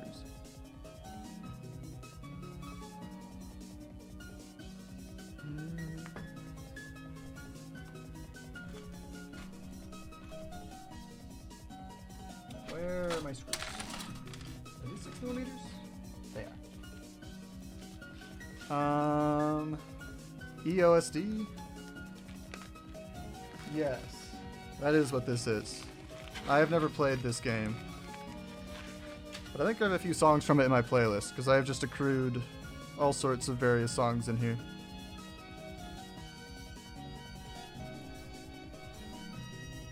Is this Toho? Is that what this is?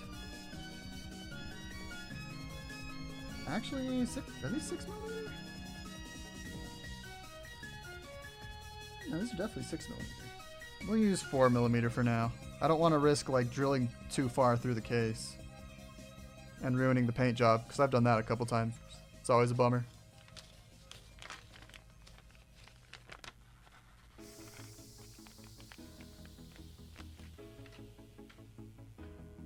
Embodiment of Scarlet Devil, Toho 6. Okay.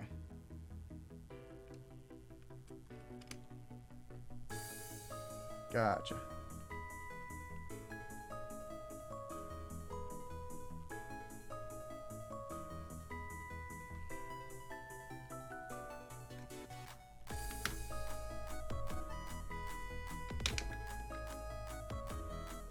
There we go. I got the 4mm screws to bite in.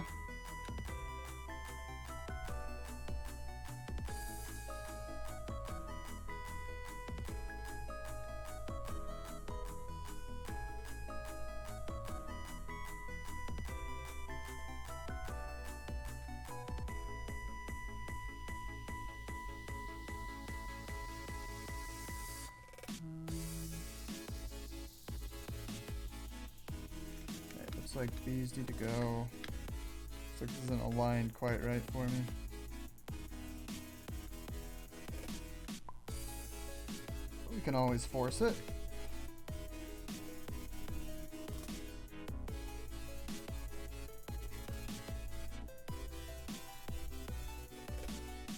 Okay. Oh, actually, before we go further,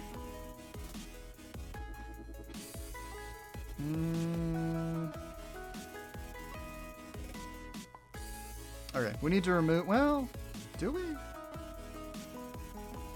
Anyone in here know if you have to remove the ports on this to make the driver board fit? Nah, whatever. I gotta remove an inductor anyways. We'll go ahead and pop them off.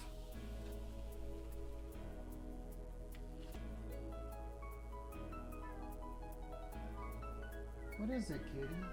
Yeah? Do you want to play? Do you want to chase your mouse?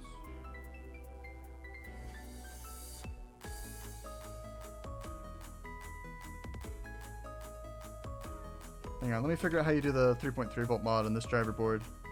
I'm pretty sure it shows on 4Layers website. Features... description? Easy low voltage mod. Okay, yeah, that's what I figured. So I'm going to bust out the hot air gun real quick. It might be a little loud. There's going to be a fan going. What? Okay, actually, I'm going to go get my cat dinner right now. See if that shuts her up. I'll be right back. Come on. Yeah? You want dinner? Come on.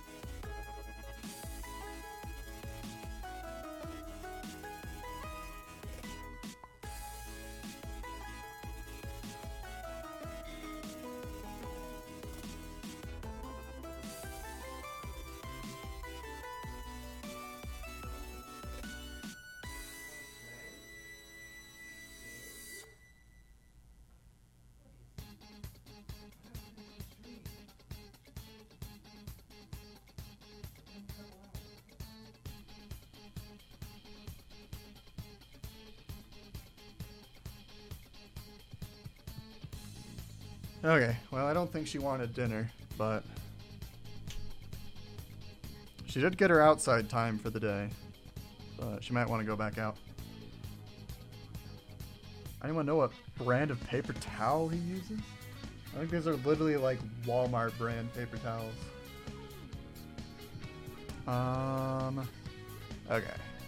So I'm just going to blast off all the big ports really quick because we don't need them. I'm going to remove this inductor as well. You can do it with a soldering iron and like a pair of flush cutters. But hot air will just be quicker. And it will warp the ports a little bit, melt them a little bit. But I will take the trade-off in pretty port removal for speed.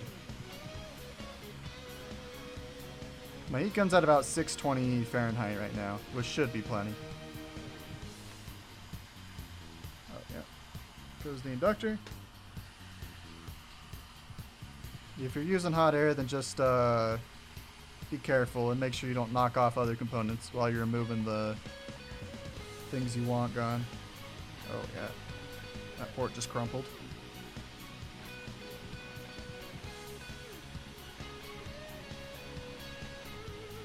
Come on. Give up. There we go. Okay, this giant port might not be very easy to get up with hot air, but we'll do our best.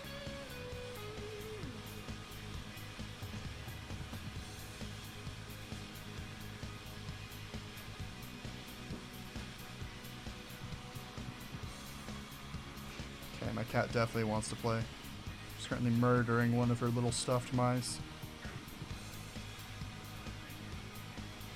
If she keeps being loud, I'll go play with her for a bit, and then she'll be good.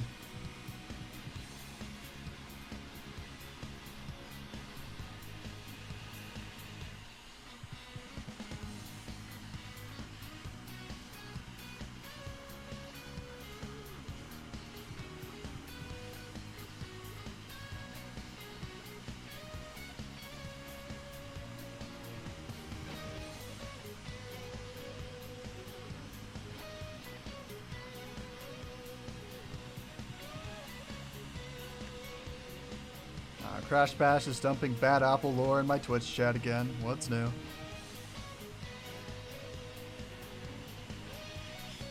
There we go. Okay, that actually wasn't too bad.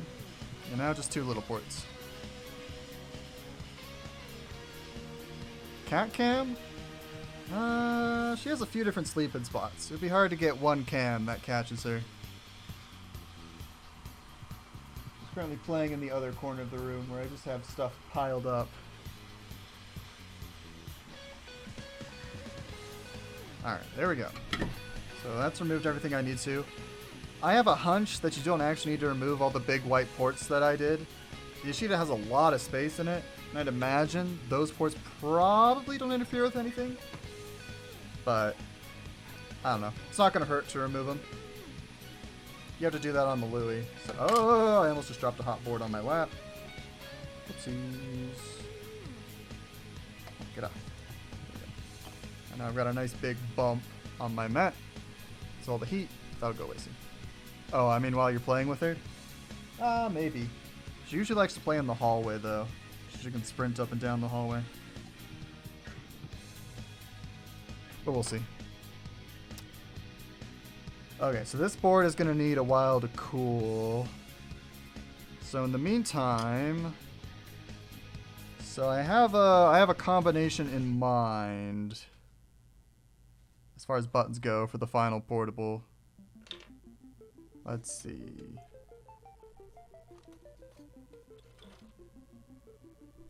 Okay, so these are the sticks we're using, no matter what. Because these are the ones Life sent me. He sent me a few different, like, variations of these. But these are the ones that turned out the cleanest. Like, the white to brown, like, shift is very clean on these two. So we're going to be using these. The Z buttons are also kind of set in stone. They're going to be white and sprinkles.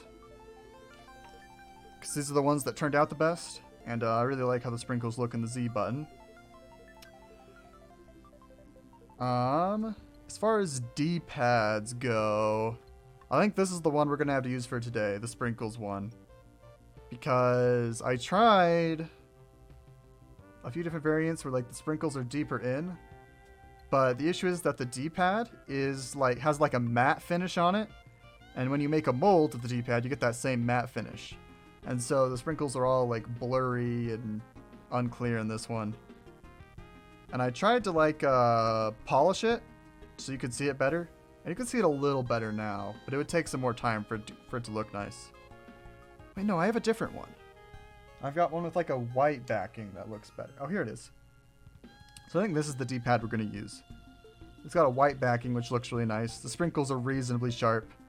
The only downside is that it doesn't have the proper nub to like support the D-pad. So I may end up redoing it and replacing the D-pad later. But honestly, it's a GameCube D-pad. It'll be fine.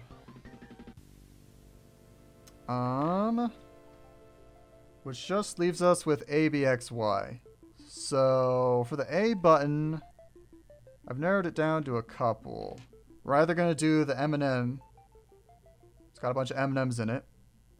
Or I've got a few different A buttons with a jelly bean in it. Got one more. Where is it?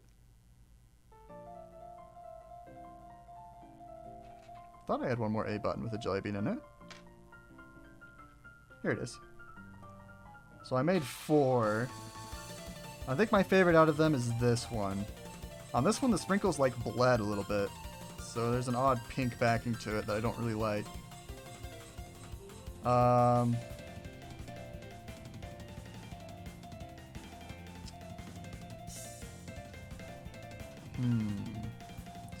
Decisions. I think I'm leaning towards this one though. It's got a nice soft pink. I like the flecks on the jelly bean. The sprinkles turned out really clean in the background. We're gonna use this one for now. And then we're just gonna use a B button. So you can see the sprinkles are offset in this one, which helps like magnify them. I think it looks really cool from like a top-down angle. And you get like the reflection of the sprinkles if you hold it at an angle, which I think is cool. But then the Y and X buttons are what cause some struggles. So we could just do more sprinkles, because I've got Y and X buttons and sprinkles. But I think that is too much sprinkles. What I really wanted was just like some nice flat brown ones. To kind of match like the browns of the triggers and of the sticks. But I kind of messed that up a little bit. So I did like a layer of clear, and then I let that harden for a while, and then I put in my brown. But let me see if I can get my camera to show it. Yeah, you can see like the brown like almost like oozed into it, and like it almost looks like kelp or like seagrass on the bottom of the ocean. So it's a really cool effect that I'll try and pull off in future buttons. But it does not look very tasty. And the goal of this one is tasty. So unfortunately, all the clear front with a brown backing buttons experience some version of that. I don't think I let the clear part harden for long enough before I poured in the brown. So we can't use those. And then another thing I tried was putting chocolate chips into the buttons, but they turned out very dark brown, which is just kind of how the chocolate chips look. And I don't love how much darker this brown is compared to like the milk chocolatey brown of the joysticks. What else did I try? Oh, this was a fun one. I am actually happy with how this turned out to a certain degree. So I tried making like little like ice cream scoop balls out of clay. But I made these buttons before I had a pressure pot. So I don't know if the camera picks it up. But there are lots and lots of tiny, tiny bubbles all around it. And it looks a little weird, and I don't like that. So I don't really want to use those. But I might try that design again in the future, now that I've got my pressure pot. So I think for now, I think it's too much sprinkles. But for now, we're just going to use sprinkles for Y and X. But I think I will go back and replace these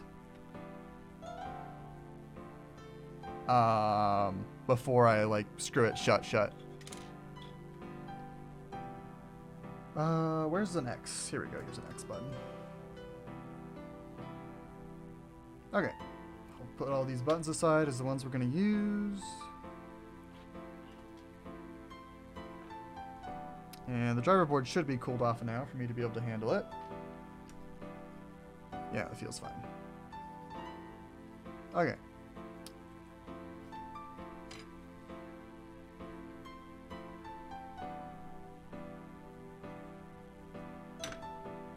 We'll bring the front of the case back in. And then I believe the screw posts on this one should line up with where the screw posts were on the green board. Yeah, it'll be fine. Okay. Go ahead and latch this in.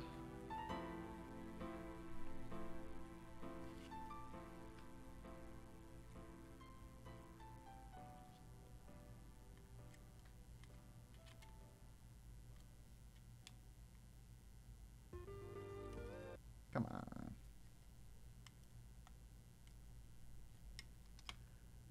That should be good. Yes. Continue watching.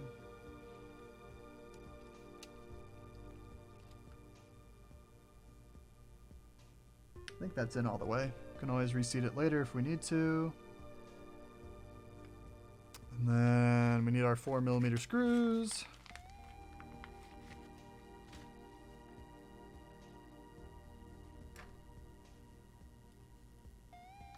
Oh.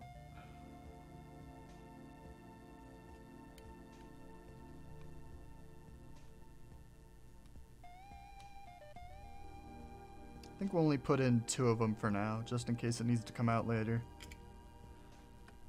But anchoring it on the corners should be plenty for now.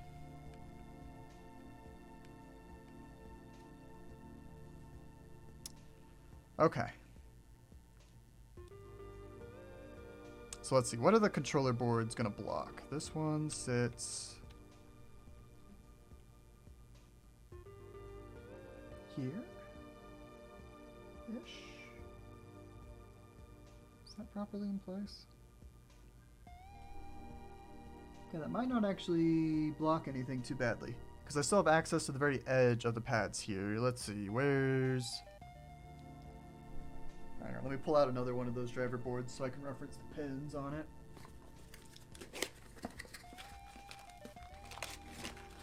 Let's see what's what. One note, before you mount the board like this, you'll want to take a picture of the bottom of it to reference all the pins if you're only doing one portable. I plan on doing more than one portable though, so I've got extra driver boards that I will reference to know what pin is what. But that is a good thing to have on hand. Okay. Oh, okay, that's actually very convenient. So the top 2 pins are SDA and SCL, which you don't use at all. I'm not sure what those are for. Maybe debugging? So I think we're actually good. Let me check the other board really quick, just to be sure. Yeah, I think we're good to actually just mount all of our controller stuff now. We don't need to wait. Which is great. Oh, that's right. There's one last piece to the assembly of these blackboards, which is we need to get our trigger tact all mounted. So let's figure out how to do that. So you've got these 2 little blackboards that come with it. And then there are these 2 white trigger braces that you need to 3D print. And these trigger braces look really awful because the white filament I have on hand is trash. But normally yours will look much better than this. I would hope.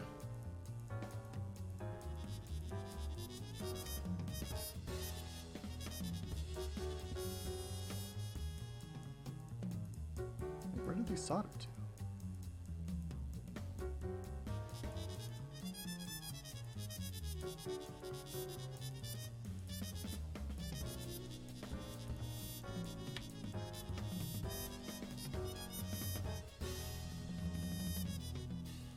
Oh, I see. Okay, so we have the left trigger pads here. That's where it'll solder to. All right.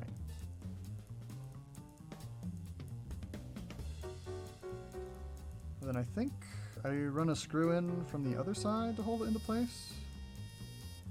That's what my memory's telling me.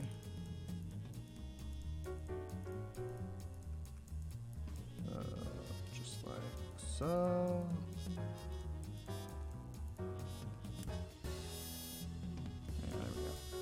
Was I supposed to... Oh, I was supposed to put this in first. Okay, hang on. We're going to go ahead and run wires off of these before we install them.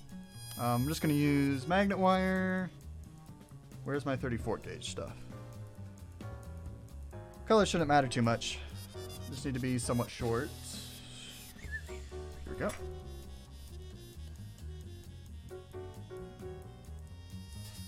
One, two, three,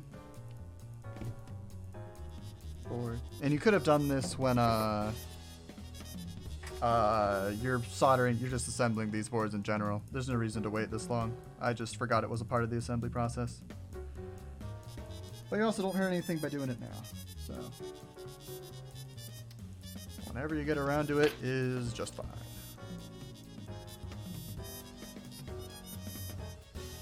Okay. So 10 4 wires.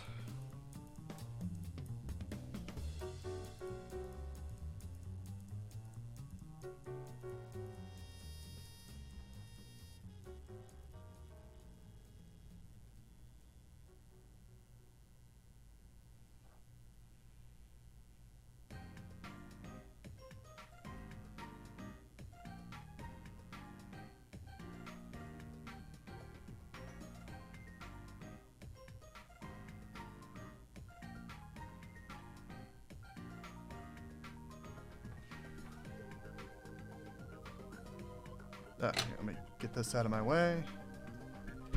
I don't think we're going to need the heat gun anymore.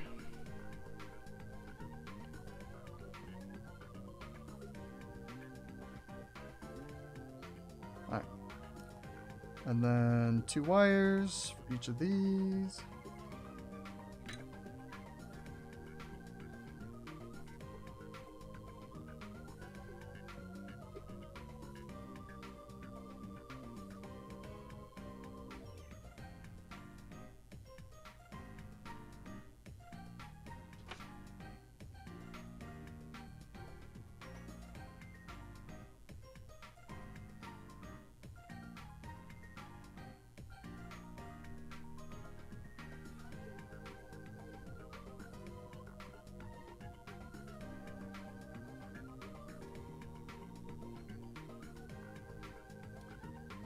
And 2 more.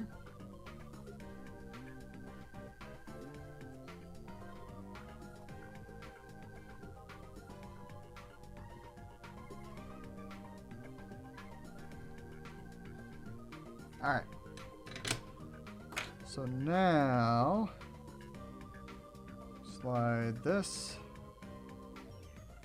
to here. Oh, yeah, yeesh. That is ugly. Oh, I see. I didn't remove a little bit of support material, which is why it doesn't fit in very well. Let me do that.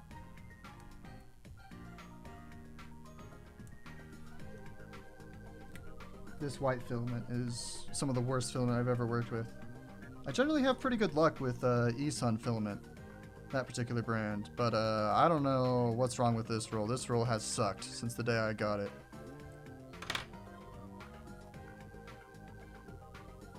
I don't know why I used it for this. I think because the portable is going to be pink and white, but I have to use the black 4-layer tech boards anyways, so I can't get that perfect candy internals even if I wanted.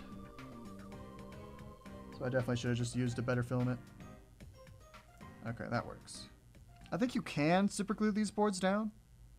I don't think I need to right now though, so I won't. Okay. Did I get all the support material? No.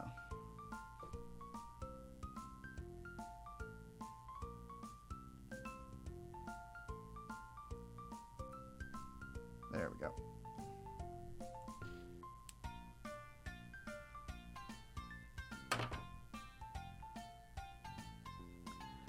Shove that in there. Okay, that should be good. So now we screw these boards into place.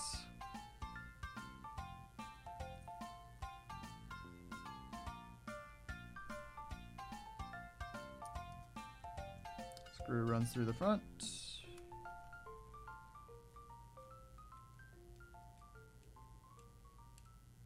Nice and tight. Perfect. And then the other one.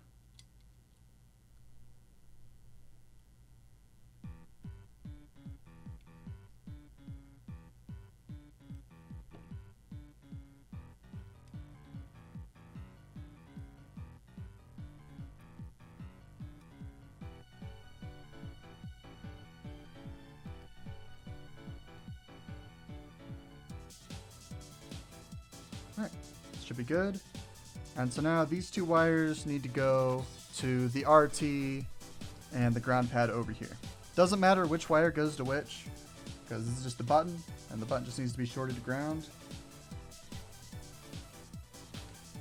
Usually it matters which wire goes where, but this is one of those rare instances where you could do whatever makes you happy.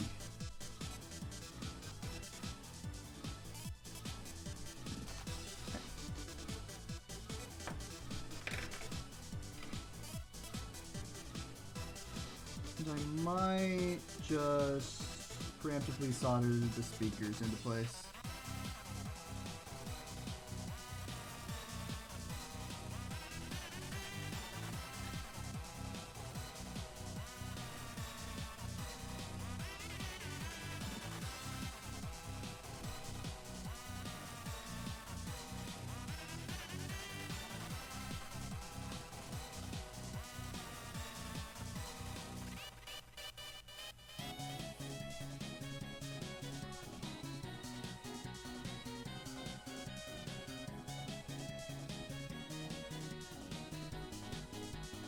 There we go.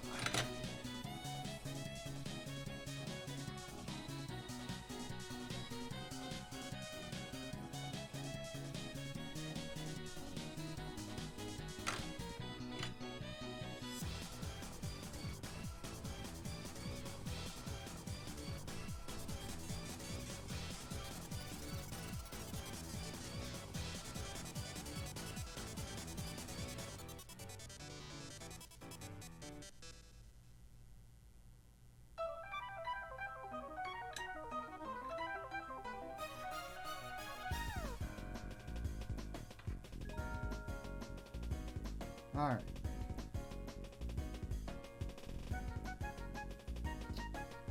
There are the trigger brackets all mounted.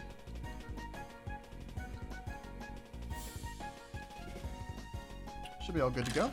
Let me just take a look. Is there anything else I need to do?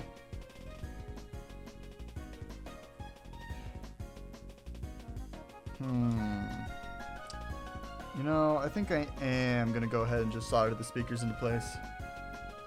Oh, did I not grab speakers? Hang on, let me go find some speakers real quick.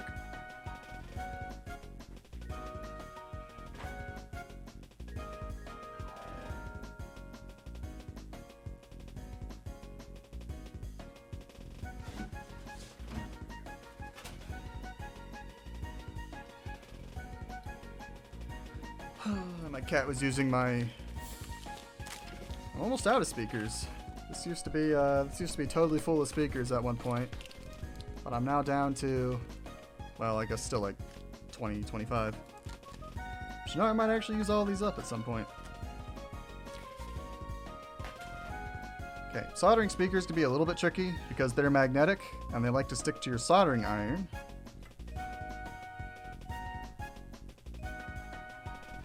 But if you're nice and careful and you hold them firmly in place so that they don't try and stick to anything.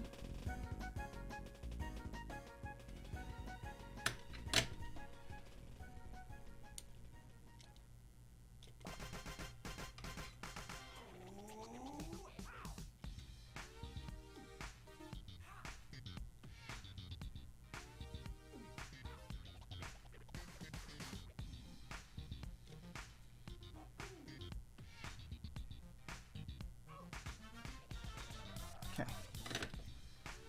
That should be fine. I'll solder up the other speaker while we're here.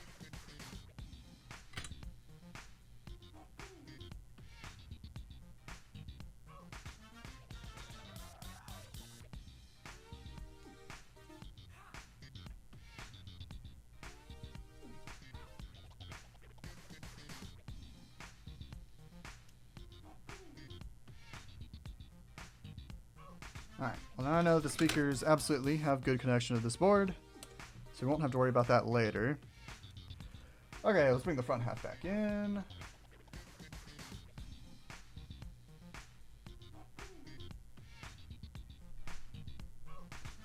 Alrighty, so let's go ahead and start dropping our controls in.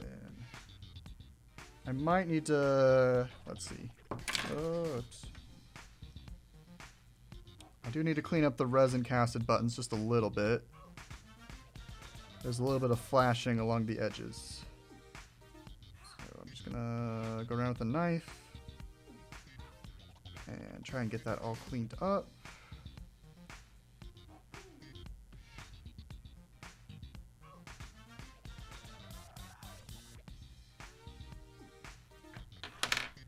Okay, is that a nice smooth fit? Feels like it. Now, B button. You shouldn't need to do this on like buttons that you buy. But since I resin casted these myself, I'm the one that has to do the cleanup on them. If you do buy resin casted buttons from someone, I'd imagine most button sellers clean up the flashing before they ship them out. So I don't know that your average doofus wants to cut their knife with an cut their button with an X-Acto knife.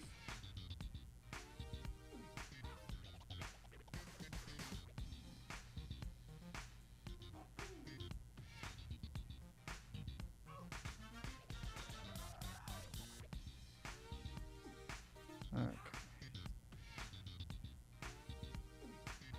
I think that should be good. Let's see. Does it fit?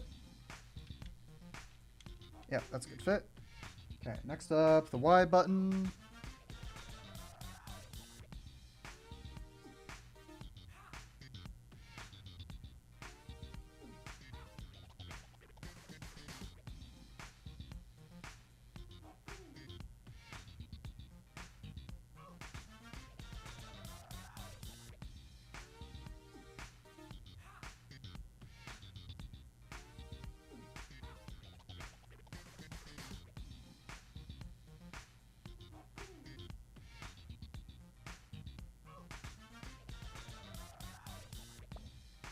Okay, let's see if that's enough. Yeah, that feels good. Then the X button.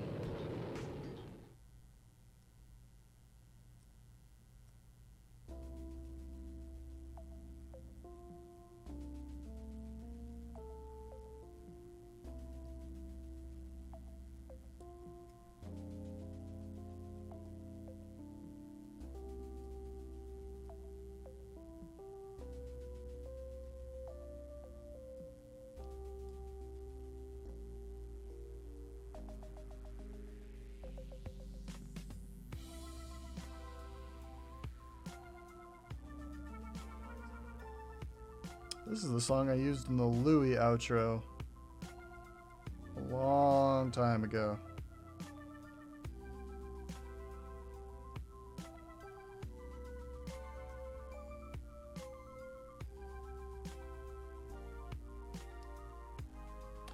Okay, X button.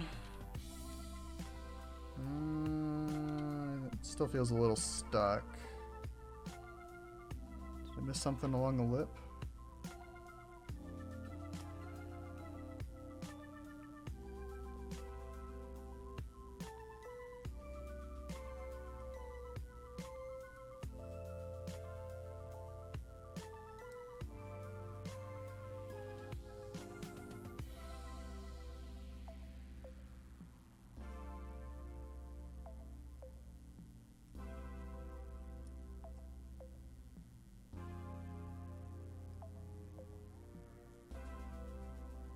How about now?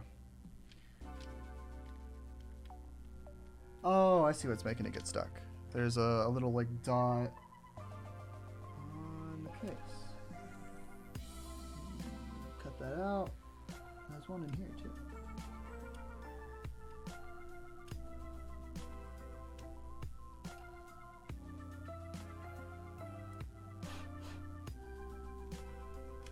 Okay. Is it good now? There we go. Okay, those are all good. D-pad. I don't think I need to clean off any flashing.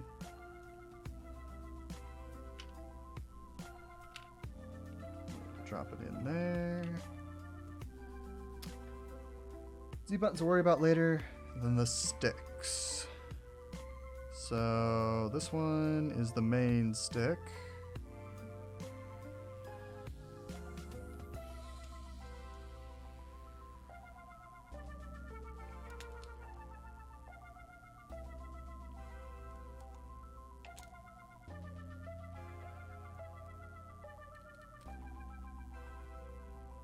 Come on, go on.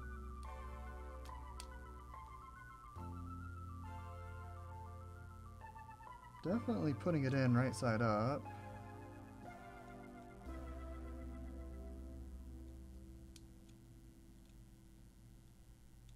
Oh, there we go. Ah, there it is. Very nice. And now the C stick. Just a bit of a tight fit. But you know what? That's just fine. It looks like there's some flashing along the bottom of the stick, so I'll clean that out real quick.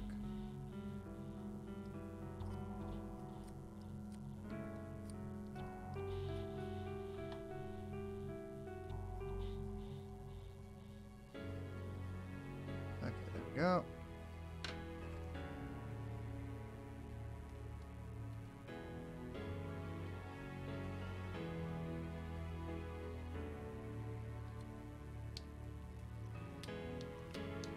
Nice.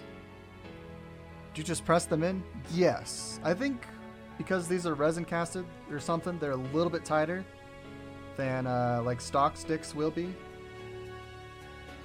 But yes. They're just friction fit in.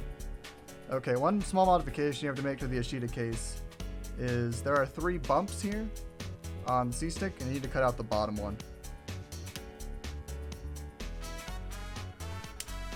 Cut that nice and flush. If it's a resin case, be a little careful. Sometimes resin will like splinter down and ruin a case. I probably shouldn't have used flush cutters on that. Flush cutters. I did say it right that time. I probably shouldn't have used flush cutters on that. Okay. Does this board have to go in first? Yeah, it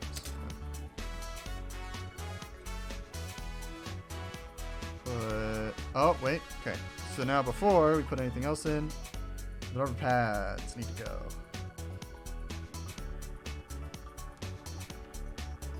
They should just sit right on top. D-pad 1 is nice and easy to line up. Theory. My D-pad too thick.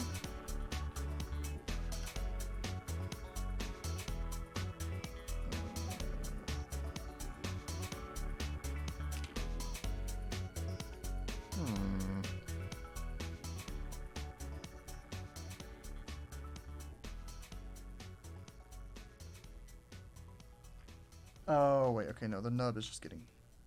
Okay, sorry, nub, you need to go.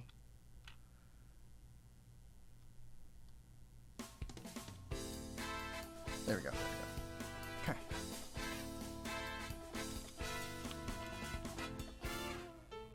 That goes there.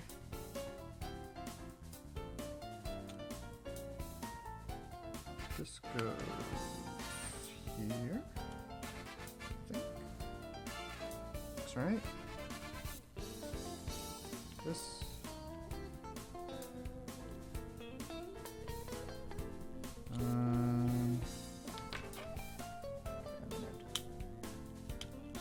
My ugly 3D print is sticking out slightly into where this needs to go. There we go.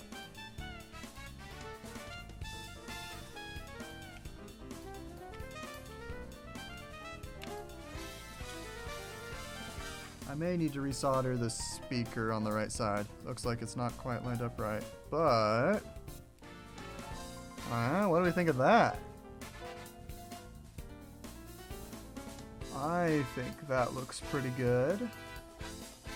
Definitely a little bit sprinkle heavy over here, but I think once I replace these with like chocolatey looking stuff, I think that'll be just the right balance. All right.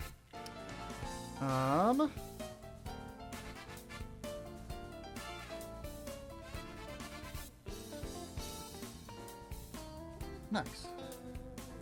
So I think there's one screw to hold down each of these boards.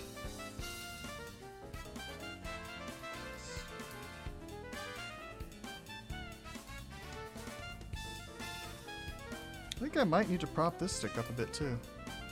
I remember on the first Ashida I built, yeah, the joysticks sit slightly too low. Which could be my fault. I might be doing something wrong. Like the main stick like rubs along the stick well, like along the rubber cap, which it shouldn't do. But I can fix that by just shoving a little bit of like paper or plastic into the hole and propping it up just slightly higher. Yeah, I'll do that now before I get too deep into it. Because I had the issue with both resin casted sticks and third-party joysticks. Which I shouldn't have in theory. So I'm literally just gonna... Where's that paper I was cutting earlier? Here we go. I'm just gonna cut a teeny tiny little rectangle.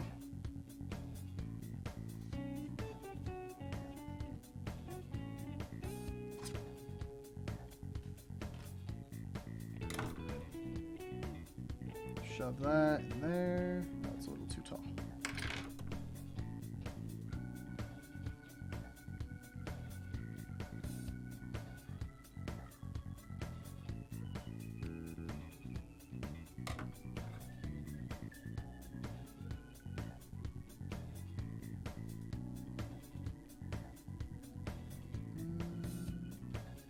I'm just gonna make sure it's sitting flat in here. It's very staticky and sticking to the sides. There we go.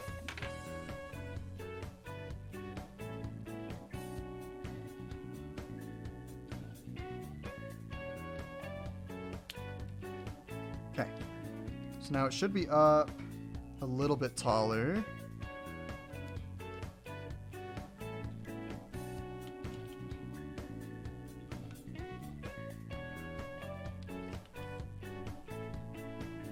It's still rubbing, so I'm gonna drop in another little piece of paper, maybe two.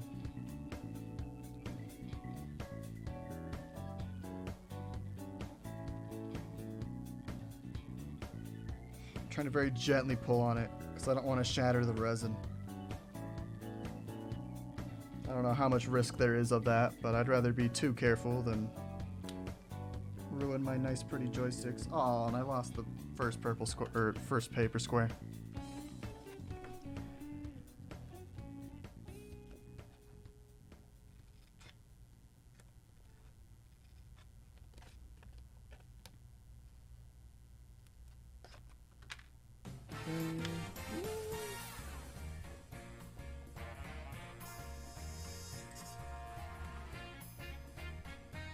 One, two, three, and a fourth if we'll need it. I don't think we will though. Three should be more than enough.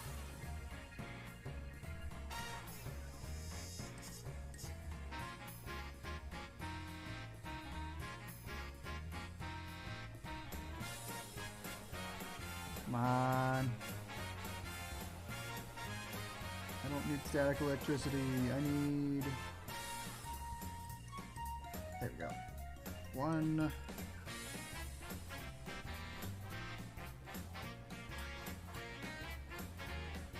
Two.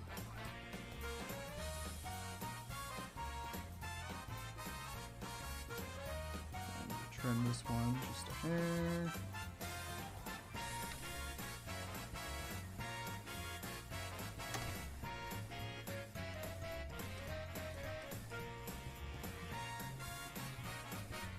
Three.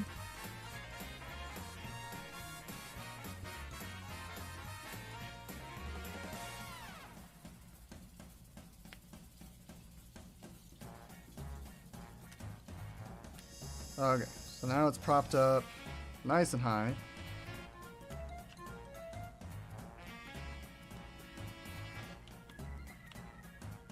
Okay, yeah, I need to shift the speaker slightly left. Alright, there we go. The rubber no longer rubs. Wait, so the speaker needs to go... Yes, I need to move it ever so slightly left.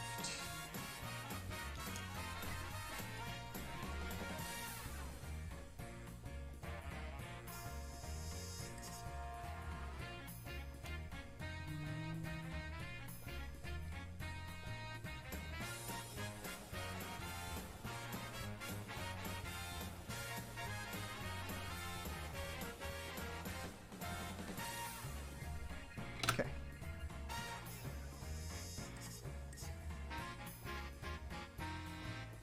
Did I shift it the wrong way? Let's find out.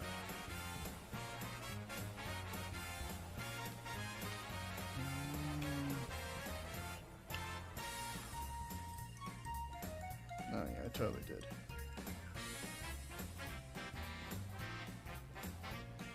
Yeah, it needs to go more right.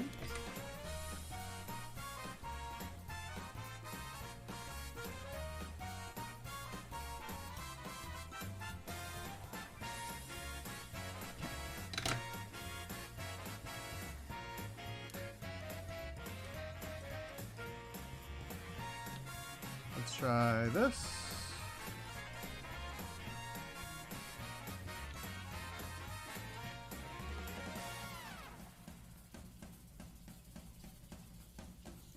Maybe I just need to go up? Let me drag it up.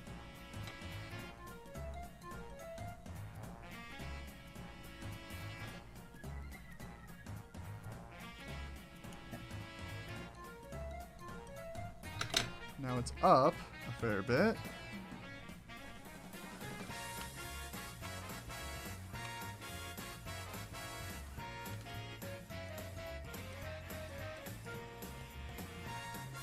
Okay, there we go. I am satisfied with that board. You're going to screw it into place with a 6mm screw.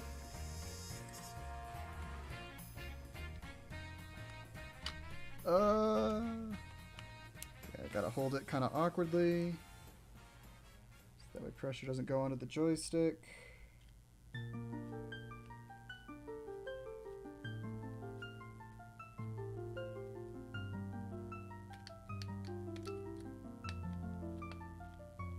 Come on, go in.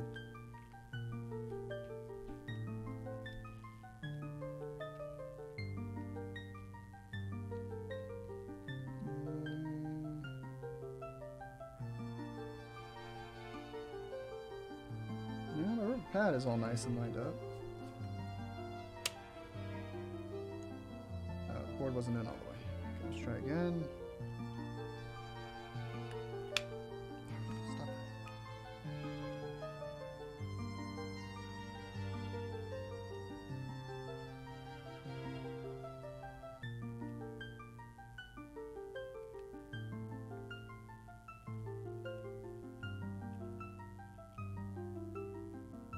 Okay, let's try a screw with a little more bite to it. Where are my black screws? Here we go.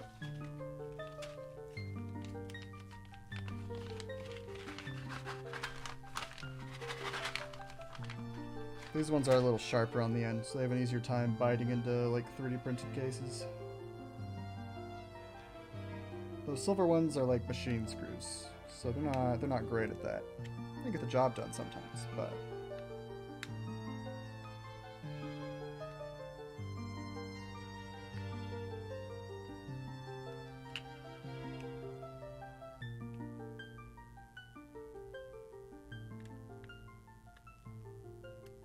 okay, nice.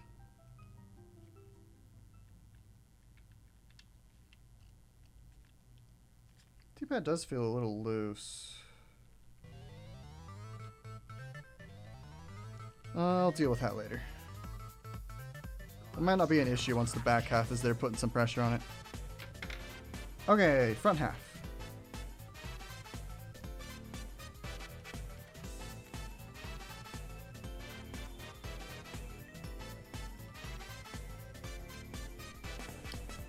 think we're good to just put our screw into place.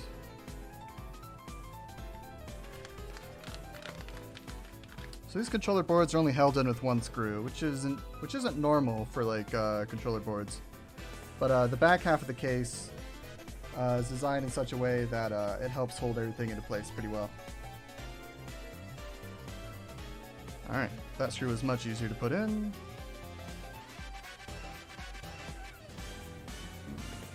Everything still feels a little wiggly. But it should all go away when the trigger system is in place. Okay. Now let's get our C-stick all wired up.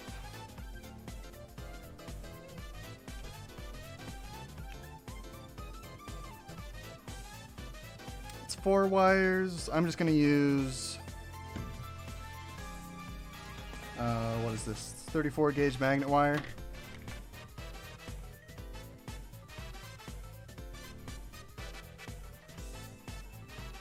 One, 2, 3, 4. Once the C-stick is connected, we might be down to just video stuff before we're all done.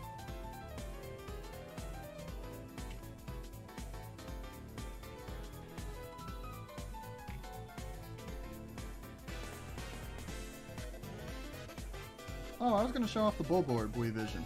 I forgot about that. I'll do that after the C-stick is all wired up.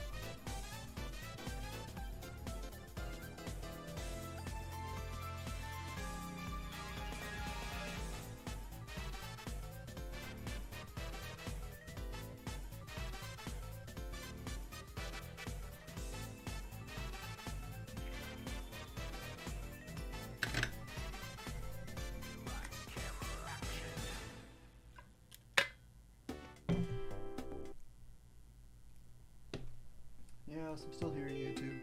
Don't worry. I'll never leave you. Okay.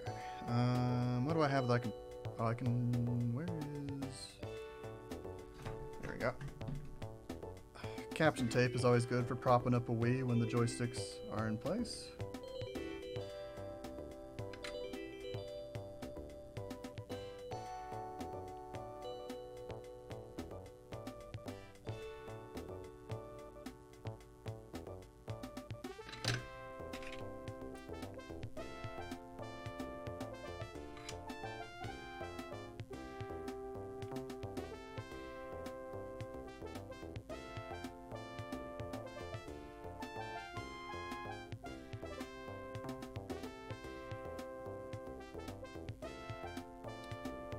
Oh, let me make sure this is in frame. This is pretty straightforward. We're just connecting these 4 to these 4. Nothing more to it.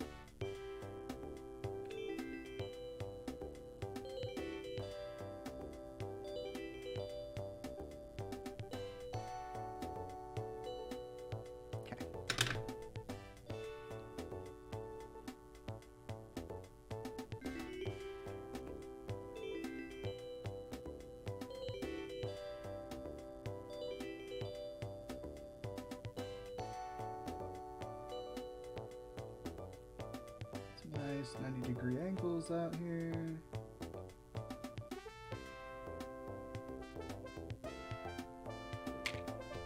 And then trim.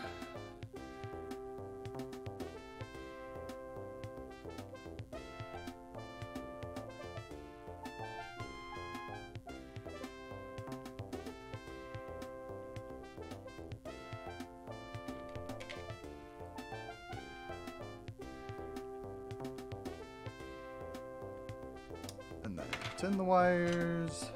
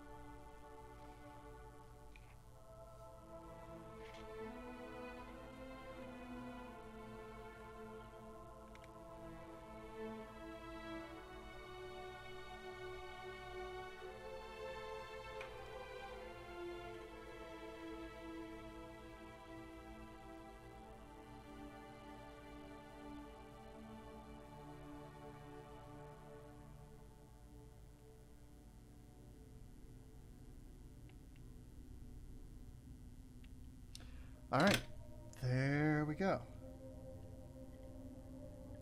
So that is all the wiring we need to do for the C-stick. So all that's left is we need to run some audio lines from the back half to the front half, some voltage stuff from the back half to the front half, and then video stuff between the two halves. And that's all. That's about all we've got left. I'm gonna run use the bathroom real quick, and then when I get back, I'll show off the Wii Vision that I built last week. Be back in a minute.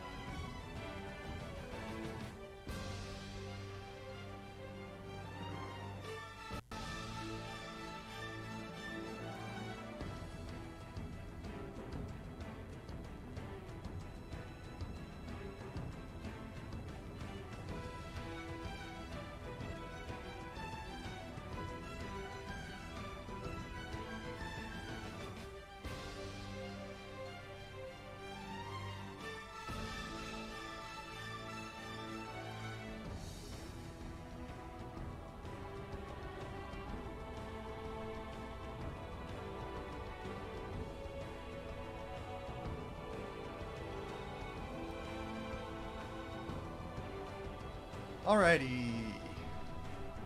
What song is this? Is this Halo? Yes, this is the Halo 3 OST Greatest Journey.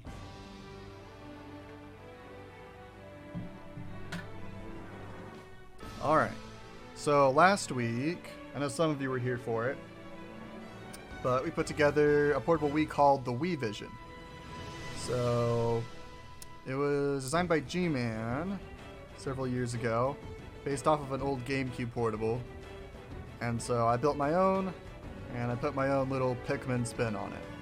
So we got all the mushroom buttons, and all of that. Did you end up fixing that screen issue? So if you're talking about the issues I was having with the Wii Vision, yes. Every issue I was having with it should be fixed. So I think the screen issue I was having was that the screen controls just didn't work. And that ended up being that all 4 attack switches were dead. Because I had harvested those from Noah's Wii Vision, so the old one that I harvested a lot of parts out of. And those tacks were all just dead. I guess they'd all gotten gummed up with super glue, or if they had maybe like fallen apart when I had ripped the old, like these buttons off of them. But I replaced those and they started working. And then I was having audio issues as well. And so I had just flipped 2 of the audio data lines by accident. And so that's what was causing that. So that was a pretty quick, easy fix. But yeah, I installed a bunch of Pikmin ROM hacks onto here. So I've been playing through Endless Abyss, which is just like an endless Pikmin 2 cave. And there's limited Pikmin. So you have to play it really careful throughout. And try and get as deep as you can. But yeah, everything is working great. At least last I checked. You only cranked the volume a bit. Oh yeah, volume controls are through a combination of GameCube controller buttons. So you hold Z, Y, and then up on the D-pad.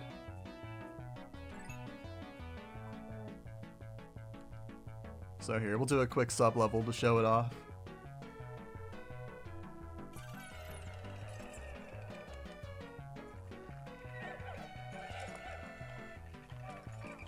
But yeah, analog triggers are cool. Not particularly useful for Pikmin.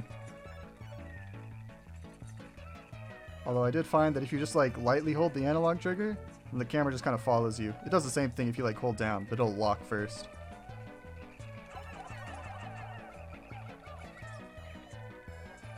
Oh, I forgot. I'm in the sub-levels where there are just rocks. That will come and crush your Pikmin. Alright, bust out the purples to squash this guy. Kill him. There we go. I've been playing through Pikmin 2 with a friend, so my friend has been discovering all of the unfairness of Pikmin 2. I still have no idea why they thought rocks that could randomly fall out of the sky was going to be okay, but that's Pikmin 2. Squish him.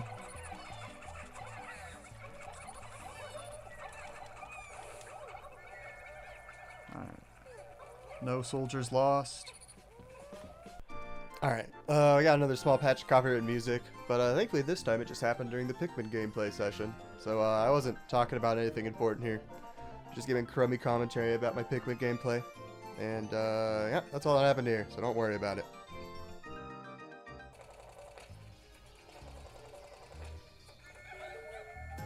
They're sadists. And if you talk about the game designers, I think that's probably true. Okay, let me go check her out over here. I see a frog.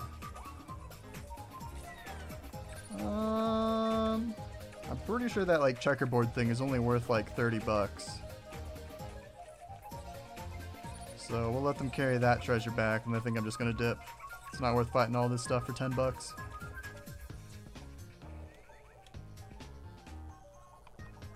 But yeah, the screen brightness is really weird. I don't know how well you can see it, but as you angle the screen, like depending on what angle you look at it at, like it gets considerably dimmer the like sharper angle you hold it like this way. It actually doesn't look that bad through the camera, but it looks pretty bad in person. So I think I have the brightness like cranked up to like 90 or something.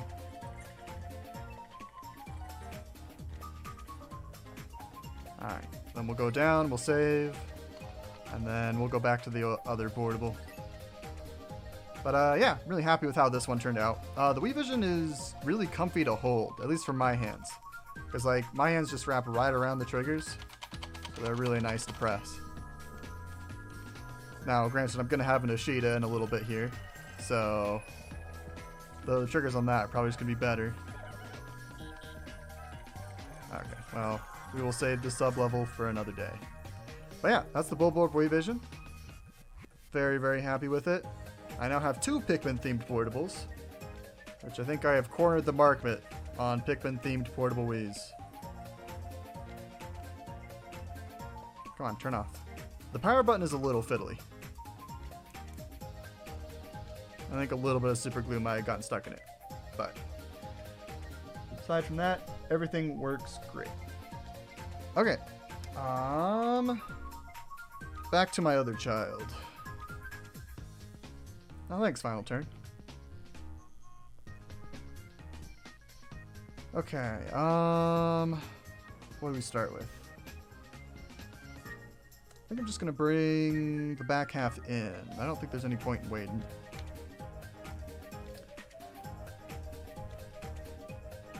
So all of our wires are gonna go across the top. in this portable. Some portables you have them go across the top and others along the bottom. Just kind of depends on how it's designed. Oh, I think the Ashida is a top. Yeah. Okay.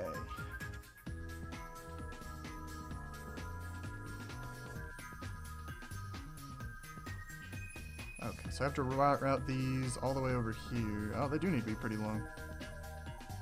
Maybe I wasn't wrong for making them this long. And our start button. Actually, wait, let me figure out which pair is which before I go tangling them up. Okay, so this is right speaker.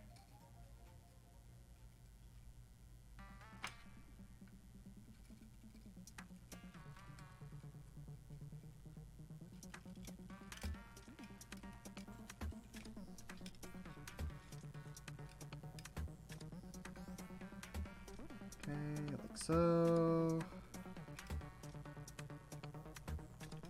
To here.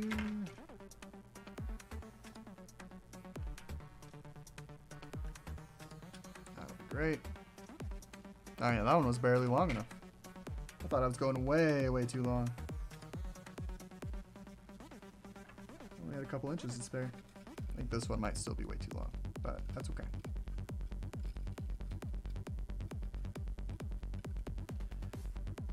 So this is left speaker.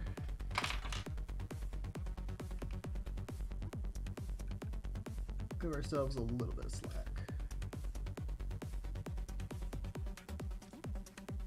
And then the start button.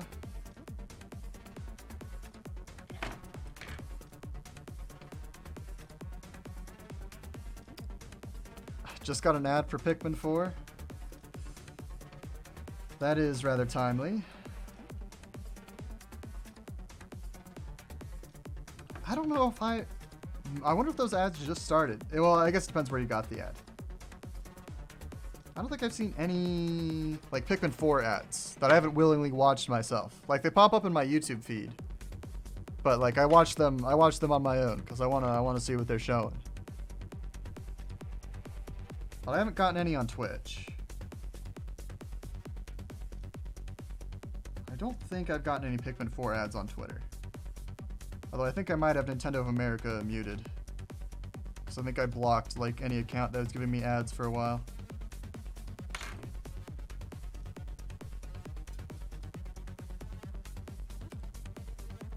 Okay, gonna tin these wires. YouTube and TikTok? Gotcha.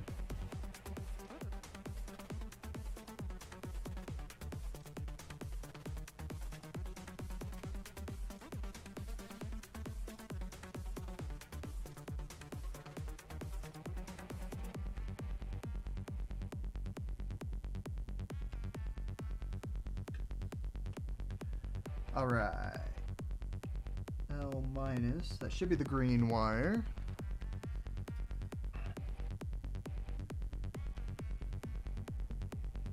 Like so.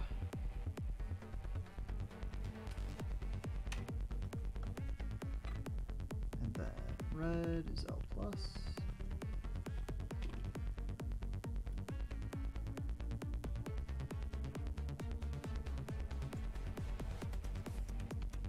That is not a beautiful joint. That's better. That's best. Okay, perfect. Nintendo knows not to waste money on you. Guaranteed sale. Yeah, that's probably true. Although I will say, I get ads all the time for products I already own. Stop giving me Squarespace ads. I've got a Squarespace site. Stop giving me Mint Mobile ads. I am on Mint Mobile. Those always drive me crazy. I'd at least rather see cute Pikmin than have Reinhold Reynolds walking up to the camera and showing off his new way to save money on advertisements. Thanks, Ryan.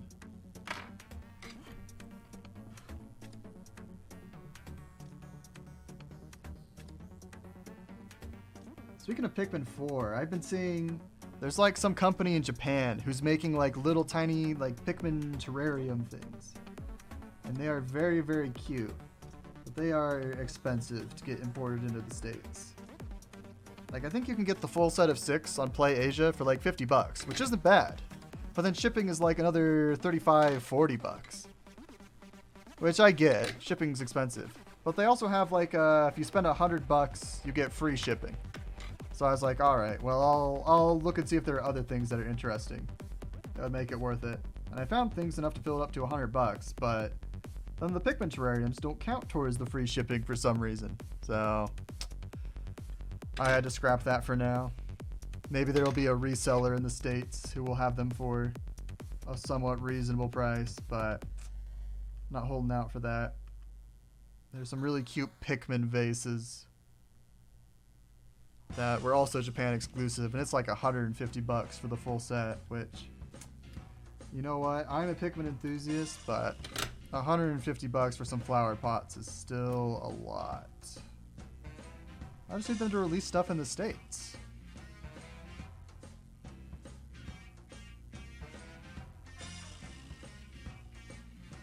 After months of it sitting on a shelf, finally did the U10 relocation and LDL removal. Nice!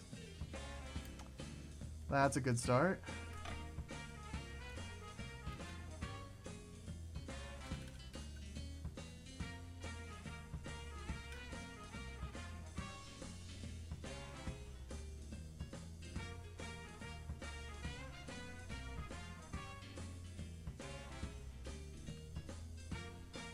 Okay. Finally, start button. Okay. Next, I think we'll run our voltage lines. So we need ground, 3.3 volts. Oh, and we need the GameCube data line. Okay, ground is easy. I'm going to use 30 gauge wire for the ground wire that goes between the halves. It's got to be 30 gauge because it's powering the GC Plus and the screen. So 34 would be pushing it a bit. But 30 is just fine.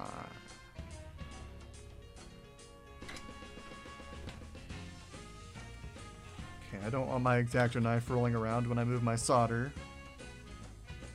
That's not ideal.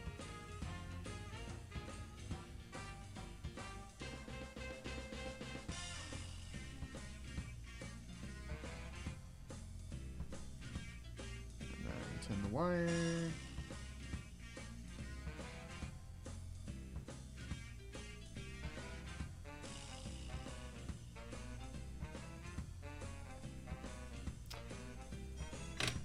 Perfect.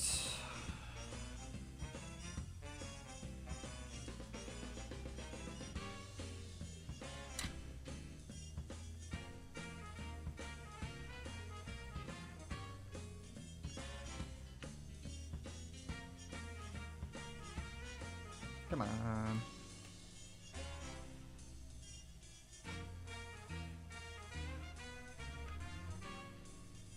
There we go.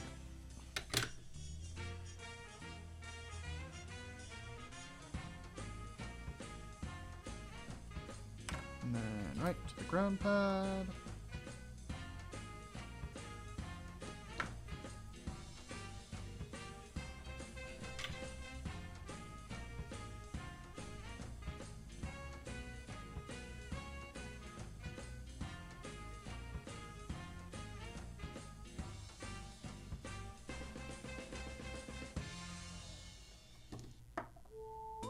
What time is it? Oh, it's already 7. Wow. Starting to feel a little hungry, but I could definitely power through. Assuming it works first try. I don't know that I've got the energy for troubleshooting, but troubleshooting the issues in the Wii Vision didn't take too long. Once I was energized. Fixing the issues did take a little while, because I had to do like a whole new button board for the 4 tacks on the front, but finding the issues was quick.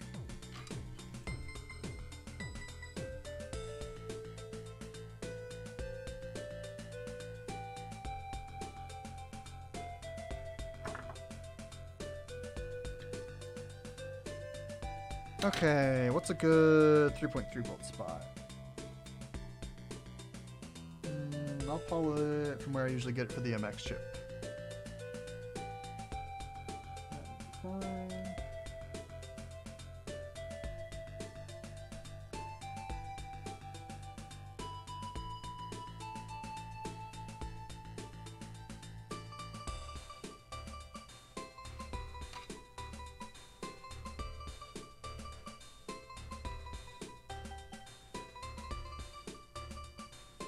Speaking of Pikmin ads, that reminds me. I keep getting recommended like old like Pikmin materials like on YouTube. Probably because I keep on clicking on them. But I got recommended like a compilation of like Pikmin 2 ads from around the world. And like, it's funny, like the ads in Japan, it's like a nice little song about Pikmin and what all the Pikmin types do. And why you should buy Pikmin. And then like every single other ad, like for Pikmin 2, it's like a very well, not very disturbing, a somewhat disturbing video of like a bunch of people dressed up as Pikmin, like yelling as they run through the streets of New York. And then they like approach a hot dog stand and get a hot dog and then bring it back to someone who commanded them to go get the hot dog. And so I don't fully understand who watched that and said, ah, yes, that looks like a good video game, but I don't know. It's certainly an odd advertisement.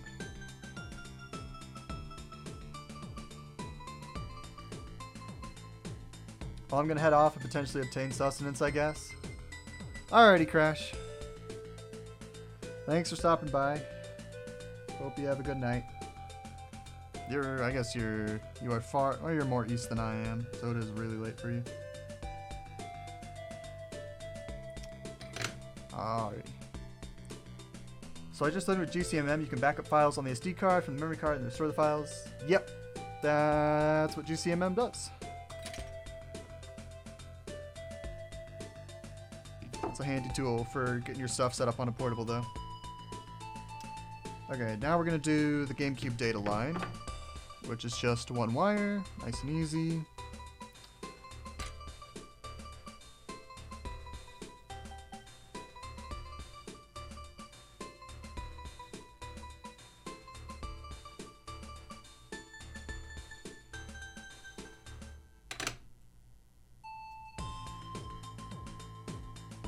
.610 where you're at?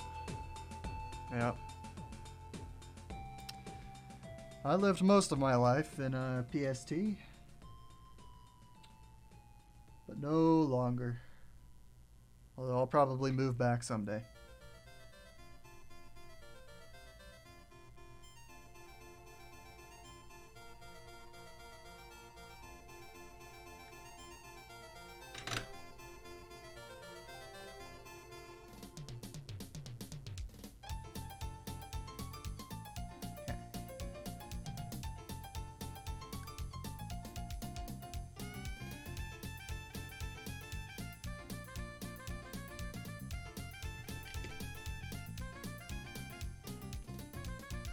That connects here.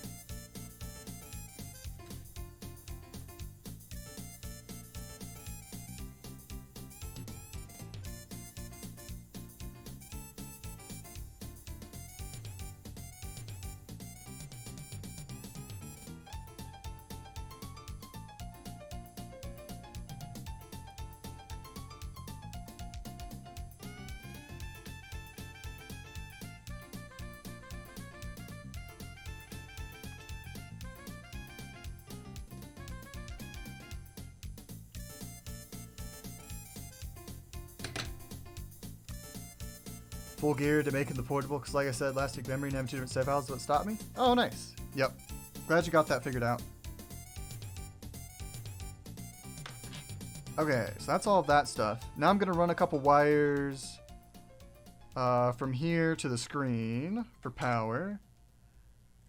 I'm just going to piggyback off of these GC Plus pads, because those are conveniently located. And we'll do 30 gauge wire for screen power.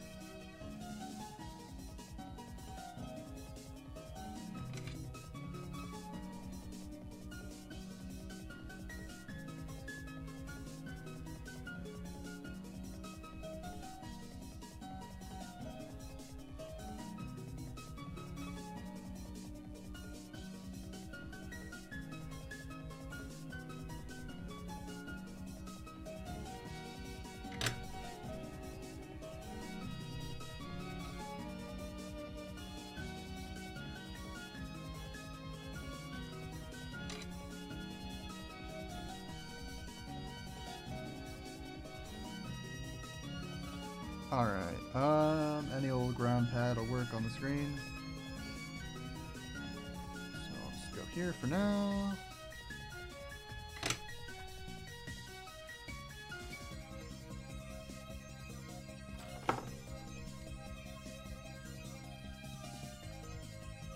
Oh, I forgot. Thought I was almost done, but there is one more board to be wired up. I've got a board that'll convert like the GameCube controller inputs into screen control inputs.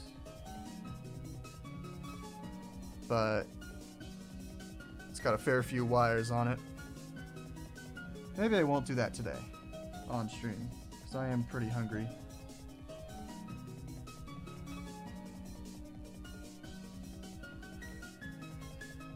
But I will do everything else. There we go.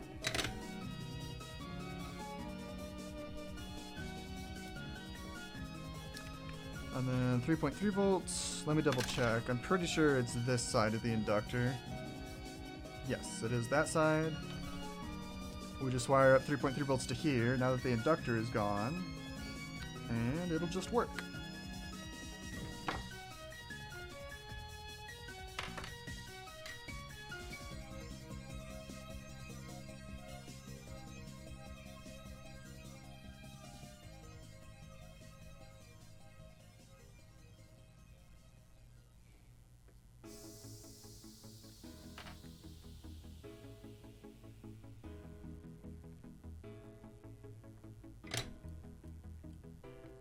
There we are. Okay. I'll need to attach the screen flex connector at some point. But that doesn't need to happen just yet. Okay, so last thing we need to do is run our wires for video across. So we will start with the H and V signals. So these are the two signals that you have to solder directly to the audio video encoder, which is this little chip here. And it is some of the toughest soldering you'll have to do on a portable. But these wires do not need to be shielded. In fact, you shouldn't shield them. It's not worth the effort. So I'm just going to run two individual 34 gauge magnet wires for H and V. But for the RGB lines, we are going to shield those with proper shielded wire.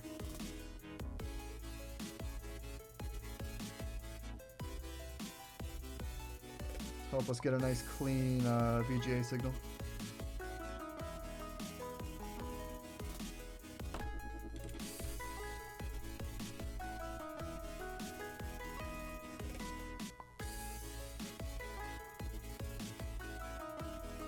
So the reason you have to wire them directly to the AVE is because the Wii was never meant to use VGA. But there's a way to, at some point, VGA was used for like testing or debugging or something. So all the code for the AVE to actually work over VGA is somewhere inside of the Wii. And so Aurelio was able to find that and sort of patch it back in. So the VGA replaces component video out. And so that's really good for portables. Because most little screens, like this one, they don't support component. It's kind of an outdated video signal, nothing really uses it anymore. But most of these screens support VGA. So that gives us the ability to have nice 480p video out without having to use some like random obscure screen. What? How did the wire snap? Well, gotta resend this wire because it broke somehow.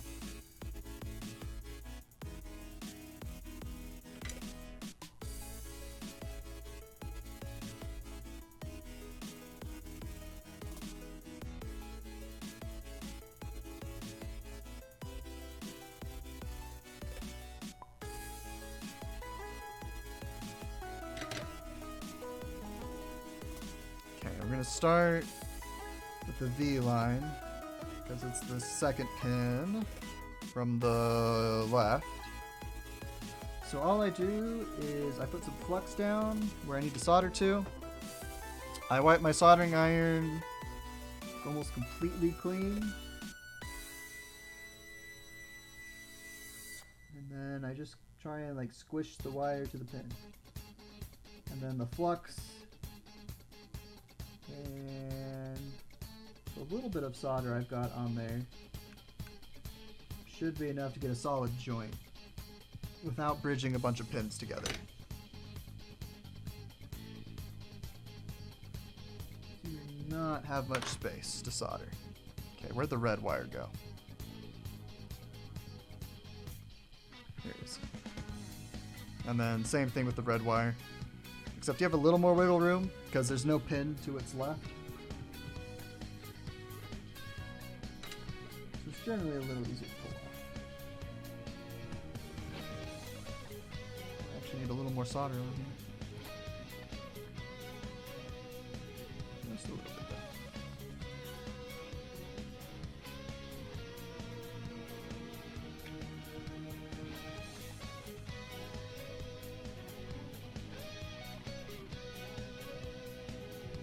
Okay, so there are the H and V wires. Let's see, where's my reference board? Here it is. So H and V are at the very bottom. So we will do them first, because they're at the top, relative to how I'm looking.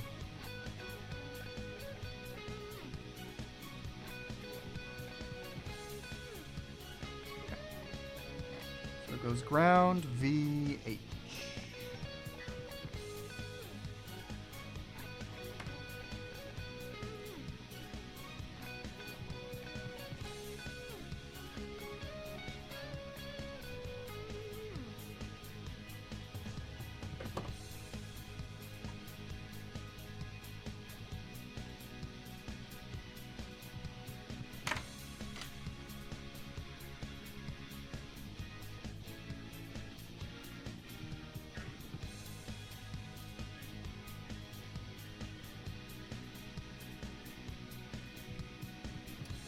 I don't know whether H and V are flipped on the silk screen of this board. There are some boards that they are flipped on. So it's possible they're flipped on this one, but I'm going to operate off the assumption that they aren't. I think the predecessor to this board did have them oriented correctly. There we go.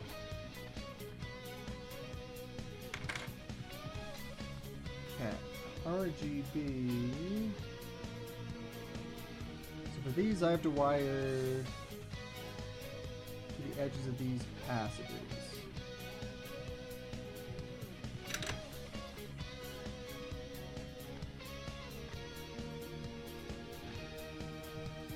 Which is a little tricky. But now we get to bust out our shielded wire.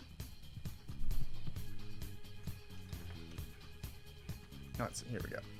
So when you're taking apart a Wii, one of the things you remove is the Wi-Fi module. Now the Wi-Fi module has these little antennas on it, which are quite useful actually. The Wi-Fi module is pretty useless. I'm just going to chuck it because I got plenty of them. I don't need more. But this wire it comes with is really nice shielded wire. And there's just enough of it that we should be able to use it for the 3 video lines in the portable, which is very nice. So you gotta desolder the antenna from it. Like so. Okay.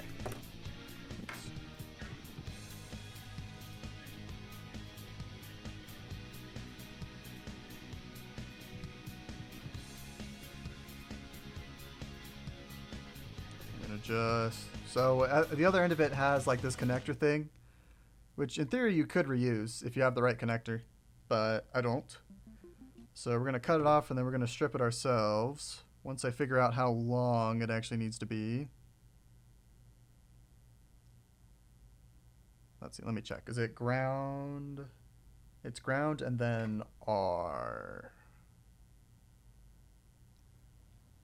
Yes.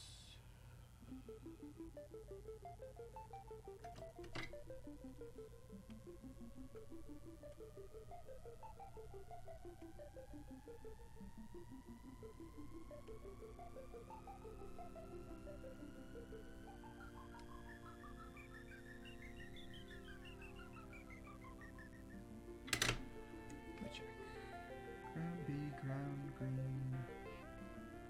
Okay.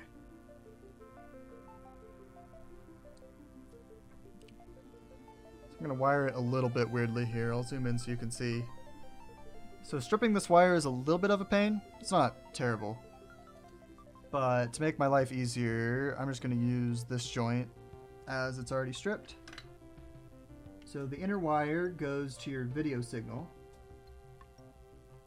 So that pin should be R. And then the shielding goes to ground.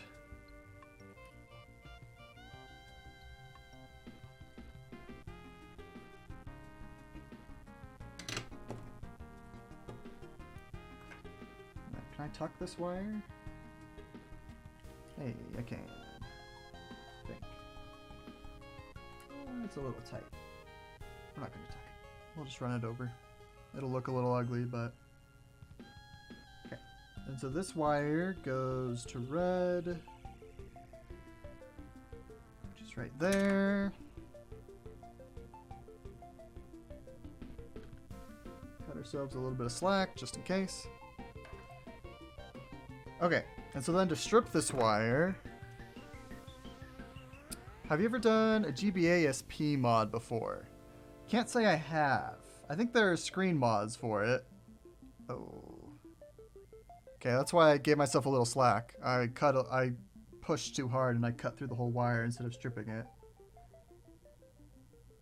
I just want to apply just enough pressure to strip the outside of the wire. Because there's effectively 2 layers to this wire. Or, I guess more than 2. But the 2 that we really care about. There's the outside layer, which is gray. And then there's a layer of like a bunch of strands of wire. And I cut through it again. Is it too short now? It's going to barely reach, but I have to get it this time. This is why this wire is a pain to work with. Because you have to strip it by hand. You can't use your fancy strippers. I think. You have to apply just the right amount of pressure. This is really easy to just chop right through.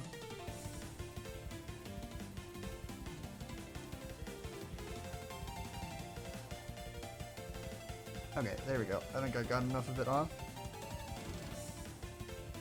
So it's hard to see, but I could basically now move around all these little wires. And then right at the center, there's a thicker little thing. And that has the internal signal. So for this one, I'm going to cut off all the little ground wires without severing the main wire, preferably. And then I'm going to tin the end of the inside wire just like it's magnet wire. It's not actually magnet wire, but it is. Stripping that wire by hand is virtually impossible. So I'm just going to burn off the little coating around it.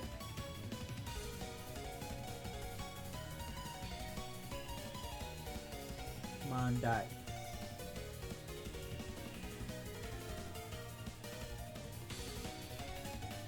There we go. So now I've just got a little nub of the internal wire exposed.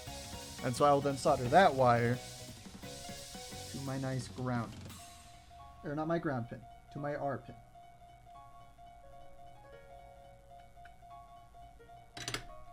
Okay. I'm not super trusting in the solder joint. Let me redo it.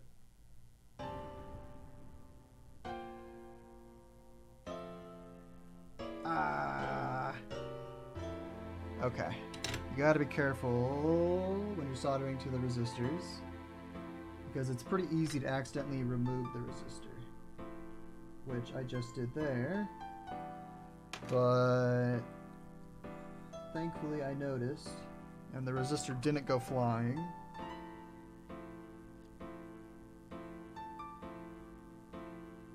So I should be able to very carefully Reattach it.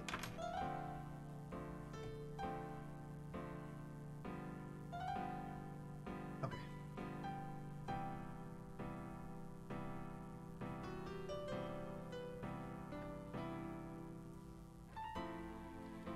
Now let's try one more time.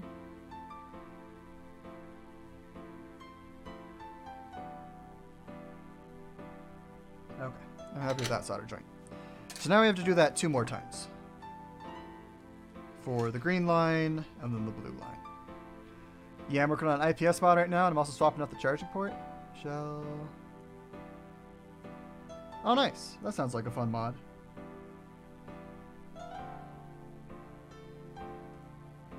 I think I've seen that GBA SP shell on eBay quite a few times. Was there ever an official one for it, or has that one always been, like, unofficial?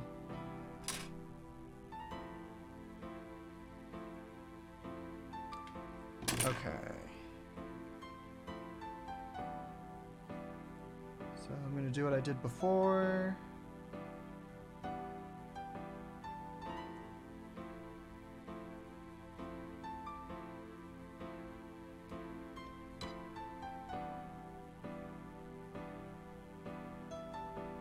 Solder that there. Then attach my shielding here.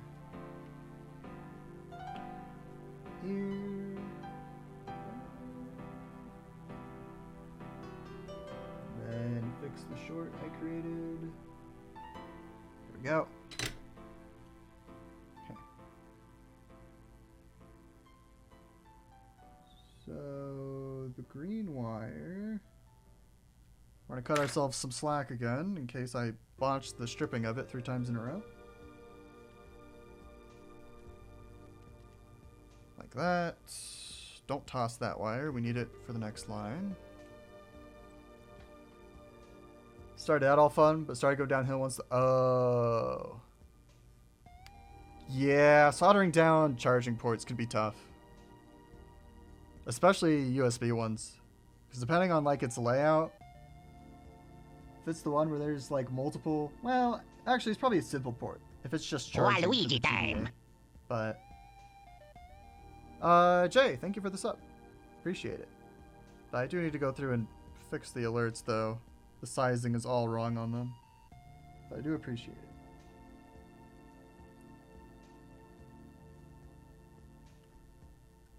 But, yeah, one of my least favorite parts of the Wii Boy Color was having to solder the USB-C port down.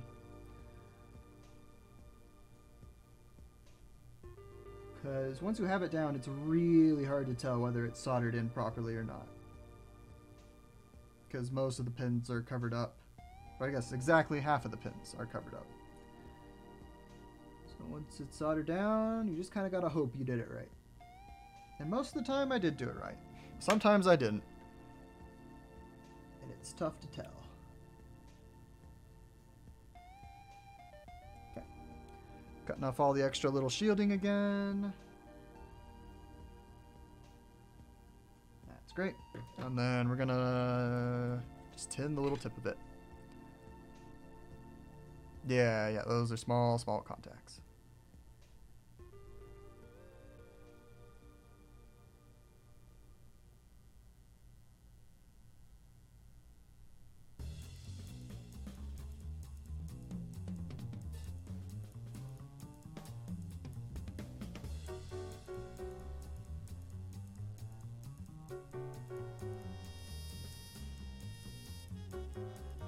Come on, just burn the end off. There we go. On the Wii Boy Color, were you not able to have an aux cable on the bottom? By aux cable, do you mean like headphone jack? Is that what you mean?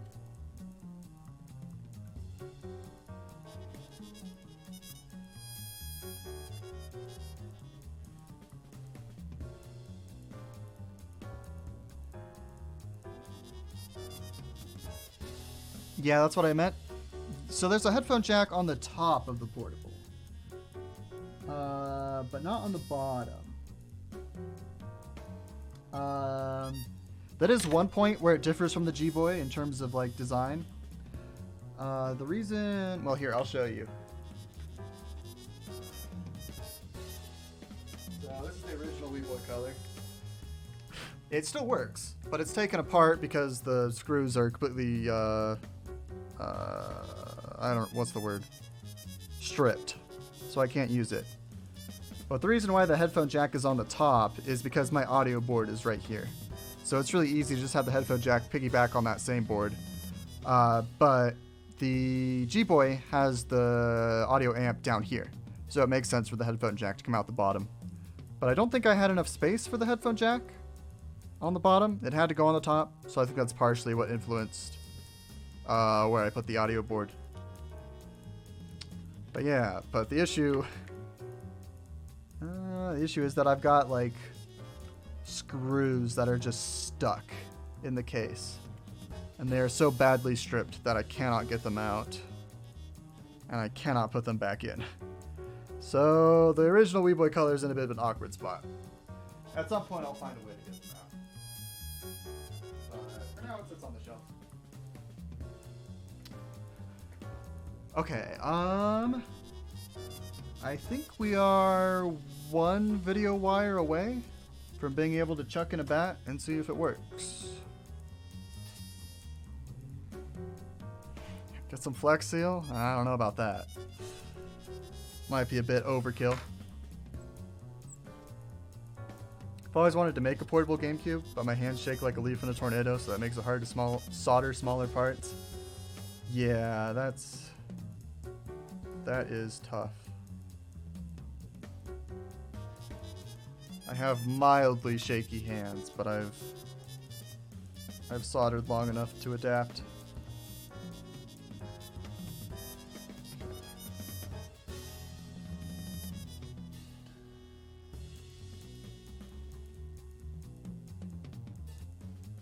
Wait. Oh, okay, whoops, I messed that up. I somehow managed to strip the center wire, but not all of the ground wires with that one.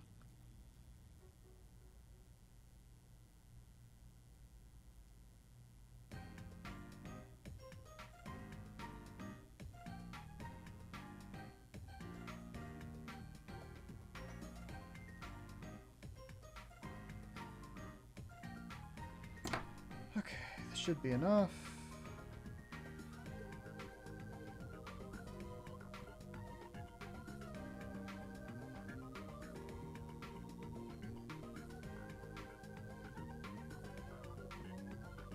Oh, wait. Oh, it's actually perfect.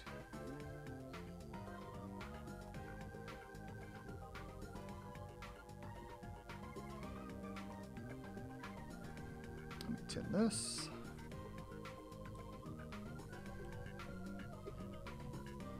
Yeah, you just need the 10 million points.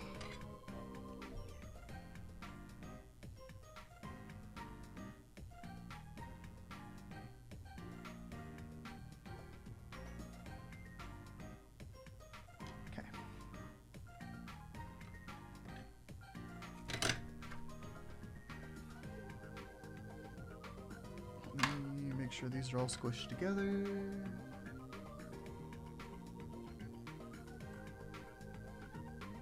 Great.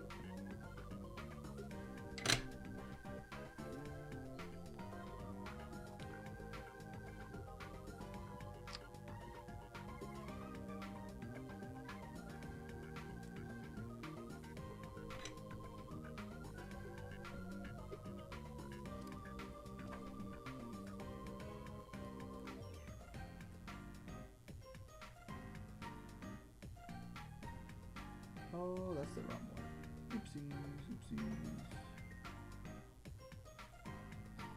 Okay, crisis averted.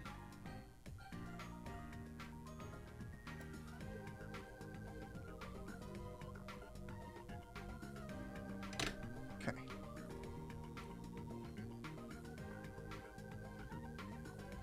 This wire needs to go there.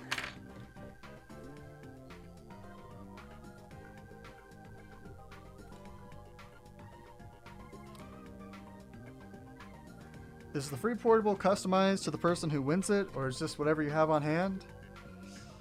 Undecided. You know, I will say you can probably get whatever color you'd like, but it will probably need to be whatever portable I have the parts on hand for, or like I have familiarity with. So for example, if someone redeemed it today, then it would probably need to be an Ashida or a Louis.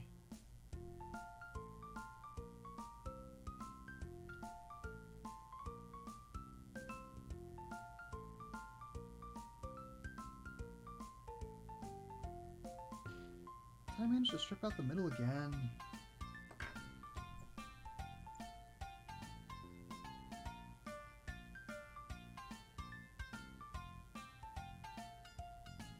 Did I go too hard again? Oh no. Oh no. I still got some slack.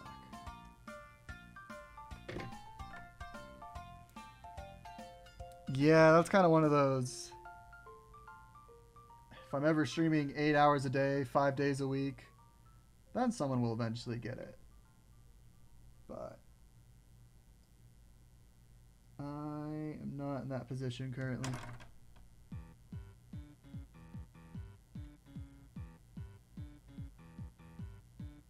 Here we go.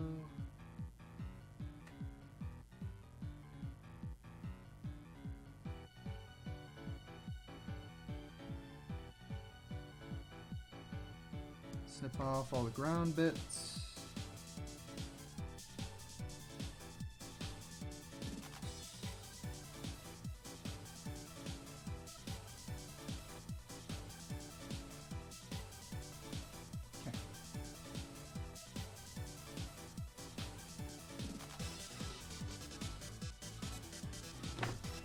Okay.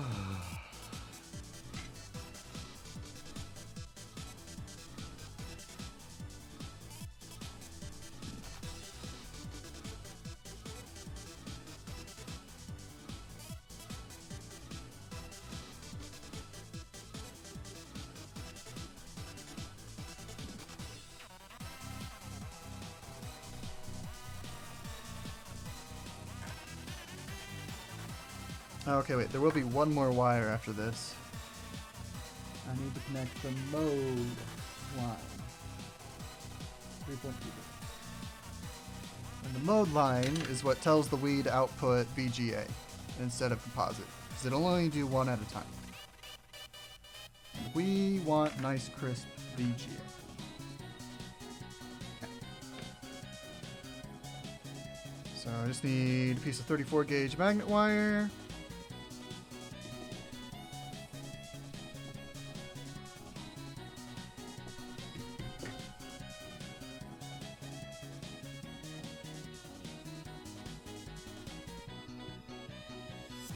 If you do full-time YouTube, are you going to branch into other forms of content? Kind of. I think YouTube would always be my main thing. Streaming portable stuff is kind of tough. Because I think I can make it work when I'm doing something that has a lot going on, like an Ashida. Okay, this song has played too many times.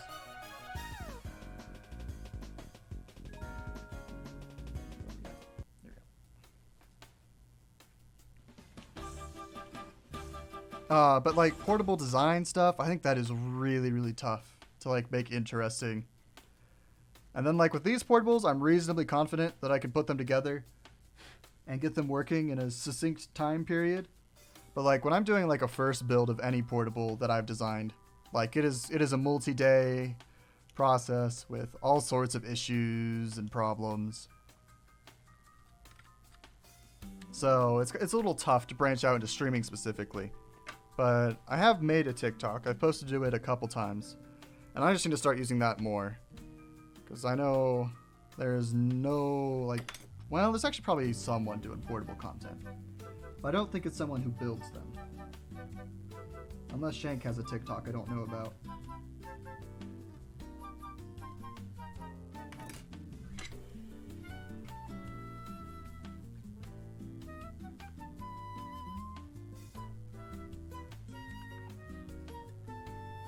There we go. Mode pin. And now I just need to Connect this wire to 3.3 volts,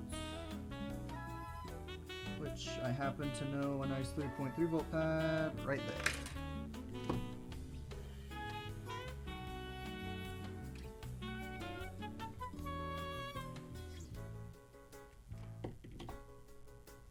Oh, Wesk is back. We all missed you so much, Wesk.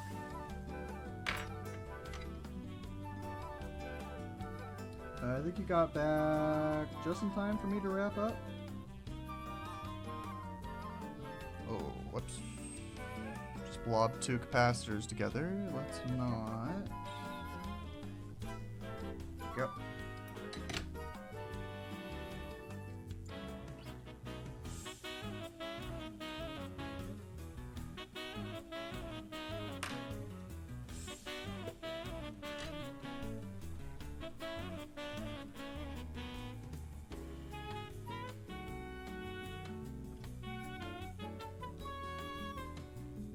Go.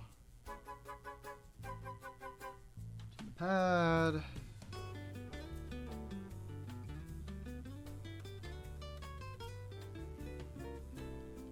Perfect. Okay. Oh, I need to run the flex connector across, or flex cable.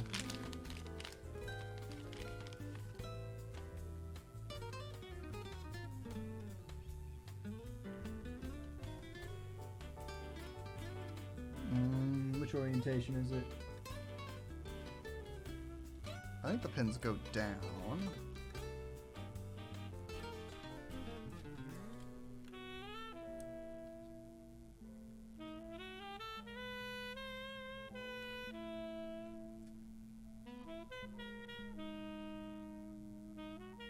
That's in all the way.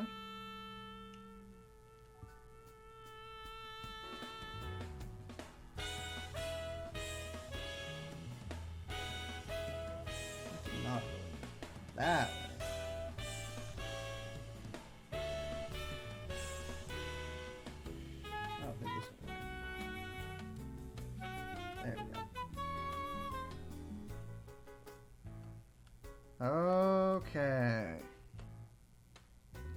Let me run a few quick sanity checks.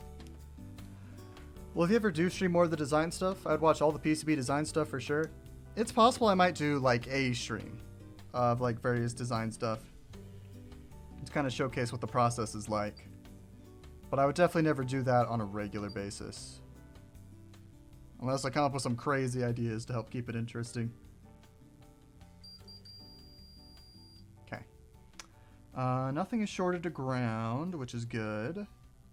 Or, okay, correction, none of my voltage lines are shorted to ground, which is good. Oh, this wire came loose. Why did that happen?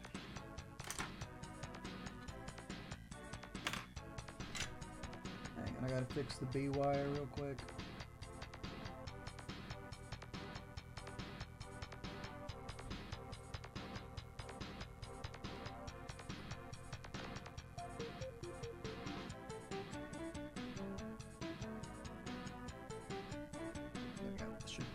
Exposed. PCB design confuses me. It's a bit of a process. But once you have that process down, it's not too bad.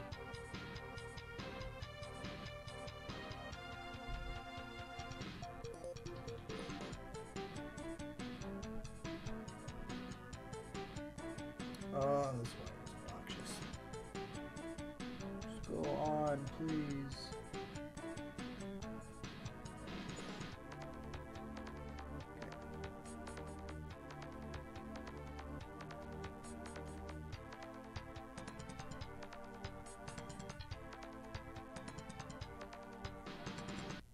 Hopefully that's good enough for now. Okay, I think we're good to see if it boots. We're going to put one battery in. We're going to make sure we put it in the right way. go.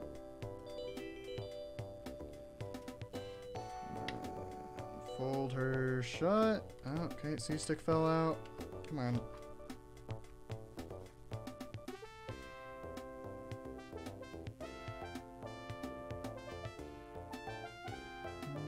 Why aren't we lining up over here? Okay, there we go. That's shut enough for testing. Alright, well, here she is. The X and Y buttons are going to get replaced with some chocolatey looking ones to help balance out our sprinkle to chocolate ratio. But I'm going to flick the switch. And in theory, the screen should go blue.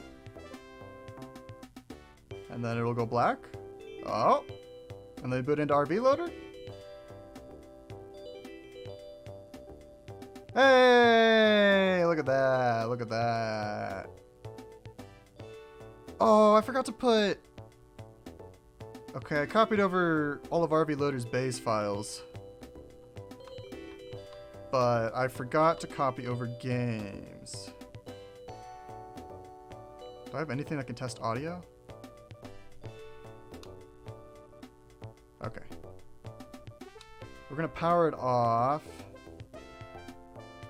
Oh, I might need to add... I think because of this case, you can see like the silver of the screen around the edges, which I don't like. I might find some sort of like white wrapping to put around the edge of the screen. Okay, I'm just gonna put one game on it real quick. Hang on, you're gonna hear some Windows noises out of my end. I apologize in advance for those. Okay, let me copy over a game. Games.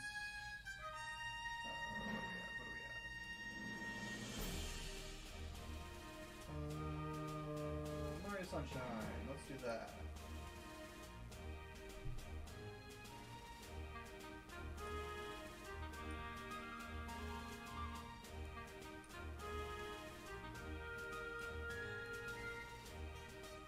Oh no, actually we're doing Mario Party.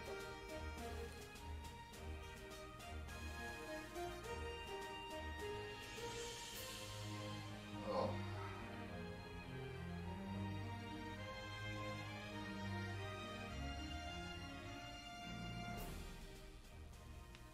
Okay.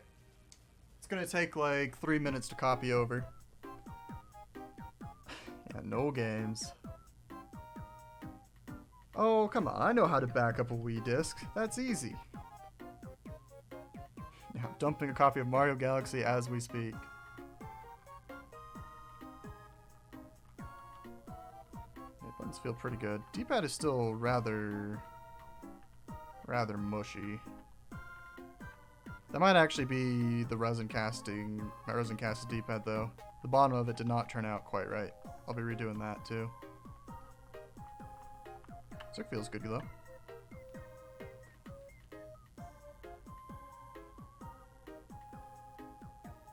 Oh, I also need to set up... Now the question. Is the audio max when the wheel is turned all the way to the left, or when the wheel is turned all the way to the right? I'm guessing it's when it's turned all the way to the right, so I'm going to turn it all the way to the left. To try to not blow my eardrums out. Well, I've got noise-canceling headphones, so it'll be you guys whose ears get blown out. I always get giddy looking at the Ashida design, though. It's legit perfect. It is a very nice design. It's just a GameCube controller with a screen in the middle.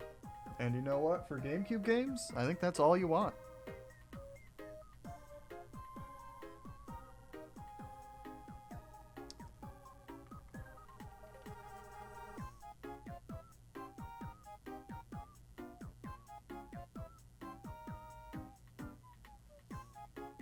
Still not quite closing all the way. So I'll fiddle with that. It might just be that something's not quite lining up. But I'm not sure what. Hopefully it'll be an easy fix though.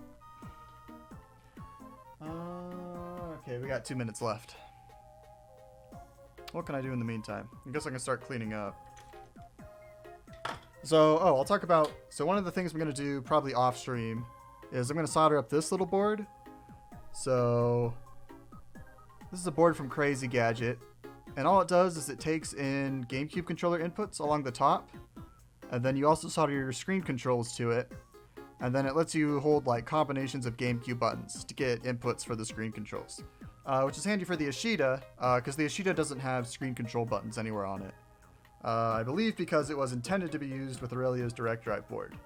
But then the chip shortage kind of crushed that dream.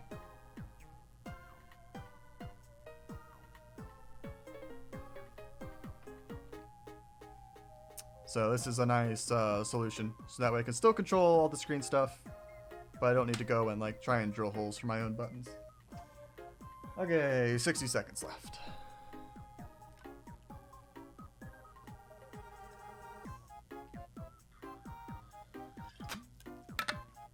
I'm sure Direct Drive will return. I think Aurelio was teasing something the other day. Or not the other day, I guess it was a couple months back at this point. But they'll be back at some point. I think I saw on Twitter someone was very happy that some FPGA had returned. So, yeah, I believe nature is healing. Finally. 25 seconds. Here are the old classic controller caps. They're a little gross, but it's alright, I'm not using them.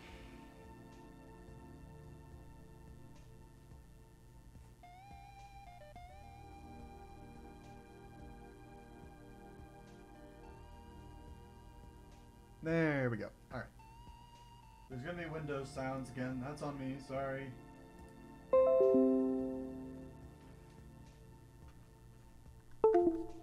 Okay. Well, let's fire it back up. Let's see, is the LED working? I think I have to configure that. Yeah, that's an RV loader thing.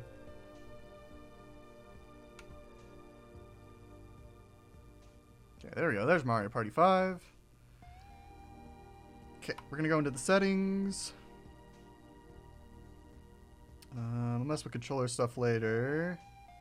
Okay, Juicy Plus detected, PMS detected, not charging, and then we're getting all of our battery stuff, so that's all good. Okay, power. I will up the charging current. For an Ashida, I think you want to up this to like 3 amps. Yep. I'll lower T-Rig. Okay, you only get 60 or 80. We'll leave it on 80 then. This is a toggle switch.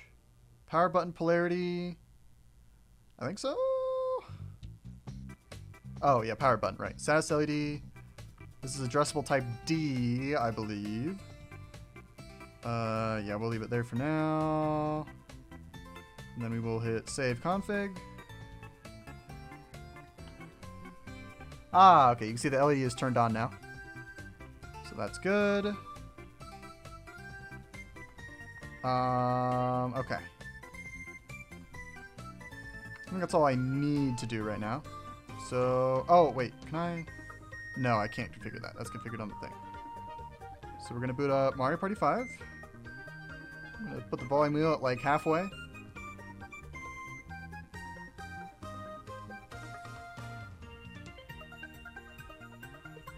Oh, I forgot to enable progressive mode. Okay, battery life is dropping. I think it's just because it's not, it hasn't figured out how much battery life it's actually got. But it doesn't have much right now. The batteries, when they ship, are pretty low. Ah, we get audio. Ooh, really crunchy audio.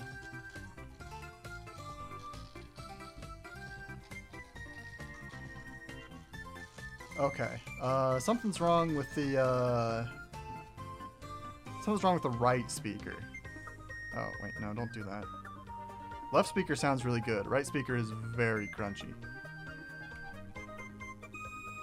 Like, it sounds like it's hitting the bass notes, but only the bass notes. So, let's take a quick look, see if I can diagnose that without taking too much time.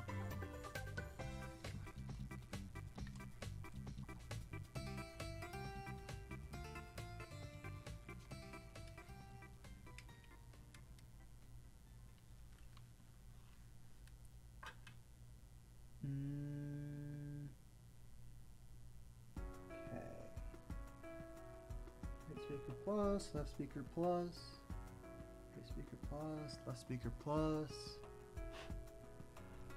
Let's see, what resistance do we get between them?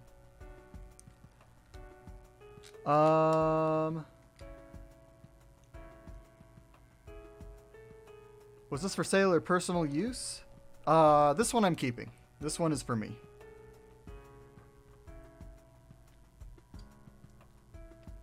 Hence the somewhat eccentric design. Usually when someone requests a portal, they request a pretty boring one.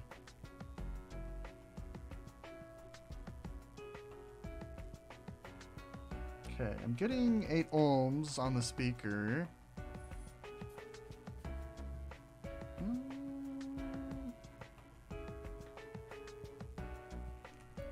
What was your favorite portable you made, and what was the one you hated making?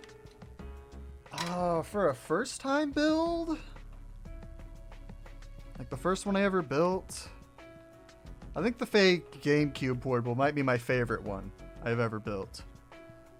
That one just turned out so well. Like the way it looked at the end, I could not have been happier with it. And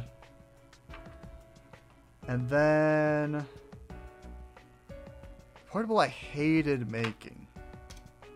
I think every portal I've ever built has had its miserable moments. There's never been a portable that I have like designed and then put together and gone, wow, that was really easy.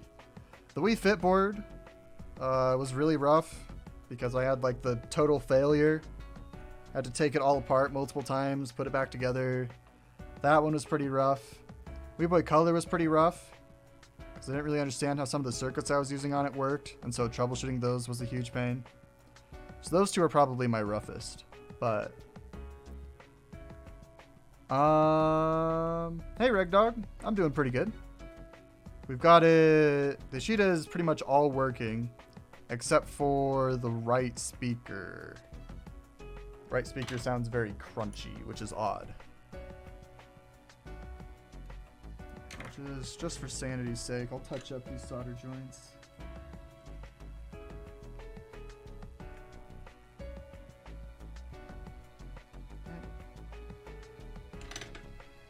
Considering the temperature doesn't go very high, will we ever need a fan with undervolting?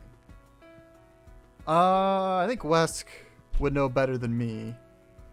I think that it will be possible to get away with passive cooling setups if you can get a really good undervolt going. But I don't know if passive cooling will become the de facto standard. I'd imagine active cooling will generally be preferable. But I could be wrong. And we're still in the early days of undervolting, so things could change. Okay. So it's the right speaker that was having issues.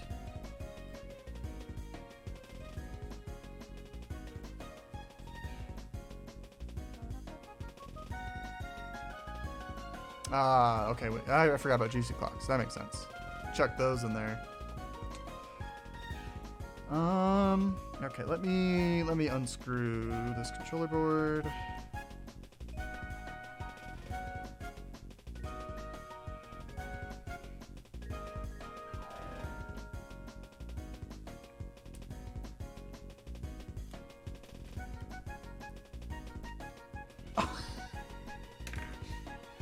Okay. I have found the issue. I think. Behold the issue.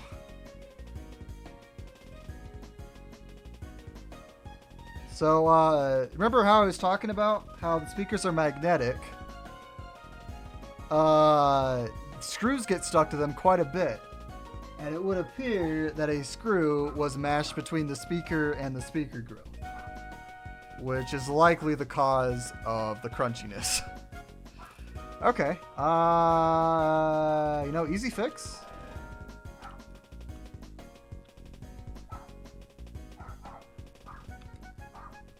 Which is fortunate. Okay, now I need this board to go back into place, though. Come on.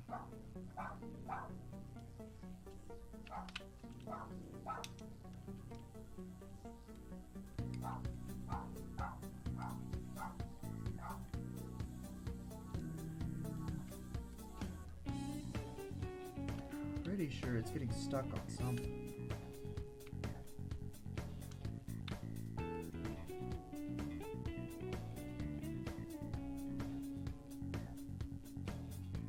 Oh yeah, the speaker is not going in. Okay, I might need to move this speaker slightly down as well, like I did with the other one. Pull that out for now.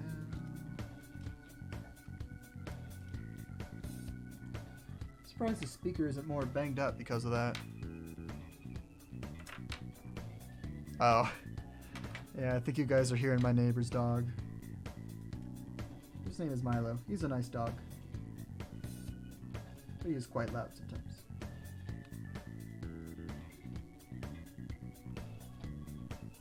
Oh. I bet he's barking at my cat. I think Kitty is in her outside house. And she likes to sit right at the edge where he can't get her, but she can swat at him if she feels like it. And she often feels like it. She is not a very nice cat towards other animals. She's really nice to me. She likes me a lot, but other animals, not so much. Okay, do you fit now?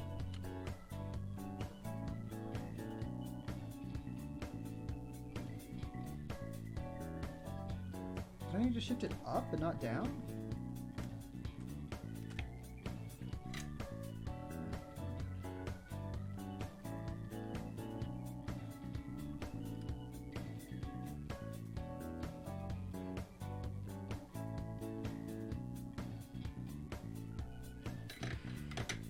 One more shot. Wesk redeem, drop it. You know what? I'm not even gonna risk dropping this because I bought two Ashida cases. I bought a blue one for the person who won the giveaway after the contest, the 24-hour stream giveaway, and I had it sitting on the edge of my desk, and I was bending over to like plug in some cables, and it fell off. And like the back half of the case right here landed perfectly on the foot of my desk, and it just cracked. Two big pieces fell off, and I'm very bummed about it because I now have to spend quite a bit of money to get a replacement. Although maybe I should just ask my PCBWay rep. She'd probably send me another. But dude, these cases are so brittle. They look great, but do not drop. Do not drop. Okay, I think it's going in all the way now. Let me put my screw back in. I feel like you've redeemed drop it before, Wesk. What's your problem?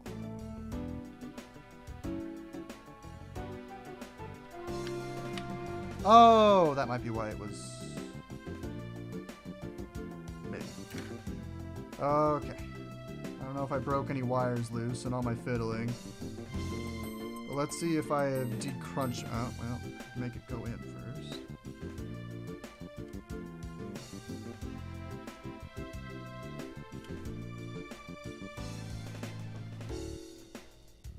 Okay. Gotta put our battery back in.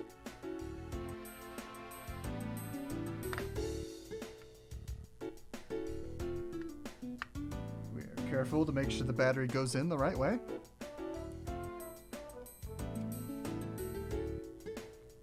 Oh my god. Wes, you couldn't have put one screw hole to hold the seat stick in place? I guess the GameCube controller doesn't, so I'll cut you some slack.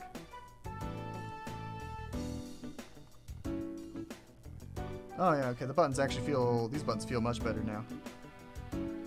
D-pad is still mushy, but I think that was part of the issue. You know what, I also probably could have determined that the speaker was the issue just by looking inside of it. Now that I think about it. I use a little hot glue, that's smart. I will do that. Okay. Fire it back up.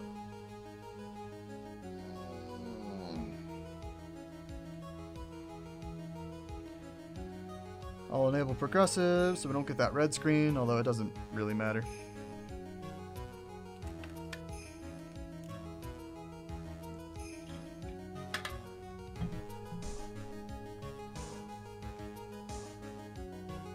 Yeah, the battery's low, I know. Oh, we get a cool rainbow effect. I didn't realize the camera was picking it up like that. I don't get that cool rainbow effect on my end, unfortunately. Ah, okay. Audio's decrunchified. Alright, so now the one thing I want to do before I end stream, with my remaining 3% battery life, 2%. Oh, you know what? I've got a charger somewhere. Here we go.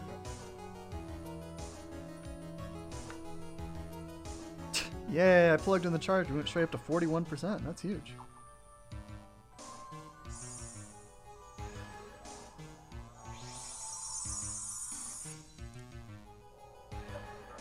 Those are some powerful speakers.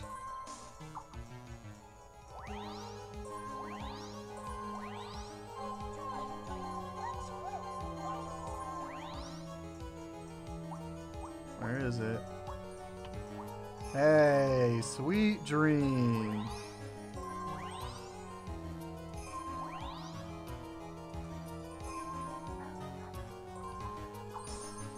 Ah, there we go. I gotta... Oh, okay, if anyone has any GameCube or Wii games that have like a candy world or a candy theme that I could use for taking pictures, be sure to post those in the chat. I need plenty of those. So far I've thought of this, and then there's that one world in Mario Galaxy that is all candy themed. Let's see. I wonder if the rainbow effect is caused by the screen protector. Okay. Yeah, rainbow effect with screen protector. The lines are just...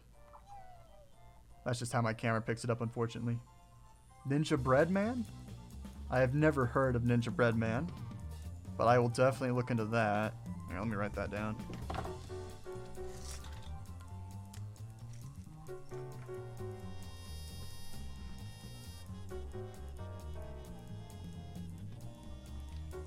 But yeah, I'm gonna take some very fun pictures with this one once I've got it all settled in. But it might actually, aside from the buttons I want to swap,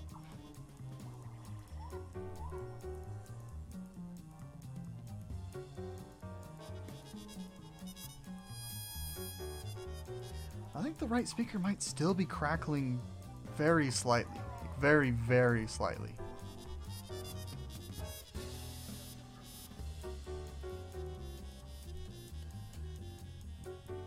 Yeah, it's popping randomly. Like very small pops, not nearly as badly as before. I might have to swap the speaker, or maybe there's something else wrong. Ninja Bread Man is a Game Grumps classic. Maybe Cooking Mama? That's a good recommendation. Oh, I think the Charlie and the Chocolate Factory game is on GameCube? Oh. Charlie Chalk.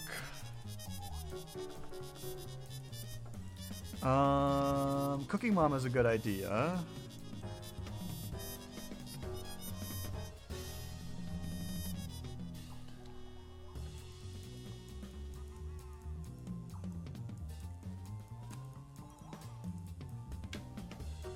Alright, well...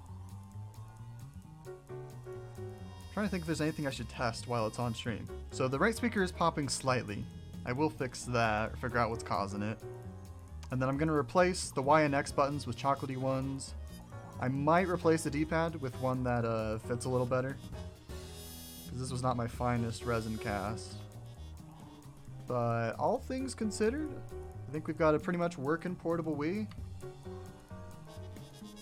And yeah, this is going to be a real pretty one once it's all finished. Yeah, that was the Mario Galaxy level I was thinking of. Maybe you're hearing the Pop Rocks you left inside? I don't think I left any Pop Rocks inside. But you know, I could have forgotten them.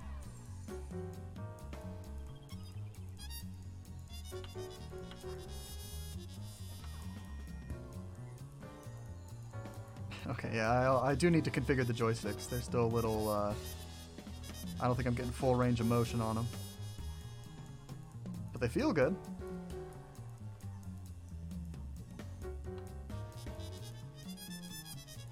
Why'd it do that? Yeah, why'd it turn off, Giddy? I don't know. Maybe the batteries are toast. Or, I mean, they were very low when I put them in. So I'm gonna hope it was just a... Oh, actually? Hang on, let me check. Let me make sure we're actually making good contact with the heatsink. Oh, okay, no, it's definitely a battery thing. Alrighty. You can't charge or play. It's more like discharge less fast. Really? Even with a... I think this is a 12-volt PD charger. But, I mean, the batteries are really low, so that's not too shocking. But... Double Dash has a candy bat... Oh, you're right. I know the one you're talking about, the cookie one.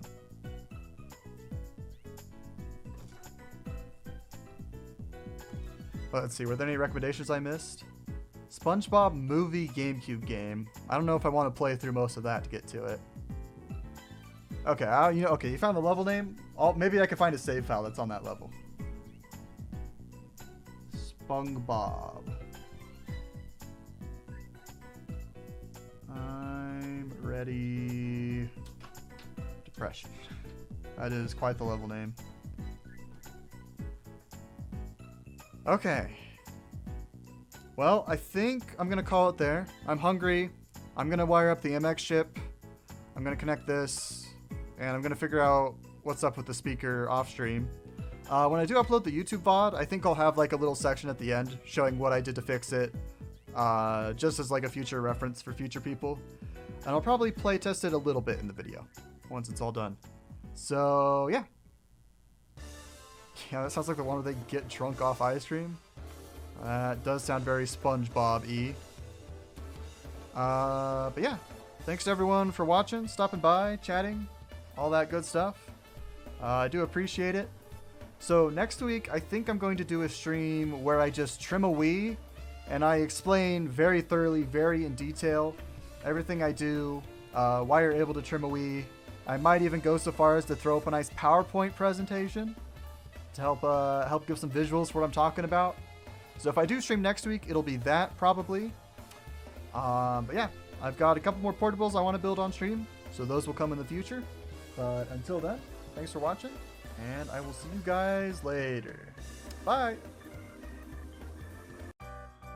Alrighty, so I just wanted to record a quick little blurb showing off the finished portable and talking about what the little issues were that I had to fix to get it fully working. But yeah, this is it. This is the Neapolitan Ashida, as I'm dubbing it.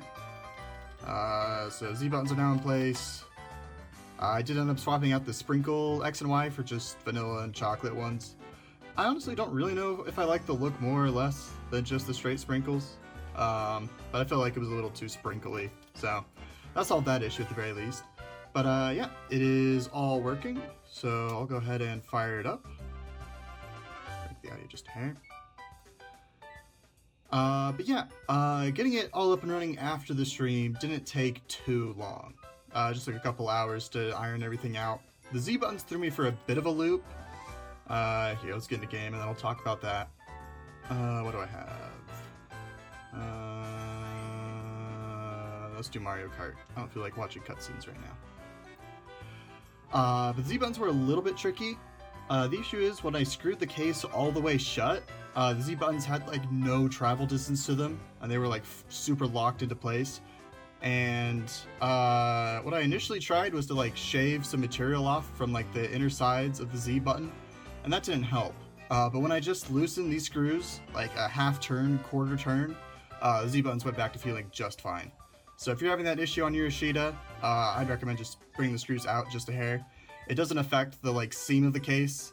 The Ashida already has like a kind of loose seam in certain parts. I think particularly along the bottom.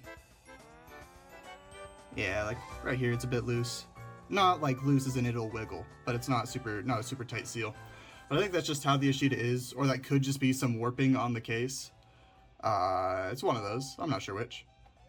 But yeah, aside from the Z buttons, the only other issue I had was audio was popping and crackling slightly, even at low volumes, which isn't normal for a portable. And so I just ended up fixing that. Let's see, we'll run the princesses here. I just fixed that by rerouting my speaker wires away from all the other wires that were going to like the front half of the case. Normally I don't have issues when they're all in like a big bundle and going across, but I did on this portable for some reason. So I'm not sure what the cause of that was or like what signal specifically was causing the interference. So if you're having that issue, just route your wires a bit different. But I think those were the only issues I had, aside from I had a bit of a problem. When I ended the stream, I didn't work on it for a couple days, and then when I came back to it, VJ video wasn't working. I think it was just that the B wire had come loose, which normally shouldn't cause video to stop working completely. It should just, the portable will still output video, but you won't get any like blue colors in your signal. So I'm not sure if it was shortened out to something else, but when I resoldered that wire, everything went back to normal. And then yeah, it was pretty straightforward to get it all closed up from there. But yeah, I'll reiterate it again. The Ashida is a very good, in my opinion, beginner portable. Plenty of space inside, all the little sub-assembly boards. I think it will make it very straightforward for people who are new to portabilizing to figure out what goes where, and to kind of have a solid guide to help follow. Obviously the soldering is still tough. You still have to trim a Wii, which can be a bit daunting. But as far as like ease of builds go, I think this is the easiest one by far. Very little jank to it. I'd say the only like downsides are that it's a very large portable. I mean, it's like slightly, it's a little less wide than a Steam Deck. Obviously, it's got some more thickness to it because it's a whole GameCube controller essentially. But yeah, I really like this Ashida design.